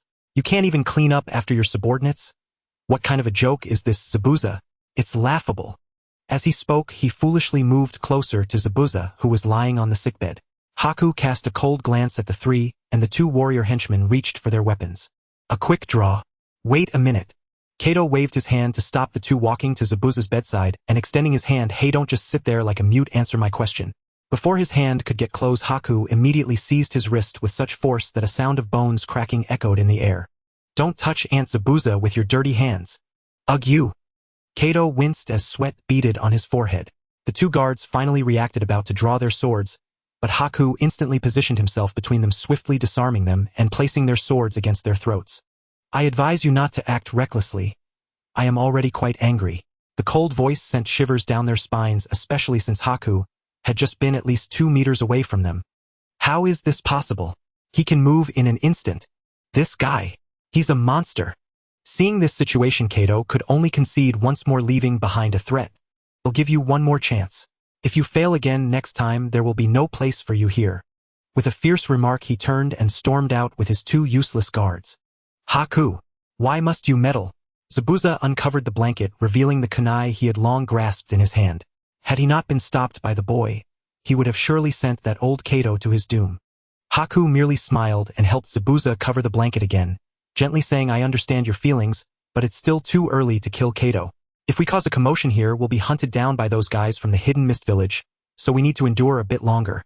"Is that so? You have a point." On the other side of the forest, the cries of the 3 kids continued unabated. "Ugh, aw. It hurts so much." Naruto rubbed the bump on his head from the fall, feeling as if he was about to be smashed into oblivion. Sasuke was equally in a sorry state. As she climbed higher, her falls became more disastrous, and she could only roll on the ground to absorb the impact, ending up covered in mud, transformed from a cloud into a tortoise. Sakura fared the worst. Although she had been proud moments ago, little did she know that Kakashi had summoned a specially made set of ultra-concentrated weighted iron rings from his ninja tool bag, and placed them directly on her, the weight instantly breaking the branches, crashing her to the ground, leaving a crater where she landed. Had it not been for her using chakra to protect her internal organs in desperation, Sakura felt that this single blow could have ended her ninja career right then. Yet Kakashi still found it insufficient, demanding that she continue climbing the tree while wearing the weights. To be honest, just moving a little made her feel as if she were about to die. How could she possibly climb? The amount of chakra produced by using both hands and feet barely kept her attached to the tree like a cicada monkey that couldn't move for a long time. Turning to look at Naruto and Sasuke, who had been lavishly using chakra in intense training, Sakura felt dizzy. "I'm almost exhausted. How do they have so much stamina? It's really unfair." But Naruto hasn't made any progress at all. I think she's about to give up and come complain to me, although I'm not doing any better myself. Damn it! Sure enough, Naruto, in a fit of rage, howled to the sky. However, Sakura did not expect that. In her fury, when she stomped her foot, the ground was blasted out into a huge pit by her massive chakra. Holy crap! Is this person's chakra endless? Sakura trembled in fear, clutching the tree trunk and daring not to make a sound. She saw Naruto, that humanoid chakra monster, frowning as she approached her. Fear caused her to unleash unprecedented strength, leaping 3 meters high only to slip and fall, landing right on top of Naruto. Guh! Naruto screamed in agony, crushed beneath her. "I just wanted to ask if you had any secrets. If you don't want to tell me, that's fine, but why do you have to treat me like this?" Sakura, at a loss for words, hurriedly divulged the secrets that Naruto had fought for, then finally managed to roll off her, howling to the sky. "Kakashi-sensei is a devil?" Kakashi had just rushed over to check the situation, initially thinking of applying some ointment, only to be startled by this roar that made his eardrums ache, kicking Sakura's backside in anger. Ungrateful brat, I'd be better off teaching a piece of char siu. Ugh, hi. Today, the construction team was graced with an unharmonious sound. Shut up. Are you capable or not? How can you call yourself a ninja? Dasna snapped at Sakura, while carrying a steel frame with one hand. You should take a look at how much I'm carrying compared to you. Sakura was already weighed down by the load Kakashi had given her, and now she had added 10 more steel bars with cement tied to them, making her look like a hard-working ant nearly foaming at the mouth from exhaustion. But objectively speaking, although this guy was a bit noisy, while working his workload was impressive enough to make Dasna admire him. However, this old fellow's stubbornness was as bad as a rock in a toilet, foul and unyielding. It was exceedingly rare for Sakura to hear a kind word from him. By the way, where did that blonde girl and the cool kid run off to? If those two girls could be brought over to work, the construction period of this bridge could be shortened by at least a third. Dasna thought to himself while Sakura shot him a sideways glance. They're still training, what's wrong? Isn't one of you enough to squeeze me dry? No, how could that be? I'm just concerned, by the way, since that's the case, why are you here? Aren't you supposed to be training? Dasna's ulterior motives were exposed, and he hastily waved his hands to deny it. Sakura didn't believe his nonsense, her eyes nearly rolling into the back of her head. Do I look like someone who isn't training? My situation is different from theirs. My teacher sent me to protect you while helping out as a form of training. As she spoke, she shook the pile of building materials behind her, which looked like a small hill, as if the bridge was trembling with her movements. Of course, this was an exaggeration. If the bridge were truly that fragile, Dasna's reputation as a renowned bridge builder would be fed to the dogs. Even so, looking at the burden on Sakura, he felt somewhat suffocated. Then you really are in a tragic situation. I call this excellence. I really can't relate to you. Although the two were bickering, their hands didn't stop working, and the nearby construction workers were used to it and let them be. Can I interrupt for a moment? Dasna. Suddenly a voice interrupted their argument. Dasna had just delivered the steel rebar to the designated location, so he unloaded the cargo, waved Sakura to continue working, and then turned to the newcomer and asked, What's up? Kiji. Kiji was dressed like a laborer, but he had taken off the signature hard hat of the construction team. He's an old member of the team. He shouldn't make such a rookie mistake while working. Dasna was pondering when Kiji continued, I've thought a lot about this. Regarding the bridge, can I withdraw? Why so suddenly? Even you are saying this. This was already the third person to request withdrawal within just 2 days. At this rate, not to mention building the bridge, the entire construction team would have to disband soon. They couldn't expect Sakura the foreigner and this old guy to do all the work by themselves. This was a cross-sea bridge. Even the two of them working together could never finish it. However, Kiji looked serious and unmoved. Dasna, we've been friends for a long time. I do want to help you, but with things like this we'll be targeted by Kato, and if you get killed it's not worth it. So I want to withdraw. This bridge is better left unbuilt. It can't be like this. This bridge is ours. It can bring logistics and transportation to this super poor land of waves, so we must work together to build it. Dasna tried to persuade him kindly, but Kiji argued back, if you die first, then there's nothing left. It seemed he couldn't be convinced, so Dasna chose to ignore it, turning to Sakura, who had just finished moving the last bundle of bricks. It's already noon. Let's call it a day. Kiji. Don't bother coming tomorrow. In the end, he agreed. What else could he do? The market of the Land of Waves is a chaotic place where theft and robbery frequently occur, and it is not uncommon to see people starving on the streets. Many sit on the ground with signs that read, willing to do any work, waiting for jobs. But when Haruno Sakura asked if they wanted to help build a bridge, she was met only with indifference. Dasna was used to this, and he pulled Sakura away, who wanted to persuade them further. Forget those guys, let's quickly buy the vegetables and go home. What do you want to eat? Do you have money to treat me? Don't just give me some rotten vegetable leaves to fool me. I did the work of 10 people. Mentioning food, Sakura's growling stomach would not allow her to think of anything else. Dasna scoffed and replied, You think you can eat vegetables? Just eat some stinky fish and rotten shrimp, don't ask for too much. Fish and shrimp. When did you become so generous, you stingy old man? Being from a landlocked country, seafood is a luxury for Sakura. She had mostly eaten highly processed and easily stored salted fish and fish cakes. Fresh seafood doesn't last long after being caught, and only high-ranking individuals like the Hokage have special means to supply fresh products. Common folks like them have no conditions to eat fresh seafood. In contrast, Dasna's country, the Land of Waves, is a typical island nation with mostly saline and alkaline lands, making it difficult to cultivate vegetables and grains. Frequent and heavy rainfall causes many crops to drown even if they sprout. Here, even rotten vegetable leaves are not cheap, and they must rely on fishing to survive. Sakura's obvious lack of common sense drew a dumbfounded expression from Dasna. Do you think eating seafood every day is enjoyable? You can see the consequences of a long-term lack of vegetables and grains from that little boy. With that, he pointed at a child lying on the side of the road. Following his finger, Sakura looked over and saw the child with waxy skin, limbs so thin, they seemed to be just skin covering bones, and a strangely large belly resembling a woman 9 months pregnant. Having lived in the vast and resource-rich land of fire, Sakura had never seen such a scene and immediately stepped back in fright, muttering, "How could a person become like this? He's still a child. What on earth is happening in this country?" Just then a hand tugged at his clothes from behind. Frightened, he thought it was a ghost coming for him, jumping back like a startled rabbit. When he turned around, he found it was just a hungry child. The hungry child was a ragged little girl looking at him with pleading eyes, her stomach rumbling. Recalling Dasna's earlier words, Sakura abandoned the idea of giving the girl jerky and rummaged through her belongings to find some dry rations that others usually disliked, handing them to the girl while whispering close to her ear, "This is a type of compressed noodles for ninjas. If you break it into pieces and boil it, you can make a large bowl of noodle soup. The quantity here is enough for a child like you to eat for 10 days. Just don't eat it directly or you'll burst your stomach." After saying this, she instructed the girl to hide the food well before letting her leave. She was being cautious because of the risk of being targeted. If she publicly gave food to the girl, others might notice.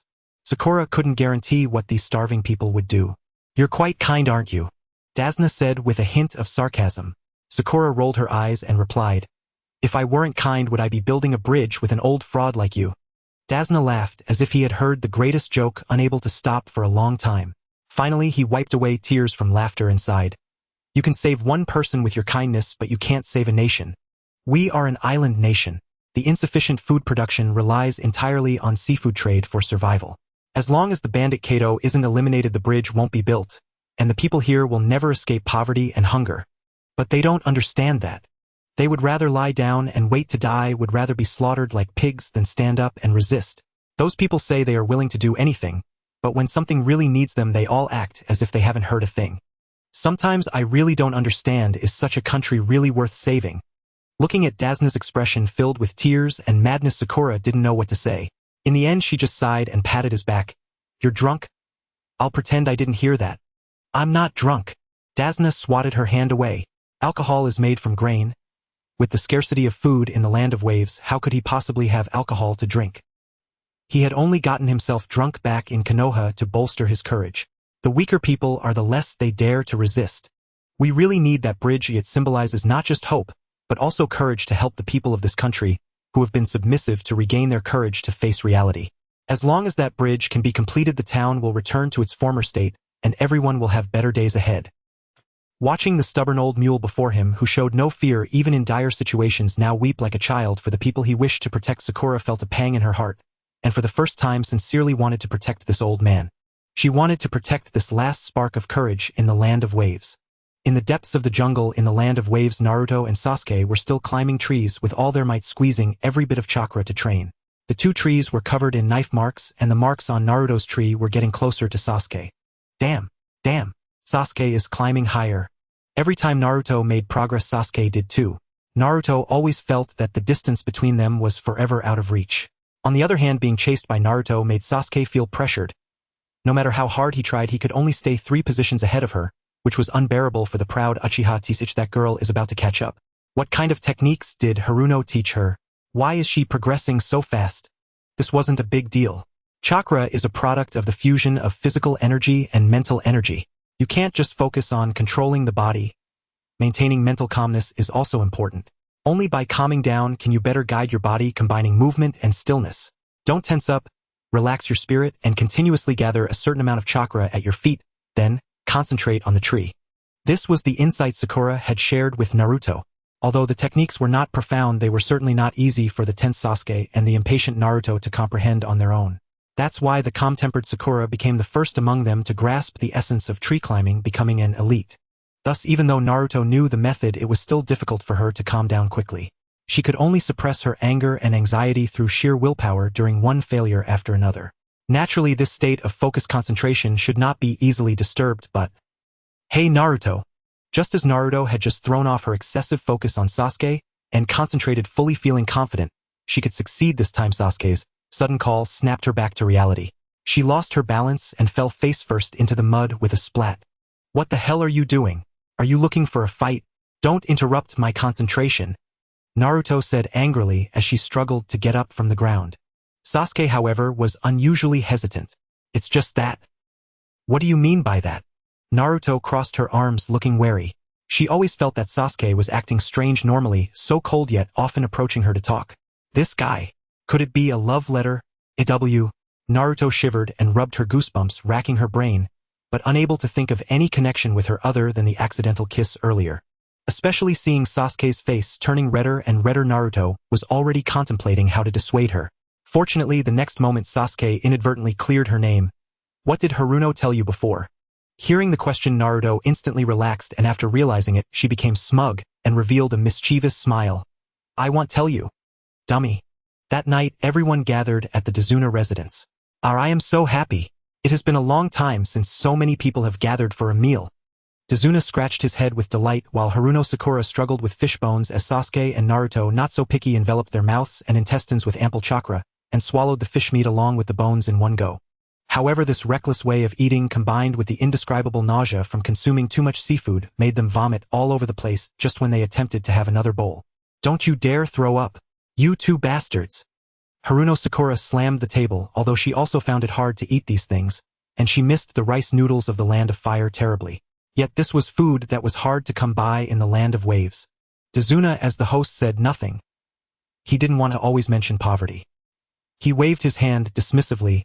It's normal for you inland people not to be used to this. Don't force yourselves. However, Sasuke, upon hearing this, wiped the mess off his mouth and said, No, I still want to eat. Naruto, rarely in agreement with him despite feeling nauseous and teary-eyed, gritted his teeth and smiled. Even if I have to endure, I must eat because I can't afford to be weak. Indeed, the gathering of chakra requires a strong physique, but a strong physique also requires sufficient food. No matter how unpalatable, one must force themselves to eat, and even after being full one must continue to eat. In a sense, for ninjas, eating is also a form of training provided they don't throw up. After these two devoured the food in a whirlwind, the table was soon cleared.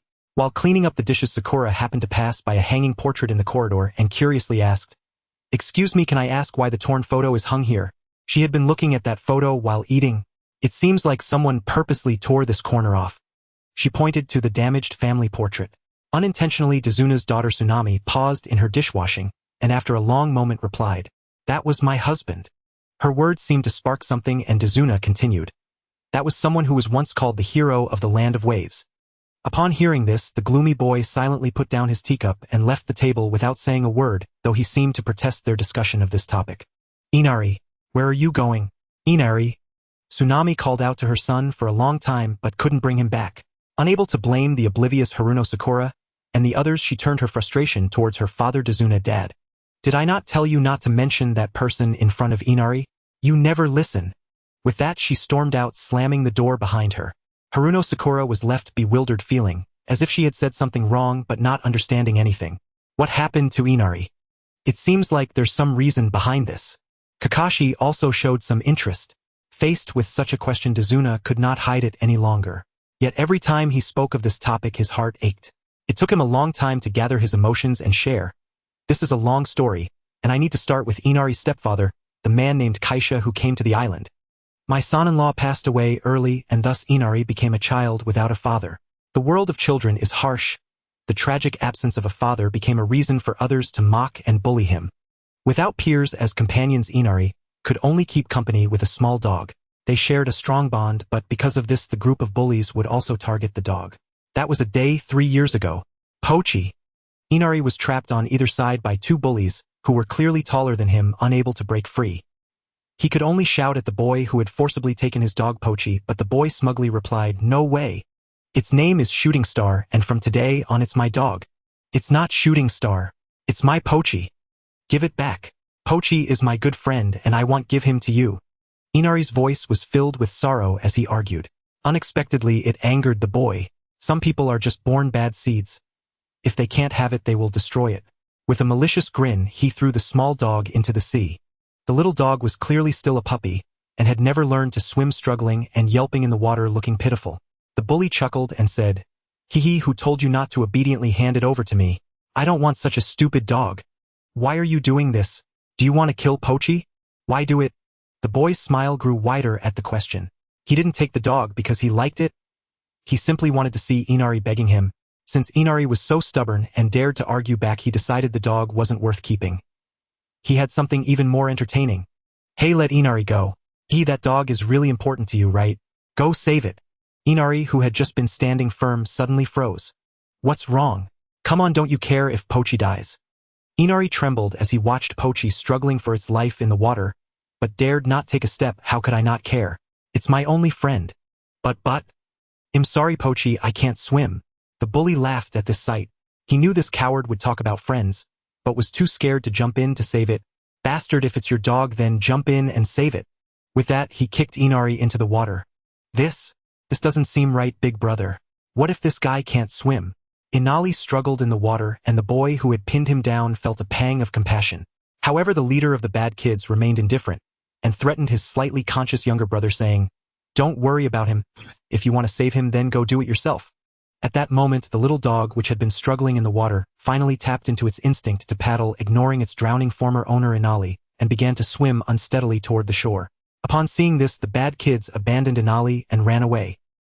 He was just a guy without a father, or dying would only relieve his widow of a burden. The bad kids not only stopped worrying, but felt they had done a great deed. Inali, abandoned by everyone, began to choke on the water, more severely, his struggling limbs growing heavier, and eventually he lost consciousness as darkness engulfed him. When he awoke again, that man had appeared. Kid, you're awake. I've already taught those bad kids a lesson. Here, have this to eat.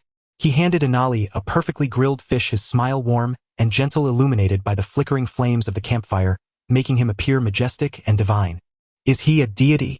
Inali stared blankly at the man, momentarily thinking he had died and met God, but the lingering pain in his chest from choking on water reminded him of the fact that he was still alive. Uncle, did you save me?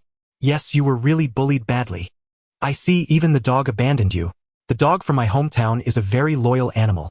But you betrayed the dog's trust first, so you can't blame the little dog for not wanting you anymore. After listening to Inali's story, the man calmly said, and upon hearing this, Inali paused, his eating tears streaming down. I was so scared that my body wouldn't move. I really wanted to save it, but I didn't have the courage. The man did not scold him, but gently rubbed Inali's head, offering comfort. That's natural, everyone your age would be scared. But kid, you must remember this. If you want to become an adult, you need to choose a way of living that you won't regret. The truly important things are those that, whether in pain or sadness, you must strive for them, until the end. Even if it costs you your life, you must use your own hands to protect them to the end. Thus, even if you die, you will leave behind an everlasting legend, proof that you lived. Right? Inali was still young, and although he didn't fully understand the man's words, he etched them deeply in his heart. That man was Kaisha. At that time, the country of waves was still a port city full of opportunities, economically prosperous. He came here chasing his dream as a fisherman. From then on, Inali became very attached to him. Their bond grew strong, like a genuine father-son relationship. He became a lively and cheerful child, and before long we accepted him as a true family member. As he spoke, Dazuna's face also bore a faint smile. Naruto felt moved upon hearing this. Although she had no parents, this Kaisha mentioned by Dazuna reminded her of her mentor Iruka. So this feeling is what family is. Even without blood relations, bonds can be formed. Humanity truly is a remarkable species. Naruto did not dislike this feeling. She continued to listen quietly as Dazuna narrated Kaisha's responsibilities. Courage. It was a long rainy season, a length rarely seen in 100 years, causing a flash flood that washed away the riverbank. It's bad, Kaisha. The heavy rain has caused flooding. If this continues, District D will be submerged. By that year, Kaisha had gained some fame in the village, becoming the head of the fishing guild. Yet even so, he was still just a fisherman. Flooding was clearly within the jurisdiction of the disaster relief department, and it wasn't really his business. Nonetheless, he resolutely took up a rope and went to the front lines. It's impossible unless we tie the rope to the riverbank in the water and pull it back. What nonsense! How can we even get the rope over there? Jumping into such a raging current could cost lives. But if we keep hesitating, District D will be doomed. What should we do? With the crisis looming, no one dared to take action. Even if they racked their brains, it was futile. Kaisha might not be the smartest, but he was the only one who stood up. Amidst the crowd's shouts of, "Don't be reckless. You could really die. Even you can't do this?" He bent down, rubbed Inali's head, and left him with a line, "Don't worry, a dad is invincible. Dad loves the town with Inali in it the most. He then jumped into the flood without hesitation. He truly accomplished what he had said. The truly important things, even if it cost him his life, he would protect them to the end. He tied the rope to the washed-out dam, completing this impossible task, leading everyone through the crisis. After that, the people here called Kaisha a hero. To Inali, he was a father to be proud of. He became an indispensable person in our city. However, the good times did not last long. After Cardo arrived in this country, he banned all private trade, controlling all import and export transactions. The country of waves became his parasitic domain, its economy collapsed entirely, and the once dreamlike capital turned into a dead city that merchants avoided. Gradually, the people faced even the issue of having enough to eat. In the midst of the crisis, Kaisha stood up again, but this time he was falsely accused by Cardo and was bound to the execution platform. Listen up, everyone. This terrorist is trying to use violent means to oppose the policies of the Cardo group and intends to disrupt the order of this country. Therefore, I have arrested him and will publicly execute him here. I sincerely hope that such trivial matters will never happen again. Execute. With his command, Kaisha was publicly executed before everyone in front of Inali. In the face of power and violence, the man who had sworn to protect everything ultimately fell silent. After that, Inali seemed to become a different person. Tsunami and everyone in the village as well. Heroes are like fools. They cannot exist. Woo-woo, daddy. Inali's words and cries seemed to echo in her ears. Naruto could no longer sit still, stood up to leave, but due to exhaustion her legs gave way and she fell to the ground. Everyone was startled and confused, but Kakashi seemed to guess her thoughts and spoke slowly. If you're going to train, I advise you not to. The amount of chakra you extracted today is already excessive. If you don't learn to restrain yourself, you might end up dead, you know. Hearing this, Naruto stubbornly got back up. I want to prove to him. Prove what? I want to prove that there are still heroes in this world. On the morning of the 6th day after the training began, Naruto collapsed utterly exhausted in the depths of the forest that Team 7 had repurposed as their training ground. Birds perched upon her, hopping and pecking at her, yet she remained unresponsive. Of course, as our heroine Naruto would not meet her end so easily, she was merely in a deep sleep. Though it was typical behavior to lie down and sleep in such a place, risking mosquito bites given the sparse population, and the fact that large animals had already been devoured by a few famished individuals days ago, and the remaining creatures had fled in fear of their brutal hunting activities, at least Naruto's sleep here posed no danger to her life. However, this was merely a theoretical safety. Since it was a theory, practical application inevitably led to accidents. This morning, a familiar figure unexpectedly appeared in the depths of the forest, which was supposed to be devoid of passers, by walking with a small bamboo basket engrossed in gathering herbs, unknowingly stepping in front of the sleeping Naruto. The person was none other than the young ninja, Bai, who had previously been alongside Zabuza. Bai's gaze flickered over Naruto's forehead protector, and with a sudden intensity in his eyes, he reached toward her unguarded neck, startling a flock of birds into flight. The morning sunlight streamed through the window, waking the group sprawled on the floor of the Dasna household. Did Naruto not come back last night? Since the boys and girls sleep separately, Haruno Sakura could only ask the leading Jonin Kakashi, who yawned nonchalantly, and replied, ever since she heard that story about Kaisha, she has been climbing trees alone every night. After all, she is a single-celled organism. As for why she hasn't returned yet, I suspect she's exhausted her chakra and fainted somewhere. No way. That idiot. Haruno Sakura exclaimed, throwing on her clothes and rushing out. This is too much. Naruto is not a child anymore. Clearly Kakashi belonged to that type of laid-back parent who thinks everything is fine as long as the child is not dead. He didn't see any issue with allowing a minor to stay out all night, instead considering Sakura's concern excessive. Sasuke couldn't bear to watch any longer, saying, seriously, both of you are such idiots. Though he said so after complaining a bit, he picked up the specially prepared bento he had paid a lot for and followed suit, leaving Kakashi, the unreliable one, to enjoy the hearty breakfast made by Dazna's daughter Tsunami. To be fair, this married woman's cooking was quite good. The seafood miso soup was delicious when hot, and he didn't want to miss out. Meanwhile, Bai's hand was getting closer, already resting on Naruto's body. You might catch a cold sleeping here. His gentle voice woke Naruto, who was deep in slumber. Rubbing her eyes, she blinked and asked him, Who are you? Who are you? Bai had removed his mask, yet Naruto, in her sleepy days, failed to recognize him as the masked ninja who had previously taken Zabuza's life with a single move. In a sense, this was a stroke of luck for her, or otherwise, who knew if Bai would have been compelled to act against her if his identity had been exposed. However, since Naruto did not see through his identity, Bai had no intention of revealing it. He was not a bloodthirsty person, so he simply went along with the ruse, stating that he was a herb gatherer from the mountains here to collect medicinal plants to heal others. Naruto, being warm-hearted, readily offered to help upon hearing about healing. I've got it. This must be the herb. Before long Naruto held out a small redand white flower in front of Bai. She recognized it as a potent medicine for invigorating blood circulation. Although she often did poorly in her academic studies living alone, had taught her the basics of herbal knowledge. She knew a few simple herbs and wild vegetables. Bai smiled and nodded, accepting the herb. He had not expected that despite her seemingly foolish demeanor Naruto possessed such skills. Watching her casually break a fresh tiger stalk and eat it without hesitation, he figured her previous life must not have been easy. Typically people from such backgrounds would be more aloof, having never received help from others, thus reluctant to assist others. Yet she was an exception, eagerly offering to help him gather herbs, even when she was utterly worn out and hungry, causing Bai to feel a surge of affection for her. But why would such a gentle and warm-hearted child choose to become a ninja, a profession so dirty? Curious, Bai asked, "By the way, little sister, you are a ninja, right?" Naruto was taken aback, exclaiming, "Do I look like a ninja?" Really? Really? Yes, I am a ninja. Yes, little sister, your forehead protector clearly shows you are a powerful ninja," Bai responded, though he was a bit perplexed by her excitement. He continued, "But why do you want to become a ninja?"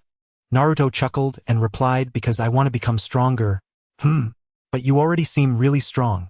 "No way, I want to become even stronger." Naruto's answer caused Bai's expression to cool. Could it be that this child before him was another cruel ninja obsessed with power? Feeling somewhat unwilling, he pressed on. "Then, when you truly become strong and possess extraordinary power, what do you want to do with it?" Naruto replied without hesitation, "Of course, I want to become the strongest ninja in the village, and have everyone acknowledge my strength. Moreover, I want to become a hero." A hero, huh?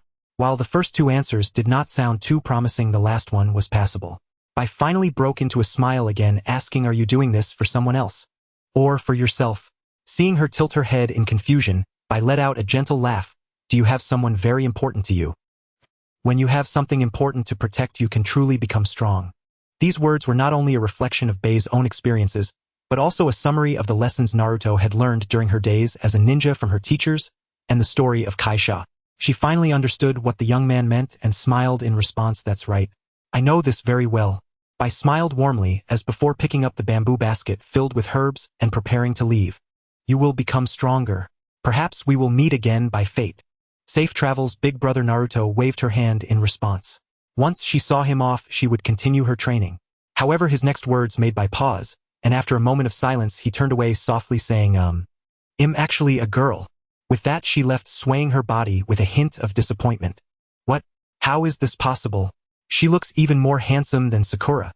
Naruto was shocked, his features contorted, crawling, and silently screaming, clearly appearing, as if he had been deeply affected. At this moment Haruno Sakura finally put away the kunai she had been tightly gripping and stepped forward to punch Naruto on the head, angered. "What do you mean by saying I'm just a boy because I'm prettier than you? That girl may have short hair, but she clearly doesn't have an Adam's apple." Naruto, clutching his head, which didn't even hurt, feigned pity as a rice ball flew towards her face. Although the rice ball looked menacing, such an attack was as trivial as pinching a snail for a ninja. Naruto opened his mouth wide and easily swallowed the entire rice ball. "Ugh, it tastes like dried bamboo shoots."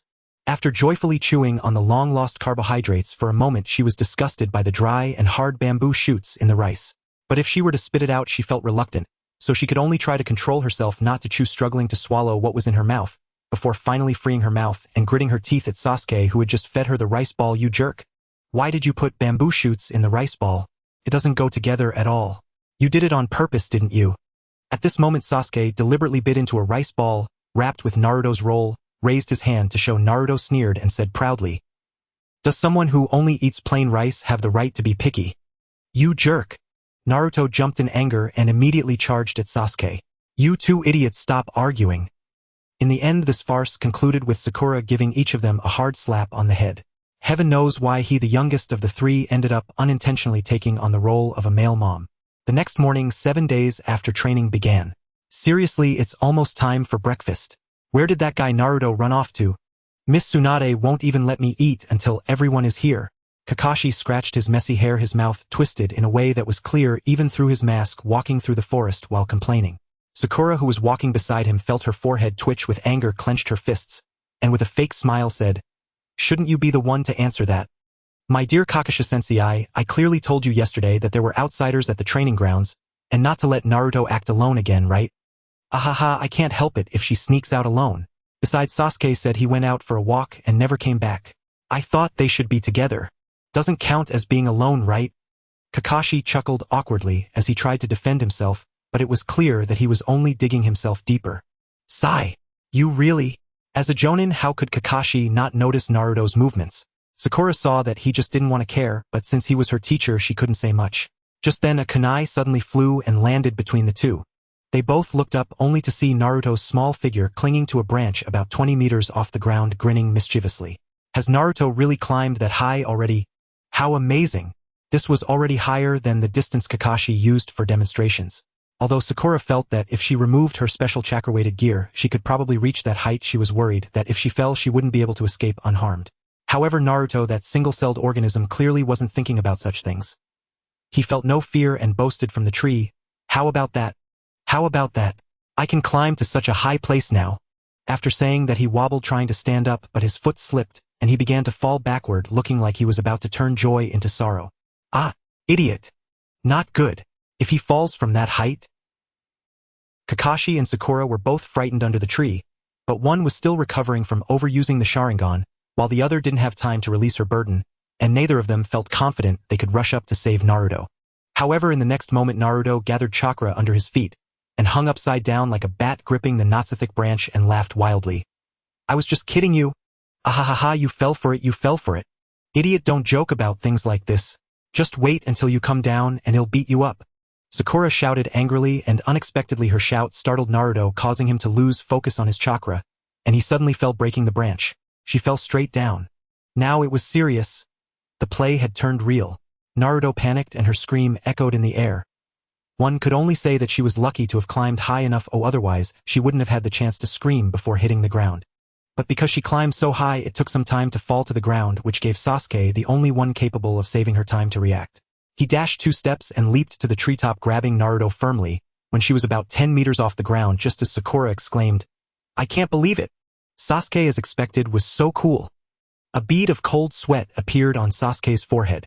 Both of them have indeed grown a lot. Kakashi, on the other hand, looked as if he had anticipated this all along, smiling and expressing his thoughts before poofing into a cloud of smoke and disappearing from the spot. "Ah, it's a shadow clone. That irresponsible teacher." Sakura's furious shout echoed through the forest, and she was glad that Kakashi's real body wasn't here, otherwise the burden on him would have increased even further. Naruto Uzumaki. In the Dasna residence, Inari held his father's photo frame in a daze, surprisingly not crying this time. 196, 197, 198. Kakashi's real body was currently supporting Dasna and his daughter with just one finger, doing one-handed weighted push-ups, and it was clear that he had nearly fully recovered.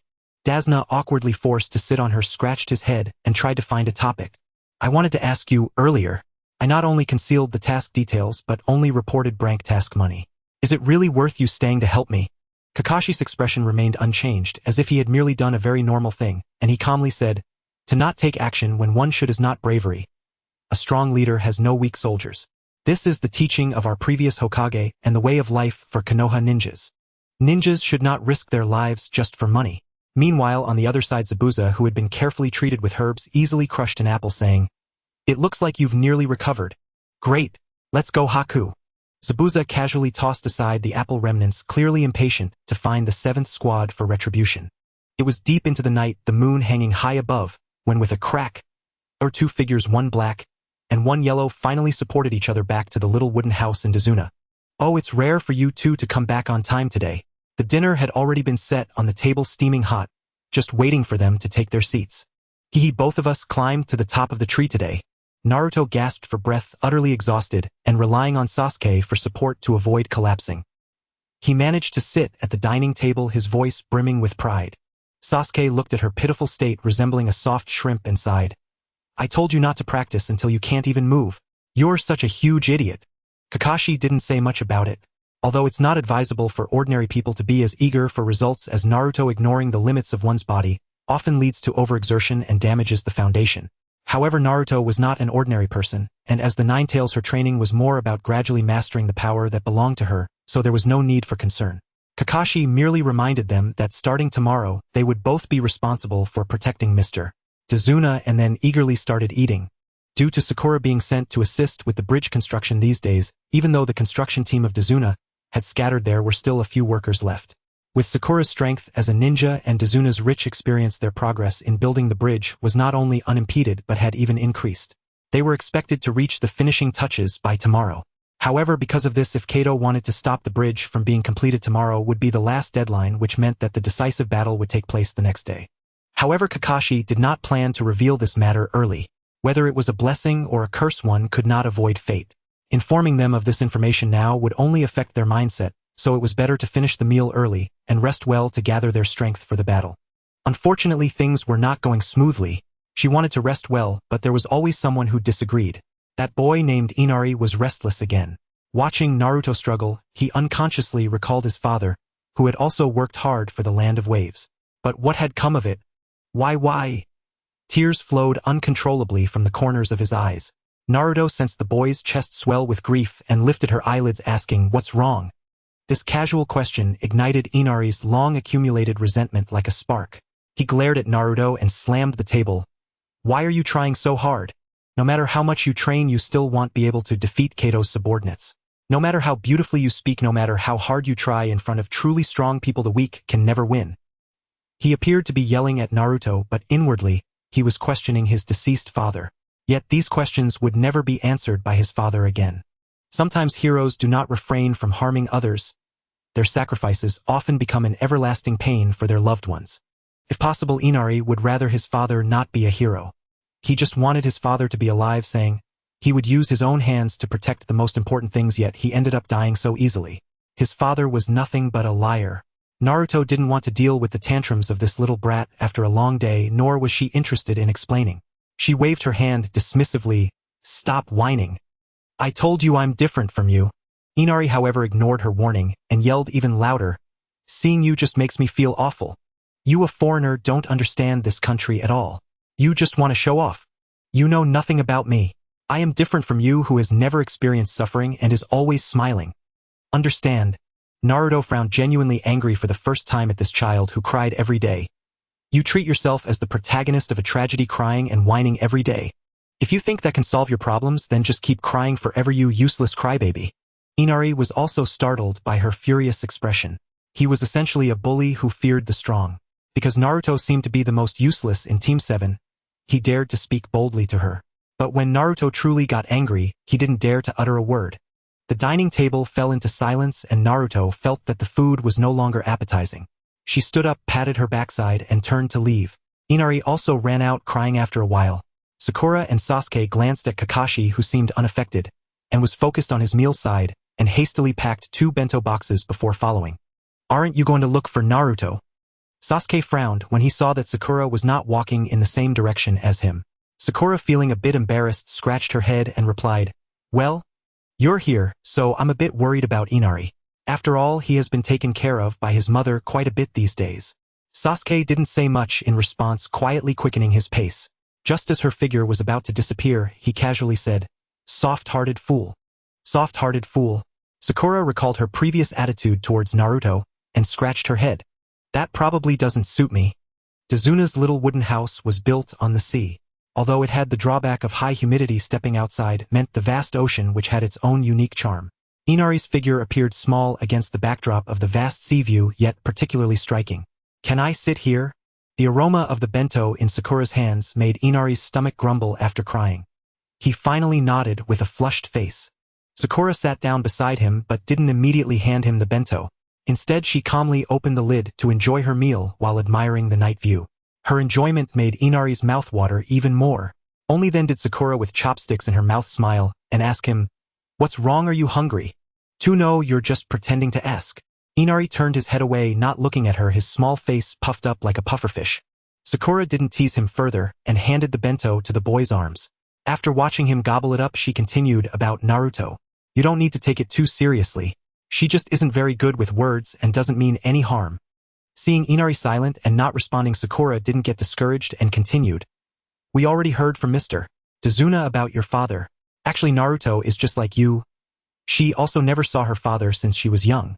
Or rather, she has no parents at all. Moreover, due to certain reasons, the adults in the village all despised her and avoided her, and we children were also unable to be friends with her due to our parents' demands. This situation persisted until she started school, and only then did it ease up after we broke free from our parents' constraints. At this point Sakura fell silent. She had once been part of the group that avoided Naruto and had never understood her pain. To be honest, he might never truly empathize with Naruto. He also didn't want to one day understand her pain because, honestly, I think her past is even more tragic than yours. Indeed, it was tragic. Although he would never say such hurtful words in front of Naruto, it was the truth. Even though sometimes Sakura felt troubled by family trivialities and parental constraints, if he had to endure what Naruto did, he still couldn't accept it. He couldn't match her strength. She has also been confused due to pain. She was a well-known troublemaker in the village, but crying solves nothing. She has already validated this and cried enough. Tears won't bring back your father, nor will they bring back her parents. Naruto trains desperately striving for recognition from others. Even this mission is a gamble with her life, which is why we agreed to continue. She knows what true strength is. Just like your father. Perhaps the person who understands you best is her after all. At this point Sakura paused, gently ruffling Inari's head, who was shocked into silence by her words, and smiled. It seems like that girl can't help but care for you.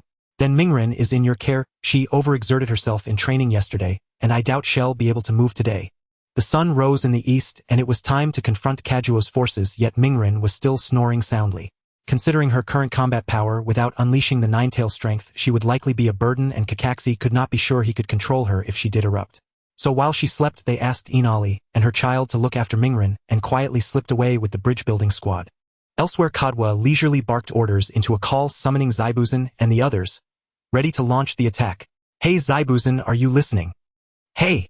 Zaibuzan casually tossed the communicator to the ground, uninterested, and strode off ahead with bye. Ah! I've overslept. Contrary to Kakashi's expectations, Mingren's peculiar physiology far exceeded his assumptions. They had not gone far before Mingren awoke, startled by the sudden silence where the normally crowded room had been. All the listlessness of last night was gone. She was lively and darted about the room. Strange, where is everyone?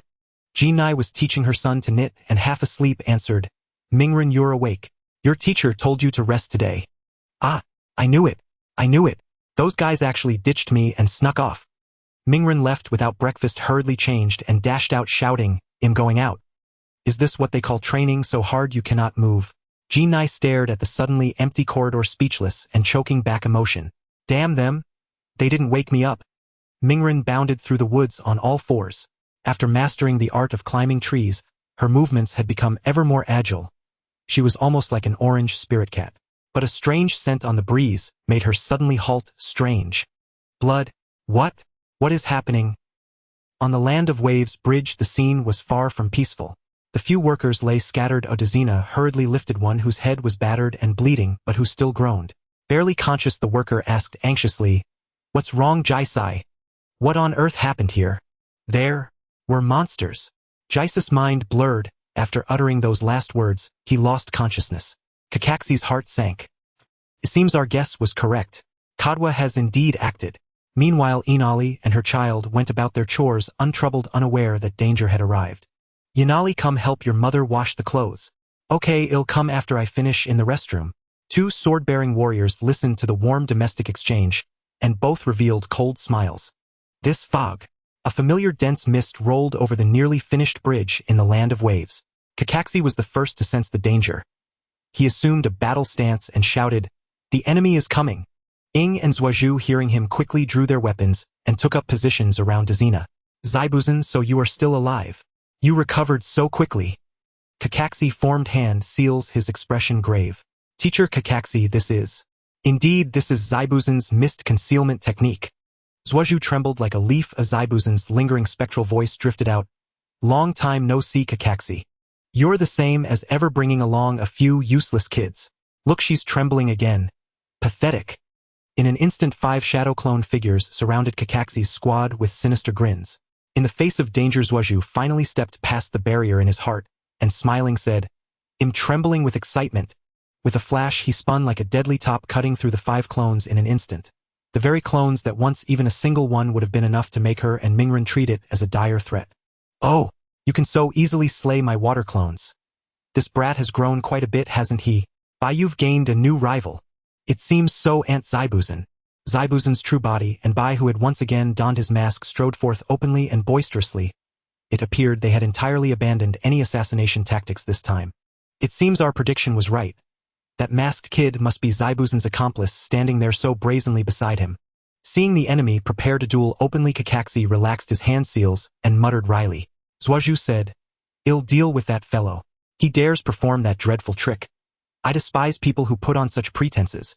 By seeing Zuaju step forward, understood at once. At Zaibuzen's command, he unleashed the spinning top body technique Zuaju had just used, becoming a howling gale that surged toward Zuaju. Kunai met ice needles with ringing clashes heralding the opening of the girls' battle. Bang! With a loud crash, the already dilapidated door of the Dasna household was viciously chopped down from the outside, turning into a pile of wood shavings. Two knife-wielding warriors under Cardo stepped through the dust and directly confronted the still tidying up dishes Tsunami. "Are you Dasna's daughter? I'm afraid you'll have to come with us." In that moment, Inari realized he was in the restroom, narrowly avoiding the attack. However, his mother's scream instinctively urged him towards the scene of the incident. "Mom!" This cry caught the attention of the warriors instantly as they exchanged glances. "What's this little brat? Should we take him too? One hostage is enough." After a brief exchange, the one-eyed fierce-looking brute grinned maliciously and drew his sword to strike. In this critical moment, Tsunami, in a burst of instinct to protect her son, stood defiantly against the two ruthless warriors. "Wait! If you dare touch my son, I'll bite my tongue and die. You want a hostage, right?" Perhaps this was maternal love, willing to sacrifice her life to protect her useless son. The well-dressed leader among the warriors looked at Tsunami's resolute stance with a headache. Finally he sighed and said to the already terrified Inari, "Humph! Kid, you should be grateful to your mom." Hearing this, the brute understood his brother had compromised and complained with dissatisfaction. "Did I really want to find something to chop? Don't overdo it, didn't you just test your blade? Don't waste time, just take her away." Thus, with a few words, the fate of the mother and son was sealed. Inari didn't even have the courage to rush to protect his mother. He was scared stiff on the ground, crying without being able to do anything much like when he faced his dog Pochi. "Woo, Mom, I'm sorry, because I'm just a kid, and useless, I can't protect you.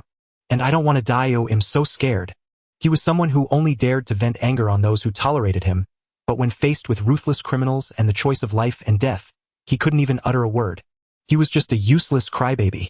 Inari suddenly realized that Naruto's words were not wrong. Being a crybaby wouldn't change anything. "Inari, run. Run fast." His mother's weak voice came and Inari nearly turned to flee. But this time was different from Pochi. His mother definitely couldn't resolve the crisis herself.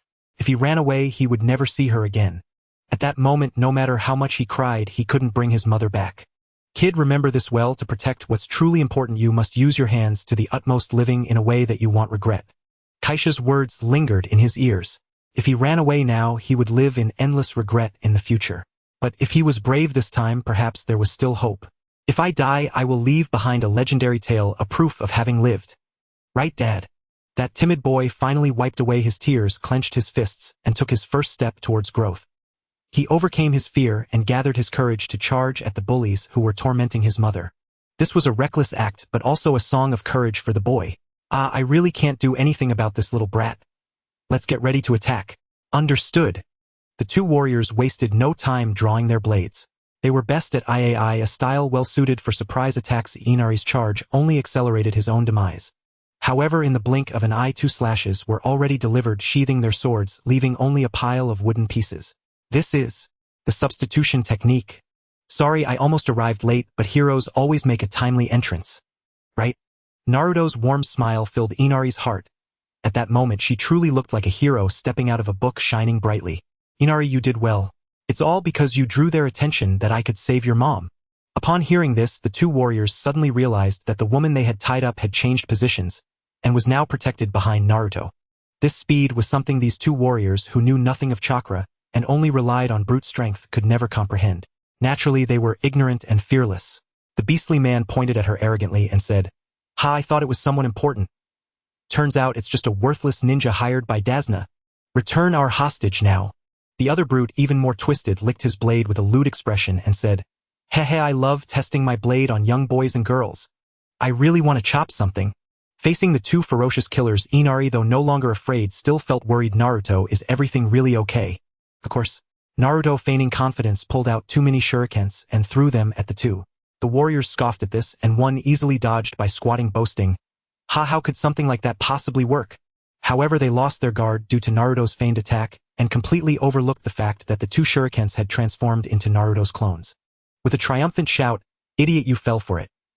The two clones exerted all their strength and kicked the two unrefined warriors in the face. These two were mere mortals who understood nothing of chakra techniques. They couldn't withstand the ninja's methods and immediately vomited blood their teeth, scattering and fainted.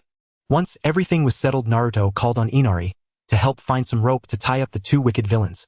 Inari, being clever, used his grandfather's steel cables to bind the two like Zongzi, not forgetting to kick them a couple of times before standing up to wipe his sweat and ask, "I'm glad you made it back, Naruto, but how did you know they would come here? Who do you think I am? I'm the heroic lady who can predict the future." Before Inari could retort, she awkwardly scratched her head, diminishing her imposing aura, returning to her usual carefree self, and smiled. "Actually, I saw a wild boar that had been cut down in the forest, and many trees were also slashed. The footprints weren't cleared and led straight here. They had no sense of reconnaissance. It was so blatant even a fool could tell something was wrong." "Does that mean I'm a fool too?" Inari asked, his eyes sparkling. "I was just making an analogy, idiot." Naruto's expression darkened at this brat. Could he not go a day without making fun of her? But seeing him now full of energy compared to his previous crying self made her feel uplifted. Thinking of this, Naruto felt she should say something. Looking at the boy's revitalized demeanor, she finally uttered the long-awaited apology. "Inari, I'm really sorry about yesterday. That comment about you being a crybaby. Just pretend I never said it." Naruto wasn't very good at this. She scratched her head, her face slightly flushed, but in the end she ruffled Inari's hair and smiled brightly. "Inari, you're really strong." However, the delighted reaction she had imagined from the boy didn't happen. He stood frozen for 2 seconds before tears streamed down his face again. Tears were something that couldn't be controlled. "Damn it. I clearly decided not to cry anymore from now on. I don't want to be a crybaby again." Inari desperately wiped away his tears, making his eyes red at this sight reminded Naruto of her first time receiving recognition when she couldn't stop the tears. So she hugged her head with both hands and revealed her signature radiant smile. "Idiot, it's okay to cry when you're happy. However, since this place has been attacked, the other side of the bridge must also be in danger. Is it alright to leave this to you?" Naruto briefly explained a few things to Inari before continuing on his way. It seems that being a hero is indeed quite arduous. In the clash of weapons, Bai was startled by Sasuke's extraordinary perception. Although she was faster, her opponent could effortlessly identify the shortest and most efficient trajectory to strike at her weak points, achieving a result of using 4 ounces to move 1,000 pounds. Sasuke.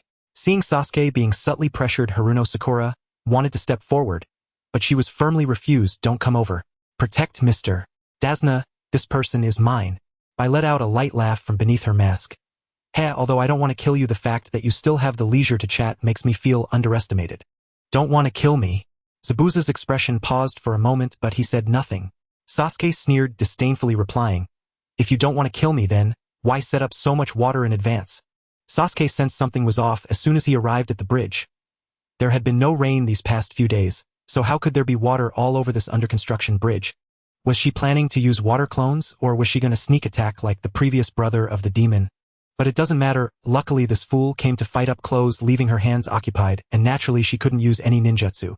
"You are eager to kill me, yet you didn't expect to have your hands bound, did you? How does it feel to have your previous setup fail miserably?" "Haha, it's just that I can't form seals, right?" "What? No way. Could this guy?" As Sasuke was about to retreat, Bai had already lifted her foot off the ground, letting out a light laugh. "Secret technique, 1,000 killing ice feathers." In an instant, the puddles on the ground soared into the air, transforming into beautiful yet deadly shards of ice surrounding the two. Quickly recall those training sessions. Concentrate the chakra in your legs all at once. Sasuke focused his energy, and the chakra beneath his feet erupted, creating an explosive force that propelled him into the sky. This had been the reason for her repeated failures when climbing trees, yet now it was transformed into experience and utilized against her. There are no poor techniques, only ninjas who do not know how to use them.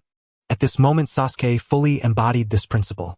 The icy feathers barely completed their attack, but it was too late. The area was already devoid of anyone. With the aid of chakra, Sasuke's speed surpassed even Bai's vision, and it was only after the attack had missed that Bai realized her mistake. "Is that all you've got? Then it's my turn next." Sasuke's figure transformed into an afterimage, gliding like a wraith to Bai's back, his kunai striking swiftly and fiercely aimed like a hawk's claw. Bai could only crouch to evade, but Sasuke's kick followed, immediately landing on her chin as she crouched down, offering it to him. "My speed is actually slower than hers." She was kicked back 5 meters, and when she landed she rolled to stabilize herself and sat up. It seems like it's easier for us, huh? You keep calling me a little ghost. If you underestimate my subordinates, that could be quite troublesome, you know. Kakashi, seeing this, also felt relieved, applying pressure as he said, Sasuke is the #1 genius among the newcomers in our Konoha village. While Haruno Sakura may not be of much use at the moment, she can still buy you a little time. Trying to bypass me and him to attack Dazna is unrealistic, especially since we have a hidden trump card yet to be revealed. Haruno Sakura's face darkened upon hearing such an evaluation of herself, and a certain so-called trump card, who was on the way, also sneezed without any image, wiping his nose, feeling that someone was talking about him. Zabuza, however, sneered repeatedly, finally glaring at Bai and admonishing her. What are you still playing at? Bai, do you really want to die? Get serious. At that, the masked girl finally got up from the ground. Despite having just suffered a heavy blow to her chin, she should have felt dizzy from a concussion, yet she seemed completely unaffected, showing no fear and appearing as if she felt no pain, almost like a tireless battle machine. A crystalline white chakra swirled around her, enveloping the entire area in a chilling aura. You really care about me, don't you, Aunt Zabuza? With a thought, her chakra erupted, instantly enveloping Sasuke, condensing into layers of countless mirror-like prison cages that trapped her tightly within. This is the secret technique, ice crystal magic. She has already performed 2 techniques without hand seals. Just who is this person? Sasuke gritted his teeth, watching helplessly as the masked girl walked leisurely into the thin ice mirror, which was less than half a centimeter thick, and her figure instantly appeared in dozens of mirrors surrounding the area. Are you ready? I'm about to begin. White's voice echoed from all directions. Ethereal, disembodied. Sasuke could not locate her origin, nor could he tell whether each mirror housed a fragment of her or her true self. What kind of jutsu is this? How can she inhabit so many mirrors simultaneously? Who is she? And what does she truly intend? Let me show you my true power. The moment White spoke, a slender ice needle shot forth from one mirror, slicing across Sasuke's cheek. Crimson blood welled instantly. Only the first strike. As if sounding a grim signal, dozens of mirrors erupted in synchronized barrages of ice needles. From every angle, the assault descended like a tempest. Dense, unrelenting. No matter how swift Sasuke's movements or how agile his evasion, there was nowhere to retreat. He curled inward, shielding his vital organs and throat, enduring over 100 strikes upon his back and limbs. This was no longer a matter of perception. It was impossible to evade, even if every trajectory were clear. The needles were thin, short, non-lethal, but their piercing cold delivered agony beyond measure. Even Sasuke, the stoic, uncomplaining prodigy who never cried out during training, now screamed aloud, raw and unfiltered, as pain tore through him. Kakashi remained locked in battle, with Zabuza unable to intervene. Only Sakura might save him now. Yet Tazuna stood directly behind her. If she left, the old man would lose his sole safeguard. Zabuza could dispatch him with a mere water clone. What should she do? Comrade? Or mission? Sakura's thoughts drifted back to that afternoon during the Genin exam, when Kakashi had asked her privately, Sakura Haruno, between comrades and mission, which holds greater weight? Then, freshly inspired by Kakashi's reverence for bonds, she had answered without hesitation, comrades. But now, after days together, Sakura had come to grasp the gravity of this mission. She understood now that Tazuna was not merely a life, but a symbol. The fate of the entire land of waves rested upon his shoulders. How could she choose? There was no choice. This was an unsolvable dilemma. No life weighed heavier than another, not even her own. But, go Sakura. Tazuna's voice rose calmly behind her, steady, unafraid. She turned, and met his gentle, reassuring smile. This man had schemed, bargained, and bent ethics just to survive long enough to build his bridge. A bridge meant to liberate his people. And now, at the very cusp of completion, on the threshold of dawn, he surrendered his chance at survival without hesitation, just as he had stood unwavering before Zabuza on their first encounter. My wish nears fulfillment. You've watched me build for days. You've learned the craft well enough. The final work I entrust to you with full confidence. So go. Don't worry about me. Seeing Sakura hesitate, the old man even gave her a gentle push. At that instant, the battlefield shifted. A kunai arced upward from beneath the bridge, striking one of White's ice mirrors. Instinctively, White extended her hand through the surface to seize it, only for the weapon to explode in a puff of smoke, revealing Naruto. In a flash, Naruto clamped down on White's arm before she could retract it, then yanked her violently from the mirror as if uprooting a stubborn turnip. Got you. They tumbled onto the ground together, Naruto landing hard on his skull beneath White, only for him to vanish in another burst of smoke. A shadow clone. That show-off. Sasuke lay sprawled, feigning irritation. Yet his lips betrayed a faint, involuntary smile. So this is the hidden ace. White's demonic ice crystal mirror technique fused her consciousness entirely with the mirrors. To be forcibly extracted felt akin to flaying and dismemberment. An agony so profound even she collapsed paralyzed, unable to rise for long moments. Thus Uzumaki Naruto made his entrance. Yet she acted like a fool, utterly ignorant of the principal strike while the enemy falters. Instead of delivering a decisive blow, she struck a flamboyant pose and declared, "Hehe, as long as I arrive everything's fine."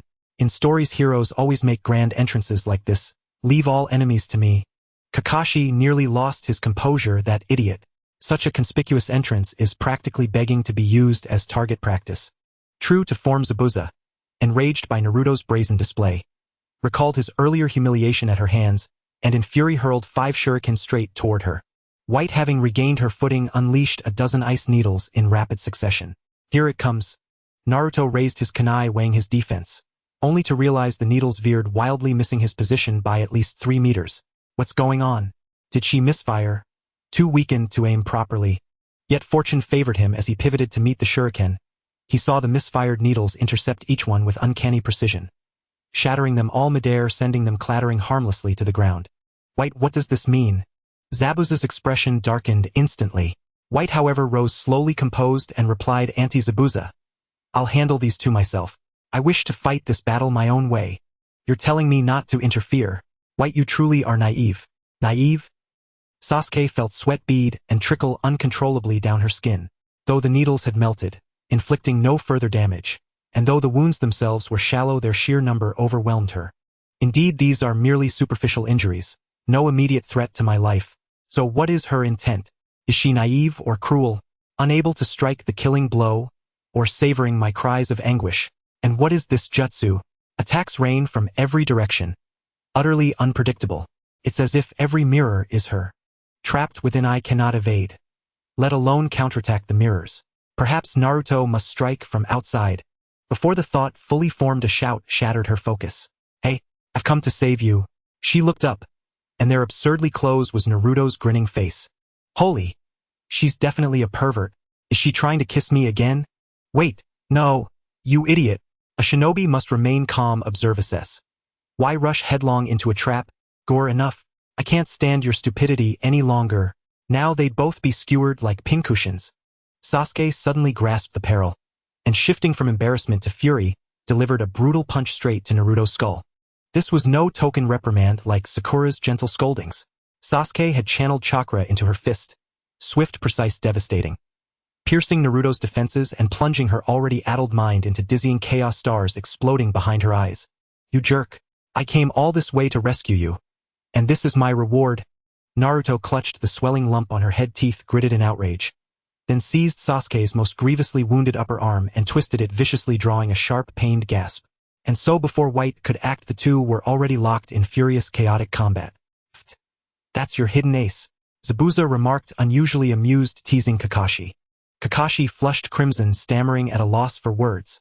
Truly the ultimate humiliation. The playful banter among the girls did not last long, as Bai seemed to have no intention of sitting back and watching. She stepped into the frame with fluidity, her ghostly figure once again filling the mirror-like cage. Upon seeing this, Naruto and Sasuke exchanged glances, revealing smiles of triumph, as they swiftly embraced each other, pressing their soft abdomens together to shield their backs against Bai's assault. Consequently, Sasuke finally had the opportunity to form seals and counterattack. Demonic ice crystal, since it is ice, let fire break it.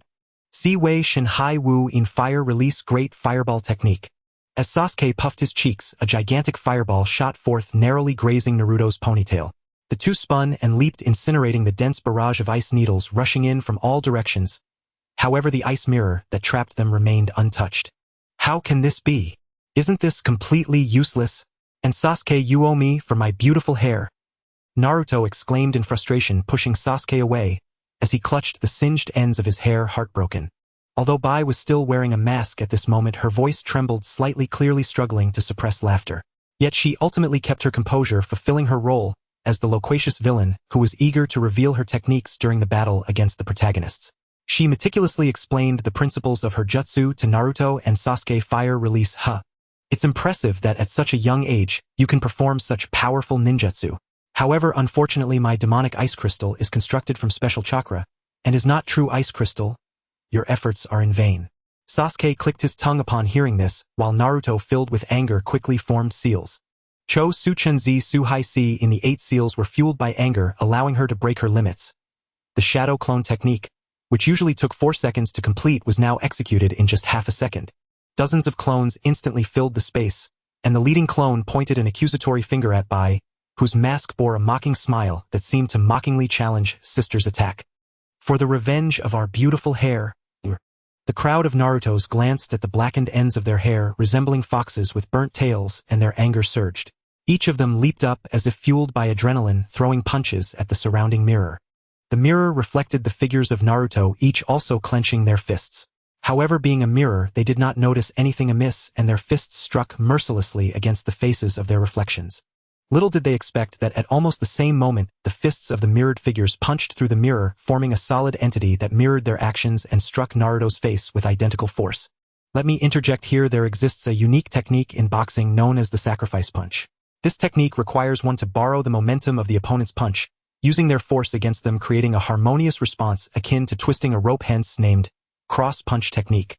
Though it may harm oneself while damaging the enemy, it is renowned for its rapid and lethal impact, making it a highly spectacular KO technique.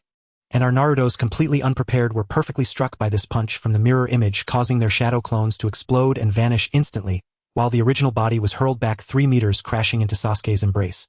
It's only natural for mirrors to reflect attacks, isn't it? Bai's calm voice, laced with a hint of amusement, echoed from all directions, instilling a sense of helpless despair in both of them. Indeed, I was not mistaken. I didn't expect that race to still exist. Kakashi, who was spectating, exclaimed. Which race? Naruto shouted towards the outside of the mirror, hoping to find a way out. Kakashi glanced at Zabuza, blocking his path, noting her confident demeanor that seemed to dismiss any attempt to stop their conversation. He cursed quietly before continuing. That masked girl is a unique entity of the snow region, the mirror demon Yukiana. They share blood ties with humans, and only females within their clan can inherit this special bloodline. This power passed down through bloodline is known as the bloodline limit. In that case, Sakura, hearing this, sensed that something was amiss. That's right, in other words, this is similar to my Sharingan situation. Even I cannot replicate that jutsu, let alone break it. Kakashi's expression grew darker as he spoke, realizing this was likely the reason for Zabuza's confidence. Sasuke fell silent. If Kakashi, who possessed the 3-tomo Sharingan, couldn't solve this jutsu, then how could she, who had not even opened a single tomo? So what? How can I possibly die in a place like this? I still have an oath that must be fulfilled. Naruto slammed his fist into the ground in frustration, raising his slightly reddened fist and gritting his teeth. I vowed that I would protect everyone with these hands. I will become a true hero. Protect her? Bai fell silent at these words, the figure of Zabuza surfacing in her mind. Didn't she also have someone she wanted to protect? Yet precisely because of this she had to fight, even if it meant sacrificing her own conscience. Thus she addressed Naruto and Sasuke, who bore her no grudge but were nonetheless scarred by her actions. For me, giving up all emotions to become a true ninja is indeed a very difficult task. If possible, I do not wish to kill you. But I also do not wish to be killed by you. Once one picks up a weapon, one must be prepared to be killed. Since you have already attacked me, I too will harden my heart and sever all emotions, becoming a true ninja. This bridge is the battlefield that connects everyone's beliefs. We all have things we wish to protect with our lives, so please do not hate me. I have someone very important, and I will work for her, fight for her, and even give my life for her. This is my dream. For this goal, I can become a true ninja and cruelly kill you all. At this point, Bai's voice turned completely cold, devoid of any emotion. This lengthy speech was not only meant to inspire Naruto and Sasuke to give her time to recover, but also to persuade herself to fight for Zabuza. Isn't that a bit too cruel? Sakura Haruno couldn't help but murmur to herself while Zabuza sneered disdainfully. That's why you can't cultivate true ninjas in a peaceful ninja village like yours. You little brats simply cannot accumulate the most crucial experience of killing in ninja battles. Does that mean a ninja is just a killing machine that suppresses their emotions? This was the boy's first time leaving Konoha, his first time away from home, and his first encounter with the world's good and evil. The overwhelming information left him confused, prompting Kakashi to roar, "Get a grip! I will ensure this guy stays silent, and you must fight for Mr. Tazuna. This is your duty, right?" "That's right, I'm not fighting to kill. I fight to protect." Sakura Haruno's heart steadied as she finally affirmed her conviction. Zabuza laughed coldly. "Do you really think you can make me shut up? I've already seen through your boring eye tricks. With that he formed a hand seal, and the surrounding air instantly solidified into a thick fog. Is it again the hidden mist technique? You're really not learning your lesson, are you, Zabuza? Kakashi had already activated his cheat-like Sharingan. While she was forming her seals, his eyes, spinning with confidence, as if victory was assured. But he suddenly realized this mist was different from before. Its density was such that even his Sharingan couldn't penetrate it. Yet she remained unfazed and chuckled. Is this the method you came up with? This level of mist can't even be seen through by my Sharingan. Have you become a blind man with your eyes wide open? You're really shooting yourself in the foot, aren't you? Is that so? Have you forgotten that I'm a genius who can locate targets just by sound with the silent killing technique? Upon hearing this, Kakashi's expression changed instantly. She certainly hadn't forgotten. She had just spoken loudly to expose her own position and lure him out. But why hadn't he made a direct attack, and instead had the leisure to chat with her? What is she really up to? As time passed in the thick white fog, Kakashi's nerves tightened, but the anticipated attack never came. Calm down, stay composed, think carefully. Who is her target? Kakashi closed her eyes, her mind racing, when suddenly a horrifying thought struck her. This is bad. Just as she turned around, Tezuna's voice came through. Sakura? Sakura? Is that you, Sakura? What happened to her? What's going on outside? Inside the ice crystal, Sasuke had exhausted too much chakra trying to block the ice needles with the great fireball technique, and had fainted, leaving only Naruto to protect her, desperately holding onto her, while the cries of Tezuna outside made her increasingly anxious. Thanks to the terrifying recovery power brought by the Nine-Tails chakra, base attacks were nothing but a scratch to her, but she didn't intend to keep wasting time. Seizing the moment when Bai paused her attack, due to exhaustion, she picked up Sasuke and arrogantly declared, "You masked fool. You can't hold on any longer, can you? This time I win. I'm taking her away and you can't stop me." With that she charged towards the gap in the ice mirror, thinking that if she couldn't win then she'd admit defeat. However, if she could easily enter this ice crystal formation, she could certainly leave. Compared to wasting time here, Sakura Haruno clearly needed her support more. Seeing this, Bai frowned, sighed, and pulled out a bundle of specially made ice needles the thickness of a thumb, instantly launching them straight at Naruto. "I said I would become a true ninja and cruelly kill you all." Her tone was cold and devoid of emotion. The rain of arrows fell densely, but the range was not as wide as before. Although there was no time to evade, Naruto still used all his strength to throw Sasuke away, taking the sudden lethal blow alone, and getting pierced all over like a porcupine. Sasuke, having been suddenly thrown to the ground, felt the pain from his wounds, and woke up exclaiming, "What the hell are you doing, idiot? Can't you let me rest for a bit?" She instinctively thought Naruto was messing around again. But when she opened her eyes, she was met with the horrifying sight of Naruto, now a living porcupine. Her abdomen, neck, and even chest were all pierced through. As the most talented newcomer of Konoha, Sasuke certainly understood what this meant, and the sudden shock left her momentarily speechless.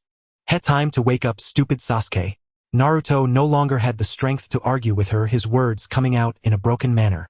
"Fortunately, it's just me. If it were you, you might have died." At that moment she felt a sense of relief, followed by a wave of weakness, her body swaying and collapsing into Sasuke's embrace. "I wonder, how is Sakura doing?" Until she completely fell into unconsciousness, she still thought of her comrade, slowly closing her eyes. "Naruto, Naruto, you can't be dead, right? You're a fox demon, Naruto. Get up. You slacker." No matter how much Sasuke shouted, Naruto could not respond. The only response she received was the gradually cooling body temperature of the girl. That was the temperature of a corpse. The 23rd rule of the ninja creed: a ninja must have a heart that never sheds tears. But why couldn't she control her tears? Tear glands, truly the most rebellious organ in the human body, aren't they? She unhesitatingly bore all my attacks. She died to protect you. To protect someone important, daring to bear all the dangers alone. She is a ninja worthy of respect. Bai's voice remained calm, incessantly prattling, disturbing her mood. "Is it painful? But this is the fate of a ninja." Sasuke didn't want to respond to her at all, just holding Naruto and murmuring, "I hate you the most. Casually stealing my first kiss. Always making a fuss and being mad at me for no reason. Just like a pufferfish. And now you're dead so easily. Slacker." She tried to hold Naruto tighter, but was pricked by the ice needles on her chest, causing her pain. "I'm sorry, it must hurt, right? You hate pain the most, it'll help you take them out right now." With that she smiled warmly as she gently pulled out all the thorns from her body, her movements tender and meticulous like a gardener trimming roses. Is she crazy? Bai silently observed this farce until she pulled out the last ice needle from Naruto, until Sasuke finally ran out of tears until, "I will never let you go." Sasuke's head was buried in Naruto's chest, unable to hear her heartbeat or see her expression. But when she raised her gaze again, her eyes were already filled with blood, murderous intent, surging wildly, the windmill-shaped black shuriken pattern spinning in her eyes. "I will slaughter you. I'm going to kill you." As Waju's final words fell, any trace of feeling vanished from her eyes, leaving only a cold, maddening void. Tadpole-like veins crept across the majority of her body, grotesque and terrifying. The boundless malice in those crimson eyes was not human, but the reappearance of a fiend risen from a Shura-like hell. "I truly have unleashed a dreadful demon." Beneath the white mask, her face was damp with cold sweat, her clothes clinging to her skin from the slick chill, making her shiver involuntarily. Is this the legendary Xia Luan Yen? But isn't the Xia Luan Yen limited to 1, 2, or 3 tomo corresponding to the insight eye, the hypnotic eye, and the copying eye? Previously, Zai Bujan had hidden Bai in the shadows to observe her duel with Kakashi. After their mission failed and they returned to base, they did not idle.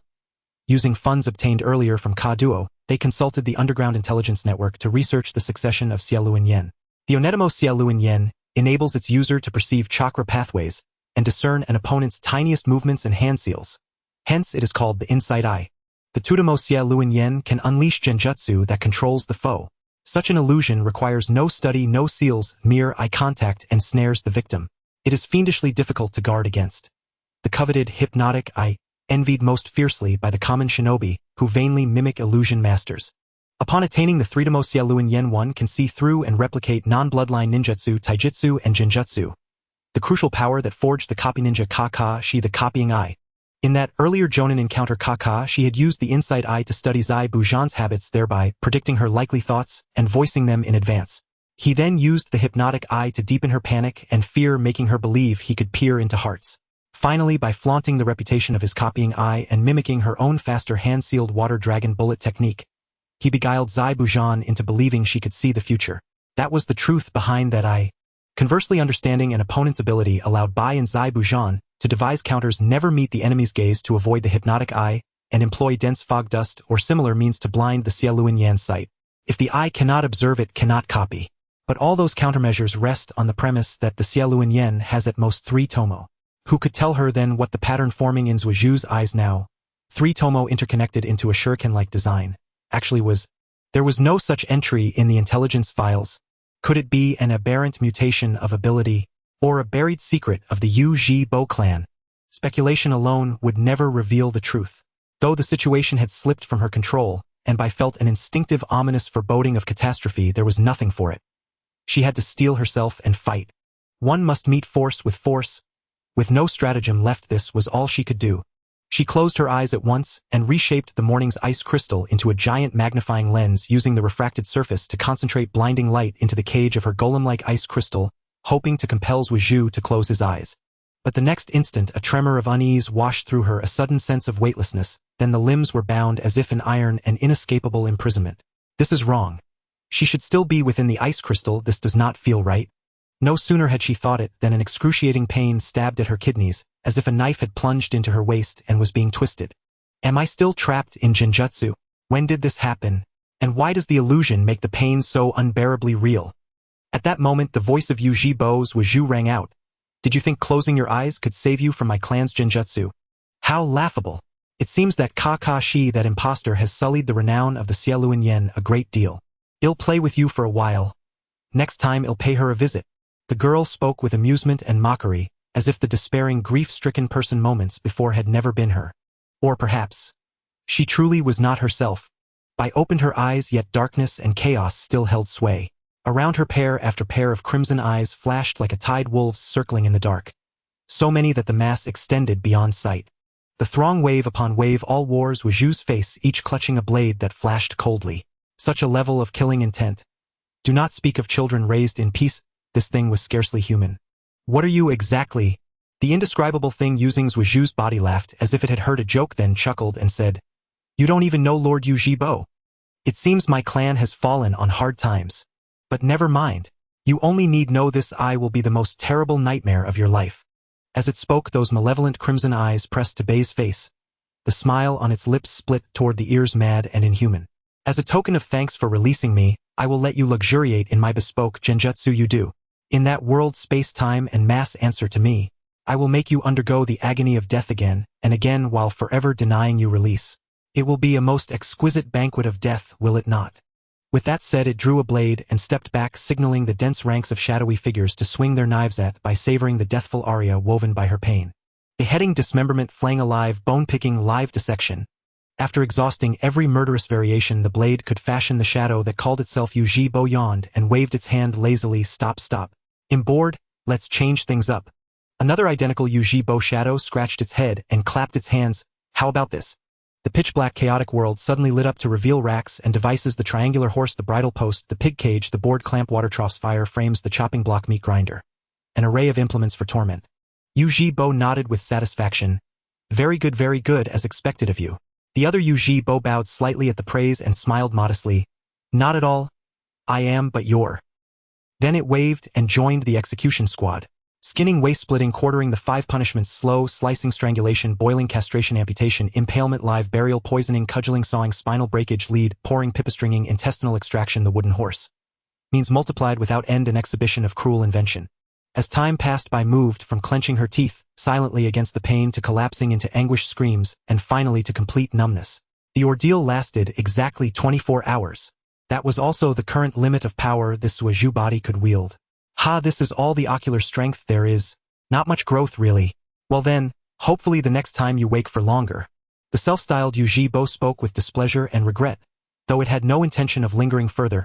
As long as Suiju pursued power, this body, sooner or later, will be mine. With that, it closed its eyes, snapped its fingers with a rakish air, and the Yudu world shattered like a bubble. When Bai opened her eyes again, she had returned to reality. The red light in Sasuke's eyes faded, and the tadpole-like patterns on her body gradually shrank, finally coalescing into a black birthmark shaped like a 3-tomo behind her neck. This one-sided illusionary domination began and ended in just 2 minutes and 4 seconds in reality. This is the true power of the Uchiha clan. An unshakable, despair-inducing power. But Sasuke herself had no idea what was happening. She only felt that she had just wanted to kill the masked bastard hidden in the mirror because of Naruto's death, and in the next moment those annoying mirrors suddenly shattered, causing the masked bastard to fall hard from one of the mirrors high above, face down, with even the mask broken, looking particularly tragic. What is going on? A trap? Sasuke cautiously observed, for a long time hesitating to approach the sprawled figure on the ground that resembled a corpse.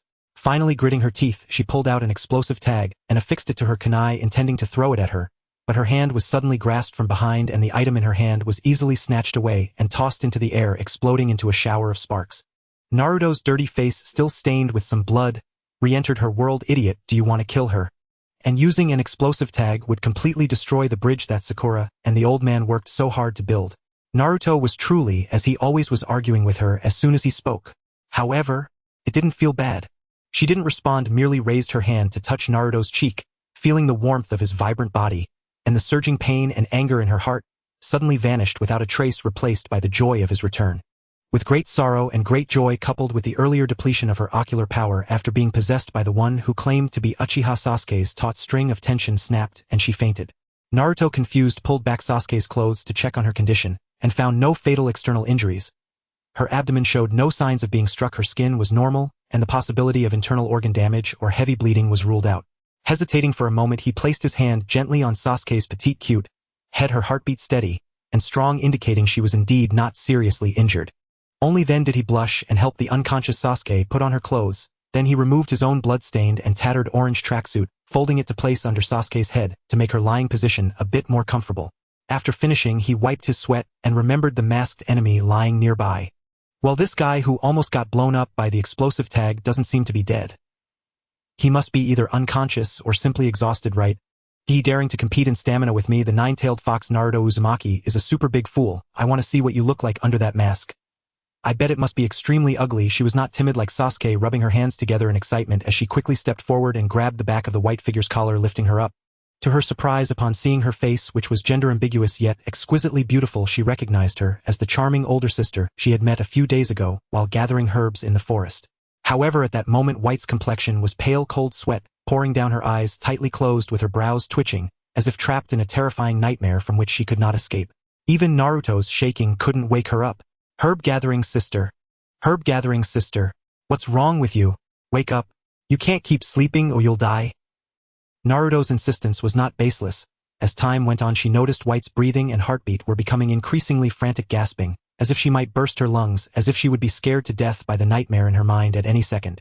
With no other option, Naruto gritted his teeth and struck her beautifully delicate celestial-like face with about 10 slaps. Only then did White suddenly take a deep breath and wake up, immediately pushing Naruto away while screaming, "Don't touch me." Then she curled up, using her arms to shield her head, her expression of fear clearly showing she was terrified by something. Even the slightest rustle would make her tremble all over. In this state, her career as a ninja was evidently over. Seeing her in such a pitiful state, Naruto was at a loss. She didn't actually dislike her. Although White had harmed her and Sasuke, she had done so with great restraint. Not to mention those needle-like attacks, which were merely superficial wounds for a ninja, and even the last super spec ice needles had avoided the vital areas. It only looked scary. A Naruto fainting was merely a state of suspended animation, and Sasuke feeling her temperature gradually drop was just a misleading effect of the coldness from the ice needles. However, if it weren't for her unique physique as a fox spirit, even if an ordinary person could survive, they would surely have to abandon their ninja career and become disabled. If it were Zabuza, he definitely wouldn't have held back. If that guy had intervened, neither she nor Sasuke would have just faced disability. Their lives would have been at stake. Therefore, from this perspective, Naruto was actually quite grateful to White. So she took the initiative to embrace White's trembling body, not letting go even when White struggled, desperately scratching her face and pulling her hair. It's okay, you've woken up. No one is going to hurt you now." Naruto gently patted her back, comforting her like a child. She had once been awakened from endless nightmares. Even if she forgot the memories of those dreams, after waking the fear remained. She had longed for someone to hold her, to comfort her, but there was no one. So she chose to become the person who embraces others. Because of her past suffering, she was more willing to extend a helping hand to those in pain. It is this warmth that made her a hero capable of saving others. Inari is, Sasuke is, and White will also be. In this warm embrace, Bei's body finally began to cease its trembling, her eyes regaining clarity. She wished to return the warmth of Naruto's sun-like figure, but as soon as she felt the sticky blood on her, she recoiled sharply. That was Naruto's own blood. That was the wound she had caused. Bai understood that this warmth did not belong to her, nor should it. However, having been defeated by a ninja from a peaceful village, and left with a shadow carved deep into her bones, she feared that even the slightest injury would inevitably remind her of the inhuman suffering within the illusion of Tsukuyomi. A ninja who cannot be injured cannot survive, nor can they be considered excellent. Bai knew that she had already lost her qualification as a ninja, and was unworthy of staying by Zabuza's side. Thus she pushed Naruto away, looking into her eyes with a pleading expression, and said, "Kill me. I am already useless. Zabuza doesn't need a useless ninja like me. Your companions have stripped away the reason for my existence. If I could, I wouldn't want to sully Naruto's hands.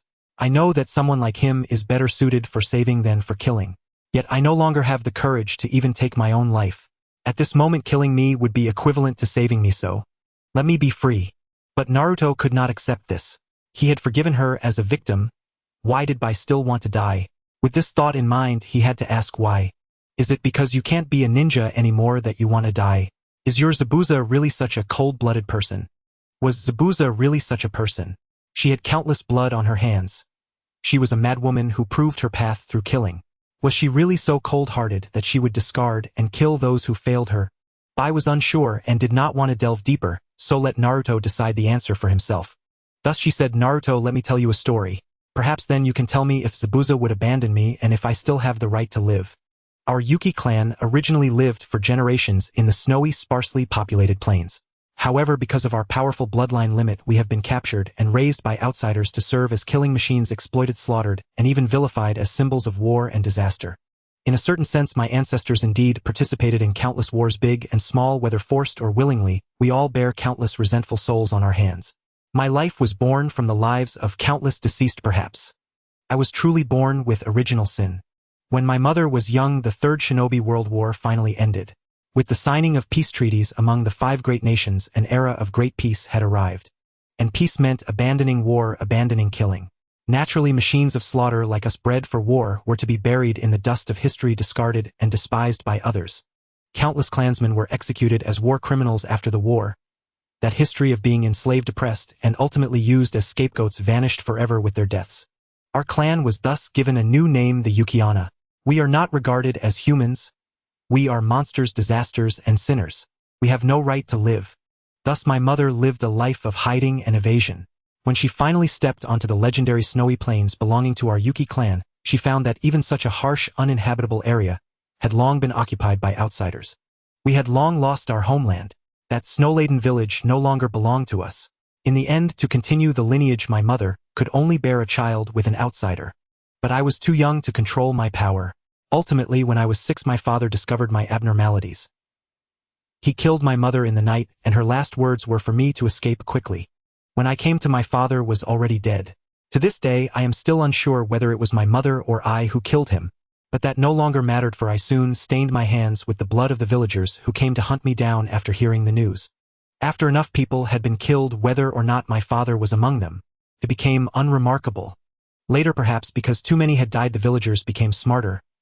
They hired ninjas to deal with me, and that person was Zabuza. When I first met her, I thought she must be a crazy woman. In weather of -40 or 50 degrees, she was somehow scantily clad. It was clear that her mind was not normal. Yet this very person easily took down the young me at that time. No matter how hard I tried, I could not defeat her. I only managed to scratch her face and leave a cut at the corner of her mouth. Speaking of which, Zabuza is actually quite vain. She wraps her mouth in bandages every day, not wanting others to see the scars on her face. But this person who valued her appearance so much did not kill me, the culprit. Instead, she took me under her wing and protected me.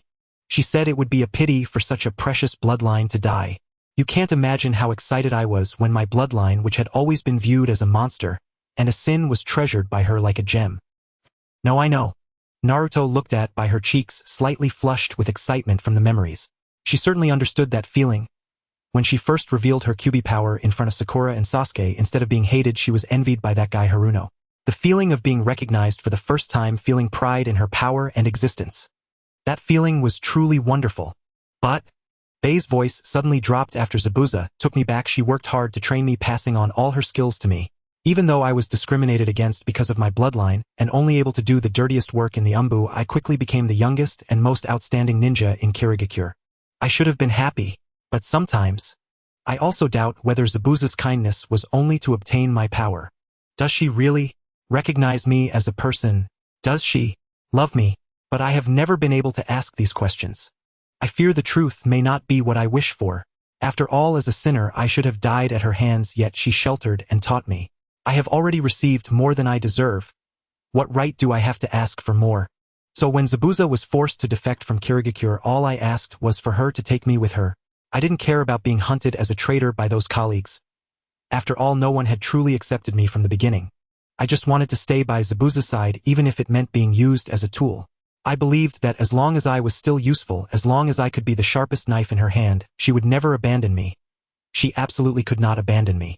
It's laughable, the power I once hated the most, which caused me to lose everything, has now become my greatest confidence and support. But now I have failed. I clenched her fists and then relaxed them, her eyes filled with swirling emotions, whether it be reluctance or relief or perhaps both. Your companion, that little girl from the Uchiha clan, is really impressive.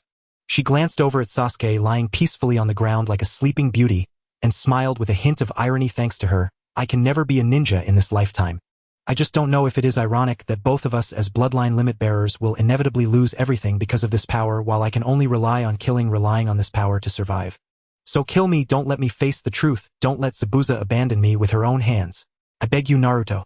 Let's set aside Naruto's choice for now and shift the timeline back to the moment when Zabuza bypassed Kakashi and ambushed Sakura to see what exactly happened here. At that moment, Zabuza raised the massive beheading sword comparable to a guillotine, and with an unstoppable momentum mercilessly brought it down onto Sakura's chest. The sword left his hand and Sakura immediately collapsed like a heap of mud. She had originally intended to strike the old man Tazuna, but unexpectedly this overconfident brat blocked her attack. She cursed inwardly, "Tisk, dying is well-deserved, and now I have to waste effort killing her again." Then she turned to Kakashi, who looked ghastly pale, and laughed. "Kakashi, you were just a step too slow. This brat has already died under my beheading sword. Oh, are you angry?" I'm really scared now, seeing her tease him while looking at his subordinate lying on the ground lifeless. Kakashi's normally black right. I was turning red with anger, resembling a Sharingan. He thought he had found a way to counter the Sharingan, but this guy was just fooling him, making him believe she wanted a fair unknown duel to regain her honor, only to turn around and attempt to assassinate Tazuna. Damn it! I misjudged the situation. At that moment, she suddenly noticed Sakura's corpse on the ground, twitching slightly. Anyone else at this distance might have thought Sakura was merely twitching after death. But who was Kakashi? He was Kakashi of the Sharingan, and naturally he immediately realized something was amiss. That is. What a delightful expression. In return, let me hasten your descent to join him. You will regret your lack of strength in the underworld, crying and confessing to him. Zabuza was pleased to see Kakashi standing, frozen shock etched on his face, as he stared at his subordinate's body. Just as she was reveling in her triumph, she failed to notice that Sakura's body lying on the ground had somehow vanished. The thick fog obscured visibility, blood masked the scent, and the screams from the other side of the battlefield, where Haku was trapped in an illusion, created a chaotic environment. Taking advantage of the circumstances, Sakura had in her status as a low-ranked ninja managed to slip past Zabuza's keen senses, known as the silent killing technique, and seized her from behind. "Kakashi-sensei, do something!" He cried out hoarsely, the loud shout immediately causing Zabuza's eardrums to burst with pain. It should be noted that Zabuza became a genius of the silent killing technique precisely because she had ears that were more sensitive than ordinary people's. In the mist, even the slightest sound of a target's breath could be detected by her. However, success also leads to failure. Extreme sensitivity also means extreme vulnerability. Sakura's plan was to exploit this weakness, deliberately pressing her mouth against Zabuza's sensitive ear and letting out a scream at the highest decibel she could muster, causing Zabuza's head to split with pain, rendering her immobile. Kakashi seized the opportunity, quickly forming hand seals to activate the specially made chakra-weighted armor on Sakura, causing them both to be pinned to the ground. Luckily, I had the chakra alloy-weighted vest sent by my teacher. It truly saved my life, although it is really heavy. You little brat, you're fighting me while still wearing weights. Do you look down on me? Zabuza was furious, yet she couldn't break free from the weight of the chakra armor that Sakura was operating at full power. After all, she was not a taijutsu ninja, but an expert in ninjutsu and assassination. Typically, she only used that cumbersome beheading sword to fend off attacks, rarely employing it in actual combat, which is precisely why she was known as Zabuza Momochi. Seeing her struggle to break free, even as she was similarly crushed under the weight, and blood trickled from her mouth, Sakura still smiled with satisfaction. "I didn't underestimate you. It was precisely because I observed that you only wield your beheading sword when you are sure you can land a fatal blow, and that your movements are slightly sluggish each time you swing your sword, that I was able to deduce your strength was somewhat lacking. I figured I could suppress you with weight, and without this armor, how could I withstand your attack and make you think I was already dead? It seems you really did pick a good student, Kakashi." Zabuza admitted defeat. She acknowledged that once again she lost due to underestimating her opponent, but don't get too smug. Even if you manage to take me down, you will never win against Haku. I have entrusted all my skills to her since she was a child. Even in life-and-death situations, she has always performed admirably. To survive, she has become a cold-blooded killing machine. With that special bloodline limit, she has long surpassed me over the years. Unlike your subordinates who only rely on petty tricks, I have obtained a very effective tool. If you force her to a dead end, the only outcome is death. Even when pinned down, Zabuza remained proud, but Kakashi remained non-committal.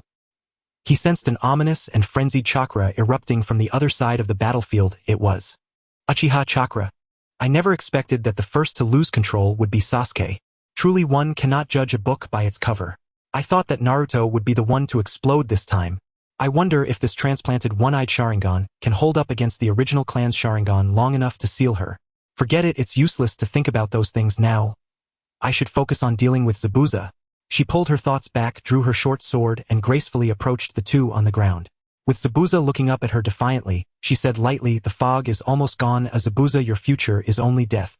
"My future is only death. Stop with the empty bravado." Without hesitation, Kakashi raised an eyebrow at the defiant words of Zabuza, who was still holding firm despite the sweat trickling down his forehead. "Don't overestimate yourself, Oi. In your current state, you can't do anything, and this time I will definitely not let you go." The blade was already pressed against her throat, yet Zabuza's gaze remained unchanged, with an intense ambition burning in her heart, making Kakashi feel a pang of regret, unable to bring himself to strike. "Sensei, what are you doing? Hurry up and kill her. She is a sinner who colluded with that bastard Kato." Seeing Kakashi hesitate and withdraw his blade, Sakura was so anxious that she felt like jumping up and taking care of Zabuza herself, but with the weight on her wrists, she couldn't even lift her arms, let alone kill someone. Kakashi merely formed seals, gathering energy. Zabuza truly deserves to die, but not at the hands of a mere short blade. I will use my strongest trump card to ensure her death. Zabuza, your deeds are too notorious. It's said that you once dared to assassinate the 4th Hokage, who established the blood mist policies, becoming the spiritual leader of the current 5th Hokage's revolution. Even as a Konoha ninja, I once admired you greatly, but reality is truly cruel. Who would have thought that a once hero would fall to colluding for money with a parasite like Kato? Kakashi's eyes were filled with disappointment, yet Zabuza still spoke unabashedly. So what? As long as I control the economy of the Land of Waves, I can continuously provide resources for the Mist Village. Even if misunderstood, even if I bear infamy, so what? My achievements are meant to benefit future generations. What right does a Konoha ninja have to interfere? Or are you all also eyeing the Land of Waves as a plump piece of meat? You are truly stubborn. Kakashi has truly given up now, or perhaps Zabuza was once a hero, but she will forever be a hero to only a select few. The twisted, bloodthirsty soil of the Mist Village can only nurture thorny, terrifying flowers. You have already gone mad, Zabuza, she concluded. Your ideals and ambitions are built upon the deaths and sacrifices of other nations' people. How are you any different from the fourth Hokage you once admired? It's just exchanging one group of people to oppress another. At this rate, your Mist Village will never change. You will always be a tool of slaughter. The azure lightning accompanied by thunder gathered in Kakashi's hands. Zabuza understood that if she took this hit, she would surely die, but what would killing her prove? Does her death make Kakashi just... You say noble words, but aren't you also relying on killing to survive? Aren't you still trying to kill me now? Ninjas are tools of slaughter. The meaning of a ninja's life is killing. I never deny this, I just don't want to aim my dagger at my own kin again. If you make me kill that old man Dazna, I can completely destroy the courage of this country, bringing it under my control, and at that point I will naturally stop. Wouldn't that be better for us in the mist? Yet it is clear that you are the one still creating slaughter, Kakashi. As a Jonin still leading a team of genin, you shouldn't be executing tasks of this level. It is you who keeps provoking me without reason, forcing me, trying to kill me, and yet you stand there lecturing me from a high ground. What face do you have? Do as you wish, but remember my ideals will not end here. They never have and never will. Such twisted reasoning. It seems that if a person has rotted to the core, the only way to correct them is in the next life. The lightning release lightning cutter is already formed, and Kakashi said no more. After all, your future is only death. On this side stubbornly refusing, while on the other desperately pleading for death. Kill me, stop hesitating. Faced with Bei's tragic past and pleas for death, Naruto remained silent for a long time, but did not change his mind and instead spoke more firmly. I want. Bai turned pale again, emphasizing by pounding her chest. I have countless lives on my hands, even possibly having killed my own father. Why won't you kill me? Why, you ask? This time Naruto finally had her own answer. She did not respond to Bei's question, but instead changed the subject. Are you really going to keep escaping until you die? Without waiting for Bai to respond, she posed a question to herself. If dying were so easy, if you never had the courage or opportunity to face the truth, then you would never know your place in her heart. Perhaps in Zabuza's heart you are also her irreplaceable companion. Bai certainly had considered this possibility. She had hoped countless times, fantasizing that Zabuza would personally affirm her, but that person was Zabuza, the fierce sister, who never held back her words. How could she possibly be frank about her feelings? Her heart always needed Bai to infer, yet no one could tell her whether the painstakingly derived answer was merely her own wishful thinking. Seeing her still hesitant, Naruto sighed. She knew that the Bai she faced this time was a true ninja, unlike Konohamaru, who could be fooled with transformation techniques. To subdue her, she needed to show something real. So she gathered her strength, her face flushed as she tried to summon the power of the Nine Tails within her. In the end, despite sweating profusely, she only managed to turn her eyes into red slits, two small fox ears sprouting from her head, without even summoning a single tail, but that was enough. She understood that only like this, as a fellow demon, did she have the right to extend her hand to Bai. I was once the Nine-Tails fox that wreaked havoc in Konoha, and I am ashamed to say that I don't remember that past at all. But this is my sin. I do not intend to deny it. I will carry it and one day repay it. I'm not afraid to say when my companions learned my identity, I was also afraid they would hate or reject me, and I trembled in fear. As she spoke, Naruto laughed, first her eyes sparkling. But the truth is, I worried too much. They really didn't care about my past. What they recognized was simply me, Uzumaki Naruto. Looking back now, I was such a foolish person, creating troubles for myself. What truly terrified me was that self, the timid and weak one. I believe Zabuza doesn't care about your bloodline. That's why she wanders the world with you. Trust her a little more and have a bit more confidence in yourself, for I recognize you. Go try it out. Regardless of success or failure, no matter the truth, I will ensure that there will always be someone who recognizes you. The only way to change that is if I die.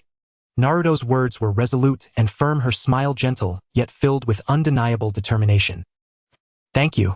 Bai was about to grasp Naruto's hand, but suddenly noticed the rumble of thunder, and halted his movement, forming a seal with his hands. "I'm sorry, Naruto, this time. I might have to let you down." "What?" Naruto was puzzled, but there was no one left to answer her question. In less than a second, Bei's figure had already vanished, leaving only a swirling mist. Kakashi took a short run, lightning crackling in his hand, charging towards Zabuza with a murderous intent, clearly aiming to kill in one blow. His palm pierced through the girl's chest, blood splattering on Haruno Sakura's face. However, the one who was pierced was the hurriedly arriving Bai. Shocked and briefly weakened from using Raikiri, Kakashi allowed Sakura to momentarily feel the weight of the situation, giving Zabuza the chance to strike back. Before her was Bai, blood gushing, the metallic scent filling her nostrils. The still warm blood splattered on her face felt oddly comforting. Zabuza found himself at a loss for words. "My future only holds death. Kakashi, you still haven't hit the mark." Today the land of waves was bound to be turbulent. It wasn't just the ninjas on the bridge battling. Even the houses were not peaceful. A small boy was banging his fists against the tightly shut door, shouting, "Open up, hurry, and open up. The ninjas from Konoha are fighting for our country. Are you really going to keep being a turtle?" Inside, someone muttered softly, "Why resist? Do you want to die like your father? We want to live, we don't want to lose what is important, we don't want to regret." This was already considered kind. At least they were willing to respond. But the bigger ones remained silent inside their homes, not knowing if they were acquiescing or feared causing trouble. Inari knew, he always knew, that this country was like this. It was poor, backward, and treated lives like grass. He had nearly been drowned by local bullies at a young age. This was a place that only bullied the weak while fearing the strong. But we need to make a change. He understood. He had once been one of them. But at least now, at least today, he finally had the courage to resist. It wasn't too late. There won't always be heroes like my father or sister Naruto to help us.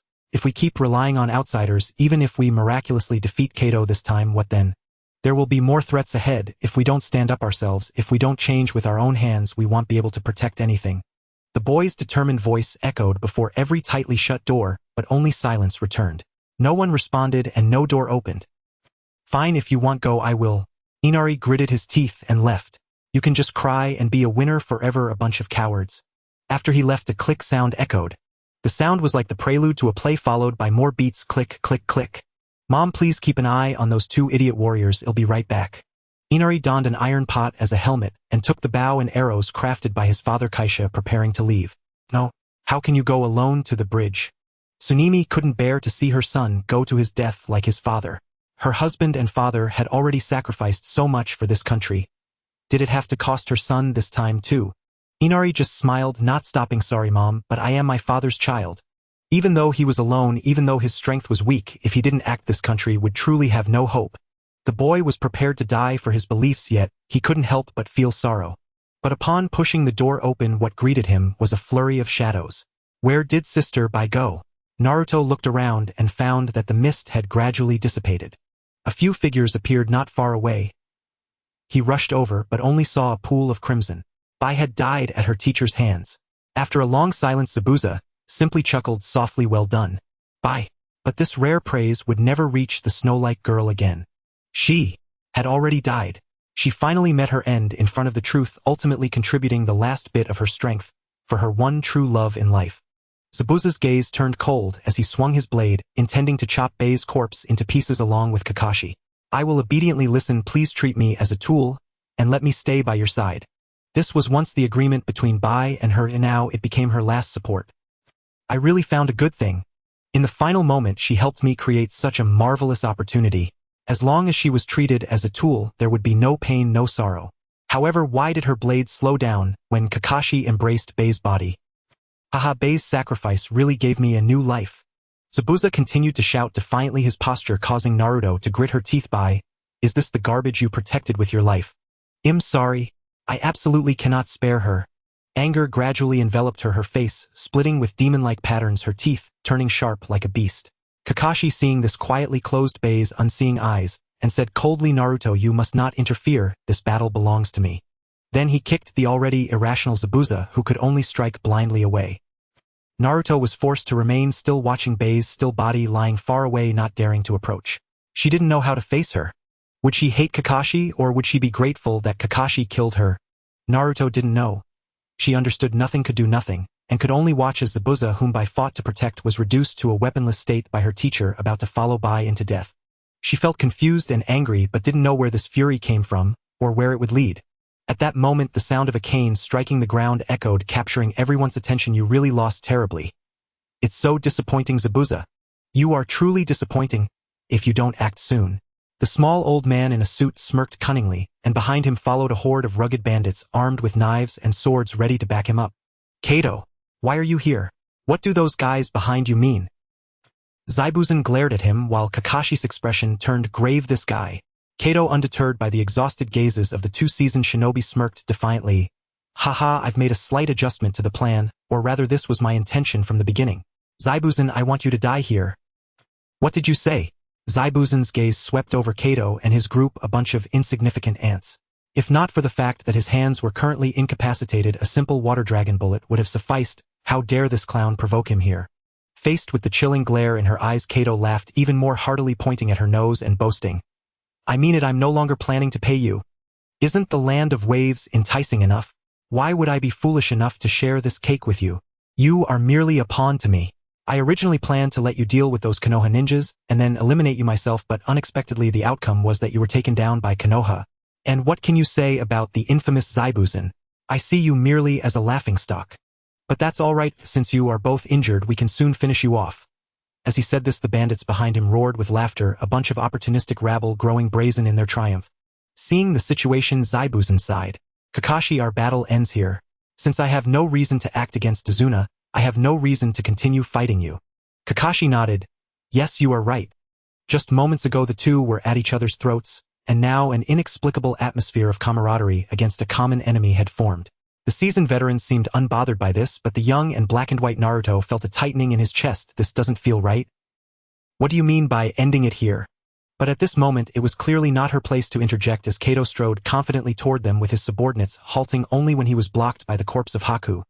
By the way, do I have a grudge against this guy? How dare he even break my hand? The thought of the once arrogant brat now reduced to crawling at his feet filled him with delight. Ha, he truly got what he deserved. Saying this, he raised his foot and violently kicked Haku's head, treating it as if it were merely a bothersome piece of trash. Seeing this, the pent-up wrath within Naruto exploded in an instant as he clenched his fists and charged at him, shouting, "What are you doing? You bastard, I will take you down." However, as he passed, Kakashi was grabbed by the scruff of his neck and lifted. Calm down, look at the number of enemies, don't act recklessly. After being interrupted so many times, Naruto was almost at his breaking point. He turned and bit Kakashi's arm, forcing him to let go. So what if I do? Coward. Having gained her freedom, she cursed Kakashi before turning to Zaibuzan, shouting, "And you? What do you mean by having no reason to continue fighting? We killed your comrade. That bastard is still insulting her. Don't you feel anything at all?" Zaibuzan maintained a cold demeanor, not even glancing back, as he coolly replied, "Shut up, little brat. Haku is already dead. Just like Kato used me, I was merely using Haku. In the world of ninjas, there is only killing and being killed. We ninjas are merely tools. What I desire is her bloodline, not her life. I have no attachment whatsoever." Are you serious? Naruto jumped onto her back, grabbing her collar and forcing her to look him in the eye, angrily declaring, that fool has always liked you. Do you really not care about her at all? Do you have someone very important to you? She gave up her life for you. I have someone very important. I will work for her, fight for her, and give my life for her. You really see her only as a tool. But sometimes, I also doubt if her kindness is merely to gain my power. Does she truly accept me as a person? Does she love me? It's not worth it, Haku, it's not worth it. Tears dripped from Naruto's eyes, falling into Zaibuzan's gaze, as if she too was crying. That cold-hearted woman ultimately shed tears. Little brat. Don't say any more. Even a child she barely knew understood Bei's feelings. Surely Zaibuzan, having lived through many years, understood the little moments of daily life as well. It was simply a show of strength. What else could she do? Once missed, it was missed. Once wrong, it was wrong. With hands soaked in countless compatriots' blood, how could she touch that snow-white girl? No wonder she would ignore my orders for you. By meeting a guy like you in her final moments is truly wonderful. If the one who met by back then was not her, the mist ninja, but rather this golden-haired brat from Konoha, whose brilliance rivaled the sun, her fate would surely have been much better. If I could meet you in another place, you two could have become friends. Naruto's grip tightened, and then loosened, yet he could no longer grasp the waning life of that girl. She is already my friend. Tears flowed uncontrollably, the pain in his heart relentless. Whose feelings were these? His own or Zaibuzan's? Or perhaps both? Naruto had once despised the strange sense of perception, for it made him aware at such a young age of the hidden daggers behind smiles and false pleasantries, yet at this moment, he felt a strange sense of relief, grateful that this ability allowed him to see the softness hidden within this contradictory individual. At least Bai did not love the wrong person. Is that so? Then that is indeed a fortunate thing. Little ghost, lend me a kunai. Ah! Naruto looked at Zabuza, whose nerves had been severed by Kakashi, his limp arms filled with doubt. Are you sure? Zabuza twitched his eyelid. Don't force me to hit you. Seeing her determination, Naruto refrained from saying more. She had sensed the deep-seated will to die within Zabuza, identical to the heart of Haku at that time. She could only silently stuff a kunai into Zabuza's mouth, jump down, and watch her charge into the surging crowd, witnessing her being pierced by swords and ultimately perish alongside Kato. As the little old man in a suit fell to the ground, Zabuza, who had withstood dozens of strikes, finally collapsed. She fell with a smile. Naruto knew he could not stop any of this. She should not and did not want to stop Zabuza from facing death. This was the final liberation of that woman burdened with sins. If they could not live together, what was the harm in dying? If Haku were still alive, she would definitely scold him for not saving her. Naruto smiled but felt no guilt. Even if Zabuza did not want to die, she would still kill herself first, then go after Kato. Naruto respected Haku, understood Haku, but would not agree with Haku. She could not accept Zabuza living alone in this world. Fortunately, Zabuza would not allow it either. Damn ninja! How could they kill the benefactor we had worked so hard to find? In that case, we will attack your village, take your women, and steal all your valuables. Seeing Zabuza dead, those ninjas instantly regained their morale. They had just lacked the courage to protect their master, but now they were adept at bullying the weak and helpless. Naruto glanced around. Sasuke was unconscious from chakra depletion. Sakura had lost too much blood, and was also fainted, and Tazuna was utterly useless, while Kakashi was incapacitated from chakra exhaustion. Well, it seemed she was the only one still able to fight. But Naruto was not afraid at all. It was just a number advantage. The whirlpool Naruto feared the least was a battle of numbers. However, just as she was about to weave signs to deal with the bandits preparing to invade the city, an arrow suddenly shot forth, piercing the chest of the leading bandit. As the bandit leader fell to the ground holding his chest, villagers dressed in various homemade weapons surged onto the bridge, with the one wearing a frying pan as a helmet and holding a wooden crossbow being none other than that Inari kid. If you dare to step one more foot closer to this island, we will unleash all the forces on the island and leave your lives here. Inari said this, though still a small boy. His face had already shed its childishness. Seeing this, Tazuna was moved to tears. Inari. Everyone. Naruto also smiled. Haha, then I'll lend you a hand. Shadow clone technique. As she formed seals with her hands, over 100 Narutos appeared in a dazzling display. Tisk, it seems the chakra consumed in restoring my body was a bit too much. I only managed to create this many. Indeed, when the bandits saw that Naruto had only made a bunch of little kids, they showed no sign of retreat. Naruto was not annoyed and commanded her 100+ clones to move in unison. As the transformation technique completed, the field was suddenly filled with Zabuza, who had just been killing like a fierce ghost, scaring the bandits to cry for their mothers and flee, while the villagers' cheers rang out into the sky. However, amidst such joyous atmosphere, the land of waves was experiencing an unprecedented snowfall in 100 years. This was virtually inconceivable in a tropical island nation. It seemed even the heavens mourned the fall of that Snow Clan girl. In the atmosphere of excitement among the southern villagers, who were likely seeing snow for the first time, only Team 7 remained oddly silent. Tazuna carried Sakura, Kakashi picked up Sasuke, and they were all ready to head back home, but turned around to find Naruto had not caught up, only to see the guy was dragging Zabuza on his back, while holding Haku in his arms, struggling to move forward. Why are you bringing them along? Isn't that bad luck? Tazuna didn't care what these two were going through. They were all thieves eyeing the land of waves, and they deserved to die. But Naruto didn't care about him. She just wanted to bury them together. Whether in life or death, she hoped these two could always be together. Nothing more. 2 weeks later, deep in the forest of the land of waves, the place that Team 7 had once used as a training ground now had 2 small graves. So painful. Sakura swatted Naruto's hand that was sneakily reaching for the offerings. Idiot, how can you do something like this? This will bring down heavenly wrath. But Naruto just pouted nonchalantly and said, what does it matter? I dug the graves myself. What's wrong with them treating me to some food? You idiot. Sakura sighed in exasperation, who knew how Naruto could feel such deep affection for these two cold-blooded killers. But, by the way, Kakashi-sensei, is the purpose of a ninja really just to be a tool for killing like they said? It was precisely because Sakura hated them that she wanted to avoid becoming like them. Naruto perked up at this. Although she liked Haku, she could not agree with her way of life, living like a tool without dreams, afraid to express her feelings. That was too oppressive, wasn't it? Kakashi, however, seemed oblivious to their resistance and replied in a stern manner. Our Konoha is a nation that values peace, so we certainly won't be like those mist ninjas who only know slaughter. Sakura felt relieved but then heard Kakashi's tone shift as he continued. However, they are not entirely wrong, and ninjas are indeed just tools, and we cannot pursue the reason for our existence. Obeying orders is the meaning of our lives. This point is the same even for us in Konoha.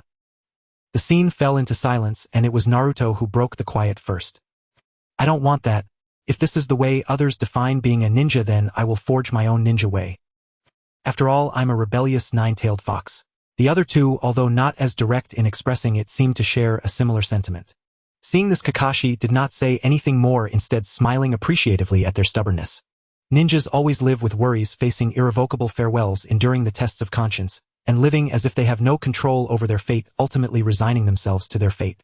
This is the inevitable suffering that accompanies a ninja's life of slaughter, unless one can resolutely decide from the start not to be corrupted by the secular world. Otherwise, once their hands are stained with blood, it will be as difficult as ascending to the heavens to withdraw from it.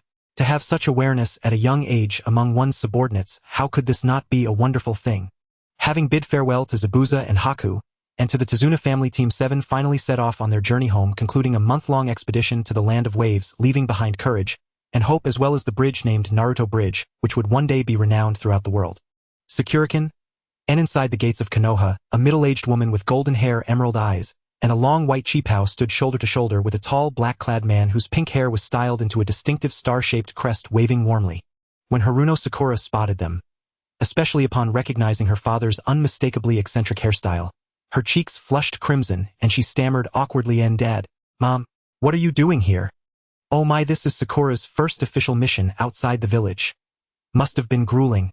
Look at her, all tanned like a little charcoal briquette." And the kippa-clad woman rushed forward and embraced her daughter, gently pinching the firm, dark-tinged muscles Sakura had developed under Kakashi's relentless physical training, her expression softening with maternal concern. Meanwhile, the pink-haired man with the star-shaped crest clapped Sakura's back firmly, his palm recoiling slightly from the dense wall-like resilience of her newly sculpted shoulders. A grin spread across his face. "And you don't understand, wife. Men ought to be sun-darkened. This boy used to be all soft and effeminate, now he's come back from his first mission leaner, darker, broader, finally looking like a proper shinobi."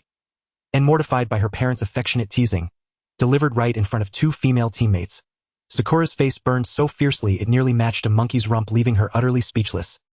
"Ha! So those are Sakura's parents?" And Kakashi, meeting such unrestrained familial warmth for the first time, felt so flustered he could almost hear his own toes digging trenches into the earth, and instinctively retreated 3 paces. And as always, Sasuke remained silent, but her gaze lingered on the family's joyful reunion with an uncharacteristic stillness carrying beneath it a quiet, haunting loneliness. And eek!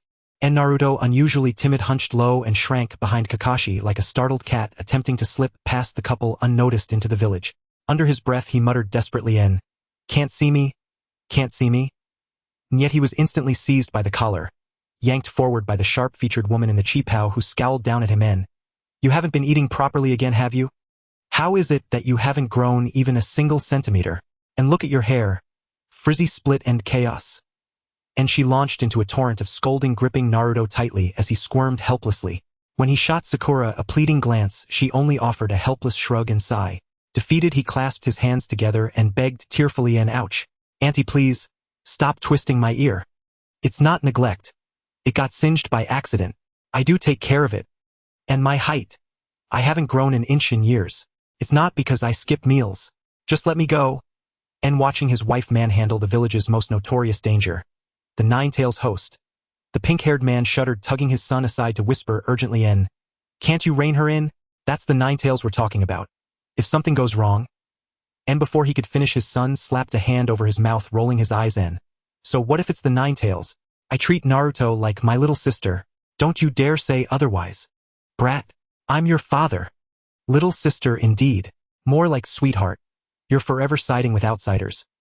And hearing this, Sakura flushed with both embarrassment and indignation, and without hesitation yanked a tuft of her father's beard.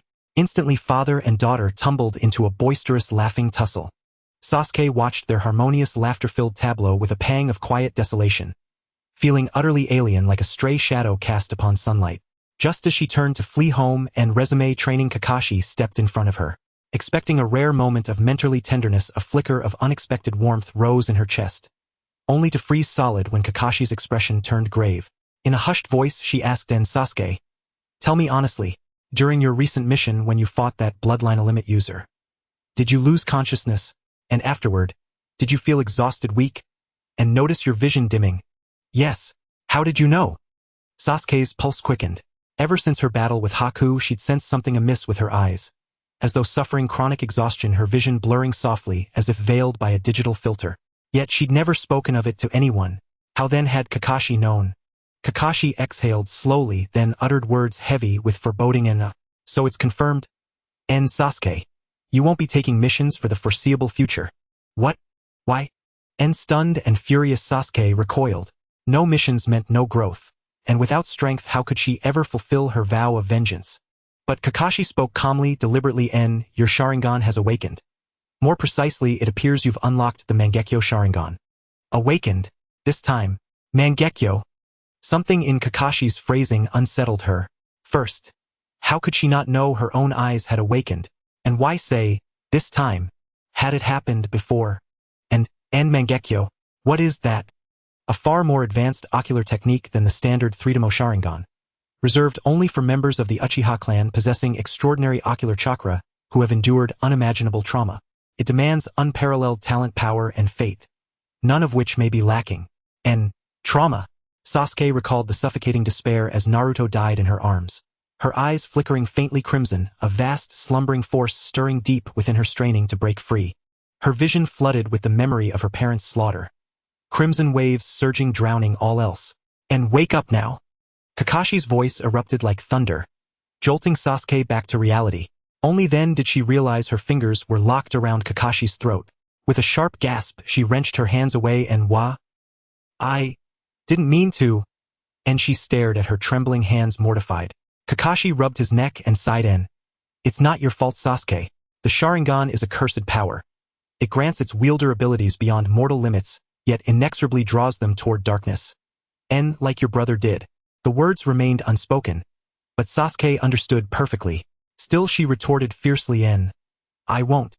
I'll never become like him." Clenching her fists, her eyes blazed with defiant resolve. Kakashi only sighed again. "En, that isn't yours to decide. Once the Sharingan ascends to the Mangekyo level, descent into darkness is inevitable. Just now, you had no awareness of your murderous impulse. How then can you possibly control it? Sasuke, if you wish to remain master of your own, you must seal these eyes now. Or better yet, destroy them entirely. With Konoha's medical resources, I'll secure you the finest ocular transplant available. Your status as a shinobi won't be compromised." Kakashi's tone was earnest, but Sasuke knew full well that any transplant would inevitably impair her vision, and with it her entire arsenal of precision-based ninjutsu, built entirely upon preternatural visual acuity, would crumble to dust. And yet, just awakening the Mangekyo had allowed her to effortlessly overpower the masked shinobi who'd once dominated her in combat. This power, and how could she possibly relinquish it? "There's something I must do. Please, let me keep these eyes." "And are you certain? Sealing is excruciating and unstable." Seeing Sasuke's unwavering resolve, Kakashi knew further persuasion was futile. He spread his hands in resigned acceptance. "And fine, if that's your choice. Alright, it's almost over. Just bear with it a little longer." In the dim dungeon, Sasuke sat at the center of the hexagram prison, woven from Kakashi's blood, surrounded by dense scriptures that formed an intricate web binding him tightly.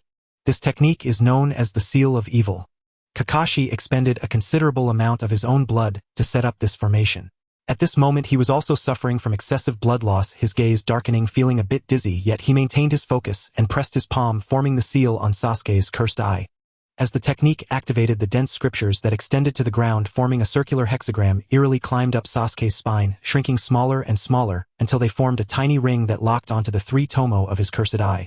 The entire process felt like thousands of ants gnawing at his heart, as if all the power within him was forcefully drained away. The pain caused Sasuke's veins to bulge, yet he did not cry out to stop until Kakashi withdrew his hand and said, "Very well, next time when you want to activate your Mangekyo, the power of the Seal of Evil will suppress it, reducing it to the level of a 3 tomo or even a single tomo. However, this sealing technique is based on your will. You must believe in your own strength and never be tempted by power, or else you will become a puppet of power with no chance of turning back." Struggling to absorb the precautions, she finally felt at ease, but her vision darkened and she fainted. At that moment, a cold voice echoed from behind Kakashi. "Are you really planning to just use the Seal of Evil to brush this off?" Kakashi, a tall man with snake-like eyes and a cold demeanor, approached, his long hair giving him an ominous presence. Kakashi replied irritably, "This matter doesn't require your intervention, Orochimaru. The supervision of the Uchiha orphan. This is the duty assigned to me by the third Hokage, and I have the right to decide how to handle her."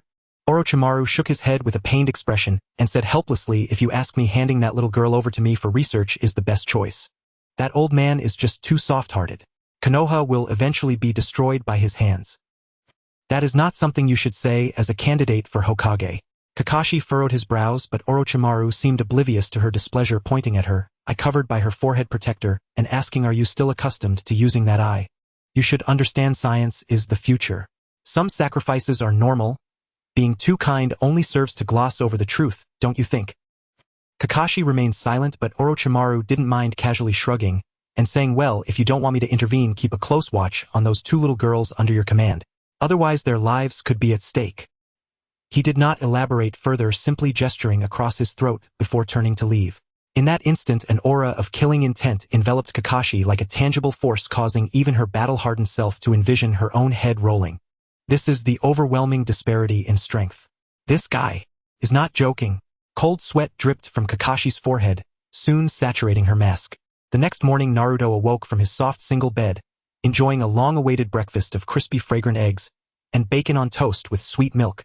He locked the door and hurried to the assembly point, exclaiming, "All right, today I will also work hard to carry out my mission. At a speed of 5 Machs, let's go." It seems that our little Naruto is full of energy today, but then, what? No missions today? Why? Today Kakashi, that perennial slacker, surprisingly was not late. However, she delivered the bad news, shocking Naruto into clutching his head in despair. Yet Kakashi merely rubbed her swollen ears and yawned, saying, "To clarify, it's not that we have no missions today, but rather for a long time Team 7 will not be accepting any tasks above rank." "Why? What's the difference from not having missions? I'm a super rookie who has completed rank missions. Shouldn't I be more active and showcase my abilities?" Kakashi, irritated by her repeated disruptions, slammed his fist down on Naruto's head, causing a large bump, and angrily said, "Don't treat rank missions lightly. A ninja is like a brick, you move them where needed. Right now it's the busy farming season, so go and work hard with your shadow clones. If this year's harvest is poor, it'll be on you." Naruto, rubbing his sore head, shrank back and dared not speak, mumbling as he left. Sakura was about to follow when Kakashi grabbed her by the collar and pulled her back. "Where do you think you're going? That task belongs to Naruto. Don't meddle. Your task today is to help the Konoha construction team move bricks. You are not allowed to eat until you finish moving 2,000 bricks." "What the heck?"